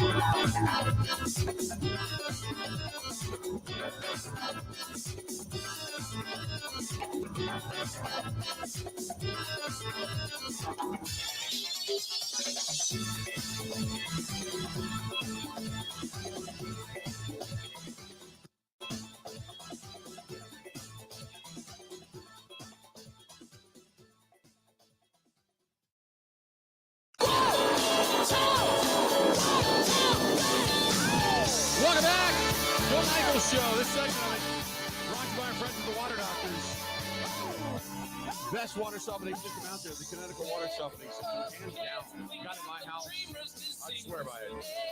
And if you're concerned about drinking water for your kids or your pets, no worries. No worries at all. They got a great system. Just go check out all the rest and then check them out, and you'll see why. Without a doubt. Go to Water Doctors, H2, the letter O, Doctors, H2ODoctors.com, or anywhere in the state of Wisconsin. Call them 262-549-7733, 262-549-7733. Again, 262-549-7733. That's the Water Doctors. Our guy, Mike Clemens. So the big news yesterday, Aaron Rodgers on his way to Pittsburgh today to sign with the Steelers and going to be at the mandatory minicamp coming up next week, next Tuesday. Mike Clemens, who is at the minicamp for the Green Bay Packers, and will be up in Green Bay next week as well. Mike, how you doing, pal? I'm good, Bill. No surprise that Aaron Rodgers is showing up in Pittsburgh and going to be at the mandatory minicamp, right? I don't know. It's always a surprise. I mean, my phone blew up when this thing broke yesterday. So when I talk about Aaron Rodgers in this segment, I'm being completely sincere. There's not going to be sarcasm or whatever. Let's understand what it is. This is a guy who's such a franchise player for all those years for the Green Bay Packers. This is a guy who a lot of players you talk to say, I owe my career to Aaron Rodgers. I mean, that guy helped us win games. And when you win games in the NFL, you get to come back the next year and make another couple of million. Whether you're a player or a coach or a trainer or whatever. Sold a lot of tickets, a lot of success thanks to that guy. And so if he wants to go on some podcast and say, you know, I took that trip to Egypt. I don't know how the Egyptians built those pyramids. Mm-hmm. You know, I think it was aliens, and the aliens are still here on the planet. There's one theory, a book I read, where the aliens are probably now living in the ocean. Okay. Yeah, and this is the part of him that stands around at the barbecue with a couple of the teammates and comes up with those stories, and that's stuff that's just him. They love him, good guy, a little on the fringe, a little crazy about there. Well, let's get back to the football. And you know, I don't understand why. Here's his reasons. First of all, he gets fired from the Jets. The new head coach, Aaron Glenn, says, and I'm surprised that Aaron was so open about this, to openly say, yeah, I met with the new head coach, the defensive coordinator of the Lions, taking over the Jets. I flew all the way in just to have him tell me, yeah, we're done here. How do you want to handle this? Like, why? I thought I came here to get familiar with the new regime. No, Aaron, I don't want players sitting in team meetings, and when I say something from the podium, they turn around and look for your reaction. I'm not that kind of guy. He's very frank about all that. So why he, in Brett Favre fashion, waits until June to officially decide he's coming? I know it's a 41-year-old body, and it takes 2 or 3 months before you really say, can I climb that hill again? Can I play again? There's those kinds of considerations. The one thing that we have learned is this. Shortly thereafter, and we knew that he had respect for Mike Tomlin. He talked about it every time that they played the Steelers. And Tomlin's a great coach. He's been in Pittsburgh as long as Mike McCarthy got hired by the Packers in 2006. Mike got hired a few days after McCarthy did, and became like the second or first youngest coach of that week. So Rodgers has been in contact with Mike Tomlin. He's talked to Arthur Smith. He had an in-person visit at the facility where he rented a white Chevy Malibu, a cheap car, trying to get past the media. Didn't get that much coverage, but he slipped in the back door, met with the coaching staff and all, and so he was satisfied that, I think I could make this work here. Here's what the facility looks like. And that happened 2 or 3 months ago. And then, he said on the McAfee show, I've got a new person in my life. I've also got some folks in my life that are battling cancer. I want to be there for them. Yeah, fine. But he hasn't learned his lesson. Whether it was his last couple of years in Green Bay, when he started skipping OTAs and minicamps, which he was critical of Brett Favre of. I mean, he was gassing Favre to the media off the record those last couple of years in Green Bay about that. And to me, I think, Favre is at all the avails that I'm covering. What are you talking about? What he's missing? So maybe he's missing the stuff where the media wasn't there. But, last year at this time when Aaron skips the minicamp and he calls Robert Saleh and says, I've got this trip to Egypt already planned. I got a film crew. I'm going to put out this documentary on Netflix, and I've already got this thing all booked. Sorry, I can't make it to the mandatory minicamp. And then Saleh stands up there in front of the New York media, has to find him because that's the way the CBA is. And even though they get Devontae Adams in to New York last fall, Nathaniel Hackett, offensive coordinator, gets fired. Saleh gets fired. The interim coach gets fired. The GM gets fired. They clean house. So here Aaron Rodgers now is setting foot into the Steelers. I don't know what Mike Tomlin is really thinking here. Because as I told you the other day, I'm standing there watching Malik Willis, the Packers backup quarterback, move the first-team offense pretty nicely, thank you. And I took one of the people from the Packers and I said, who do the Steelers have on their roster right now that's as good as Malik Willis at quarterback? Mason Rudolph? The rookie, Will Howard, is Skylar Thompson from the Dolphins. So now Aaron walks in. Okay, you get 1 year out of him. Whatever the Steelers plan on doing after that. But, or maybe this is it for Tomlin. We'll see if we can take one shot at it, and then I'm going to step down because I'm burned on the Steelers. In which case, Mike McCarthy's there to take over the Pittsburgh job. It's curious. Do I think that they could win that division against the Ravens, against Joe Burrow and the Bengals? Probably not. So this will be interesting. He's been working out with DK Metcalf, the receiver they picked up in the trade from the Seahawks. So he's done diligence with that. He's been working out with him at UCLA and at that proactive place in LA. And not only is he's got this friendship with Mike Tomlin, Arthur Smith, his offensive coordinator, worked with LaFleur at Tennessee. He was quarterback coach when LaFleur was offensive coordinator. Maybe the language will be the same in the offense or some of the concepts. Arthur Smith goes to the Falcons. Turns out he's not a head coach. Now he's the offensive coordinator for the second year in the Steelers. And his quarterback coach, Tom Arndt, is a guy who McCarthy had on his staff back in 2006 and 2007. There was a quality control guy. But, so Rodgers in his room and quarterback room in Pittsburgh is working with guys he's familiar with. So he's done his due diligence. What happens after that? Good luck. What I found interesting, Mike, was remember when he got to the New York Jets and, automatically showed up and started doing everything you wanted him to do in Green Bay. And he had a presser that said how important it was when you're working with new guys to get on the same page and to be able to learn the terminology and to teach them while they're learning from you. And then for him not to show up in Pittsburgh, that's where the hypocrisy kind of became very, very loud for me in all of this. Now, granted, you had mentioned some things about people in his inner circle that were having some issues and relationships, and maybe there were some things, obviously, personally that took precedence. But I keep hearing that conversation, that first presser in New York, ring in my ears saying how important it was to be there. And I think some people looked at that and said, okay, since he said that before, he should be there in Pittsburgh now, and that's why he's taking a lot of smoke on this. Green Bay, and you're watching it happen. Yeah, Mike Tomlin, you've been watching this happen in Green Bay, and now it's just happened with the Jets, and this is what you're bringing in. Really? Okay, and there's a lot of other teams that passed on that opportunity, and so I'm the guy who remember Aaron's last 2 years. He was having his little fit with Brian Gutekunst, so he didn't show up at all, right? And then dramatically showed up, at the end. And then the next year, I say, okay, I'll come back, but I'm not going to do OTAs. So then there we are, the second week of training camp, and he just got done complaining about this group of Dobbs and some of these first and second year receivers. Hey man, we're 2 weeks away now from the start of the season, and you got to be playing at a better level and making fewer mistakes. And that's what I said to him after knowing him all these years.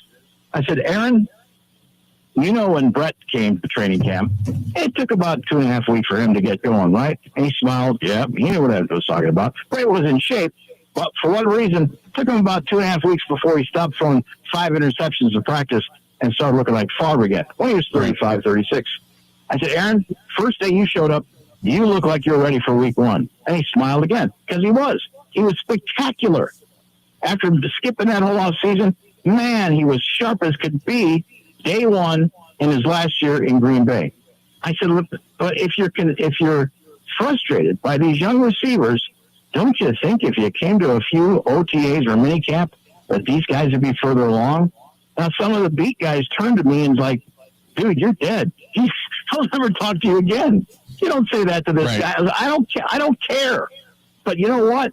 He'll take a straight question like that. And that's when he came up with his answer where he said, look, what those guys do, what our coaches do with those guys in the OTAs and minicamp, that's the 100 level curriculum. All right. When I get here, that's the 200, the 300 level classes. Because what we do on the field with an offense is different. That was his explanation in Green Bay. Here's the other thing. For a guy who complains about how he's treated in the media, if he just showed up to the Steelers 6 weeks ago, none of this would be happening. And there's no question, the longer he holds out, the more attention he gets, the bigger the story gets to be. How did Tom Brady leave the Patriots and go to the Buccaneers and just show up and lead those dudes to a Super Bowl and get another ring? How did Peyton Manning have his divorce over his neck surgery and get replaced by Andrew Luck and leave the Colts and Jim Irsay? And that was gut-wrenching. And that was all going down when we were there for Combine in Indianapolis, and then go out to Denver, take him to a Super Bowl, lose to the Legion of Boom Seahawks, but take him to another Super Bowl and win his second career trophy. How did those two guys do that? And look where Aaron's at. Yeah, no, Mike, I completely agree. I remember when Brady got down there, he was gathering his guys and taking them to a high school field, remember, and out in the park and trying to get guys together. And then Peyton Manning went into Denver, and he was calling the offensive guys and getting them together and bringing them over to his house and putting film up on his projector in his living room for the wide receivers and like basically the entire offense, so they had an understanding and terminology. And the days of Aaron getting everybody together for a barbecue at his house and doing camaraderie things, I don't know if those even exist anymore for him. Well, he may. He will. Because, again, you talk to players like when we talked to Mark Elder Scantling, and I said, what do you think about your buddy there doing 4 days in the darkness retreat? And he smiled and he said, listen, I barely made my high school football. I got cut as a freshman down in Florida. Then I got into university. Then I got drafted by the Green Bay Packers. on here with the Kansas City Chiefs on a 3-year deal, making, $30 million because of Aaron Rodgers. He makes everybody look good. You're a winning organization. All the players get renewed. All the coaches get renewed. Everybody gets to hold on to their job. So, that's the way they look at him. He's the guy that brings the money and the attention and the media and all. And so that's the positive. Well, right now, he's got to figure out how to get this team going, and he's got to face his former team, the Jets, week 1. And then Sunday night, NBC, October 26th in Pittsburgh, he's hosting the Steelers against Jordan Love and the Packers. Oh, smell the ratings. Yeah. There you go. That is going to be huge. Good stuff, Mike, as always. Mike Clemens joining us for a couple of minutes on the hotline. Great to get his perspective on what's going on out there in the Steel City as Aaron Rodgers makes his way into Pittsburgh today and then gets ready to be a part of their off-season workout, their mandatory OTAs, mandatory minicamp coming up next week, as many are. And the interesting, facts back here in our own backyard, obviously, Jair and Elton Jenkins, as to whether or not they're going to be there. So good stuff. Let's do this. We're going to go and take a quick break. We'll come back. We will wrap things up. Wrap up our week, as a matter of fact. Coming up next in the Bill Michaels Show. Don't go anywhere. This is the Bill Michaels Show on the Wisconsin Sports Zone Radio Network.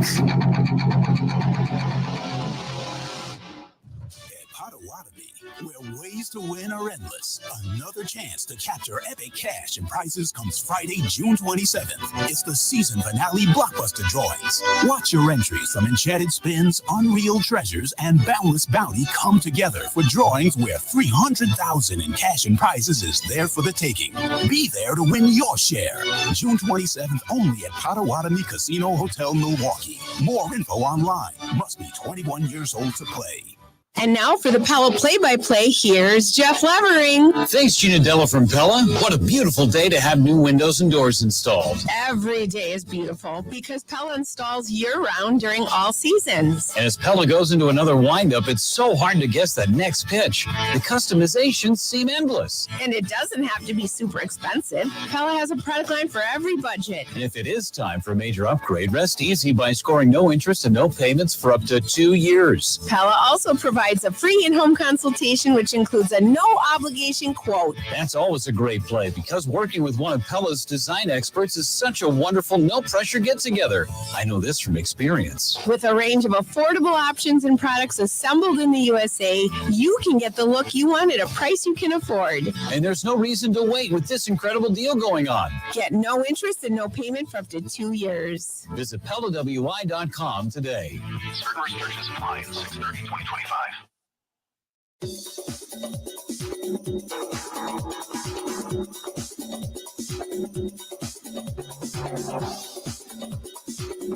Bill Michaels will resume in 3 minutes.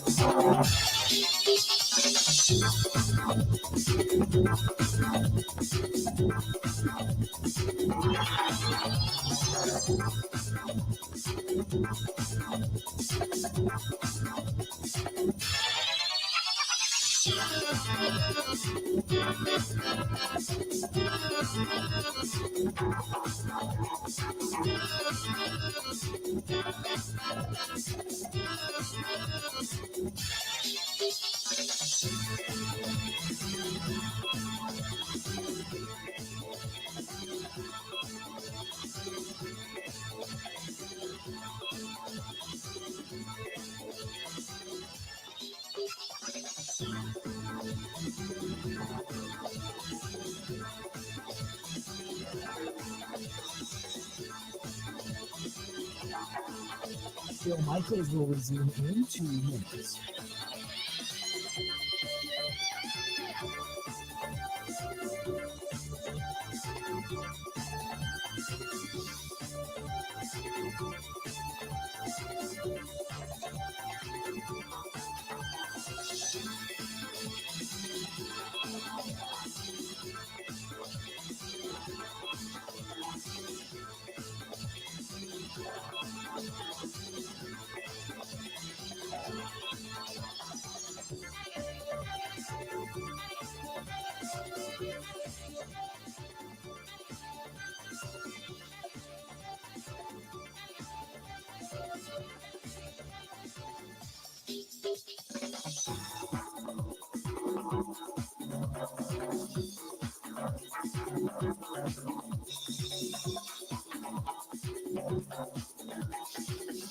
Bill Michaels will resume in 1 minute.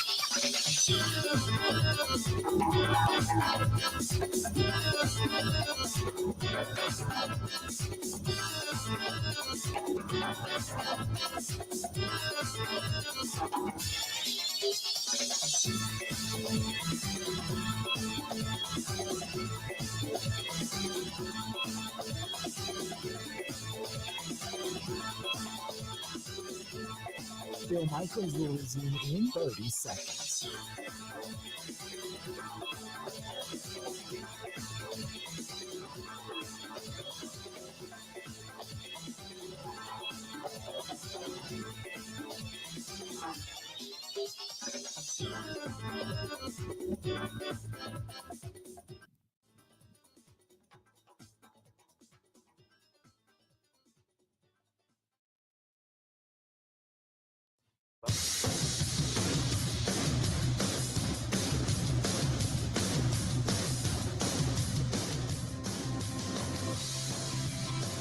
Welcome back. A couple of minutes before we get out of here. Wrapping up a week. Back at it next week. Don't forget. Next Tuesday, the 10th, I'm going to be at the bar in Wausau, in Rothschild, for our Quick Spirit Cigar Dinner. And then we're going to head over to Rice Lake for the Rice Lake Select Golf Tournament. Going to be doing the shows at Turtleback Golf Course on Wednesday and Thursday. And then the following day, on Friday, I believe we're going to be over at Road America.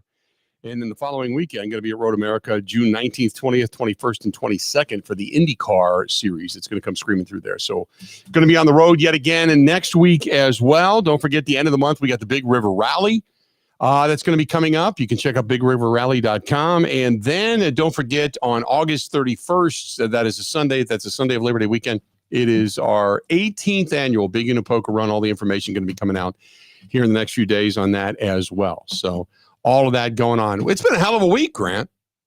Hell of a week. As we finally kind of got through everything. Well, we traveled the whole darn state. Well, not the whole darn state. You're going to hit the rest of the whole darn state next week. But it was a pleasure to cruise the highways and byways and see a lot of listeners, and especially be in La Crosse and Eau Claire for a couple nights. It was fun. Today felt like low key. This felt. Yeah, I know. It's odd because it's normal, but it doesn't feel normal after this week. It was easier today for some reason. So today I got to get a few things for the house, few odds and ends get done, and then I got to go out and wash the RV and try to get the 47,000 bugs off the front of it because it is caked as we were driving around in a big fishbowl. But good stuff, fun all week long. Always a pleasure. Always great to see everybody, talk to everybody. We'll do it again beginning on Monday. We're back on Monday and then out traveling again on Tuesday, Wednesday, Thursday, and Friday. So some good stuff there. So until we talk again, come Monday morning, man, go crew over the weekend. Don't forget Big Ride out at Stoley's Hog Alley starting tomorrow. Don't forget the Hogs for Hero Ride beginning at Sloppy Joe's Saloon and Spoon on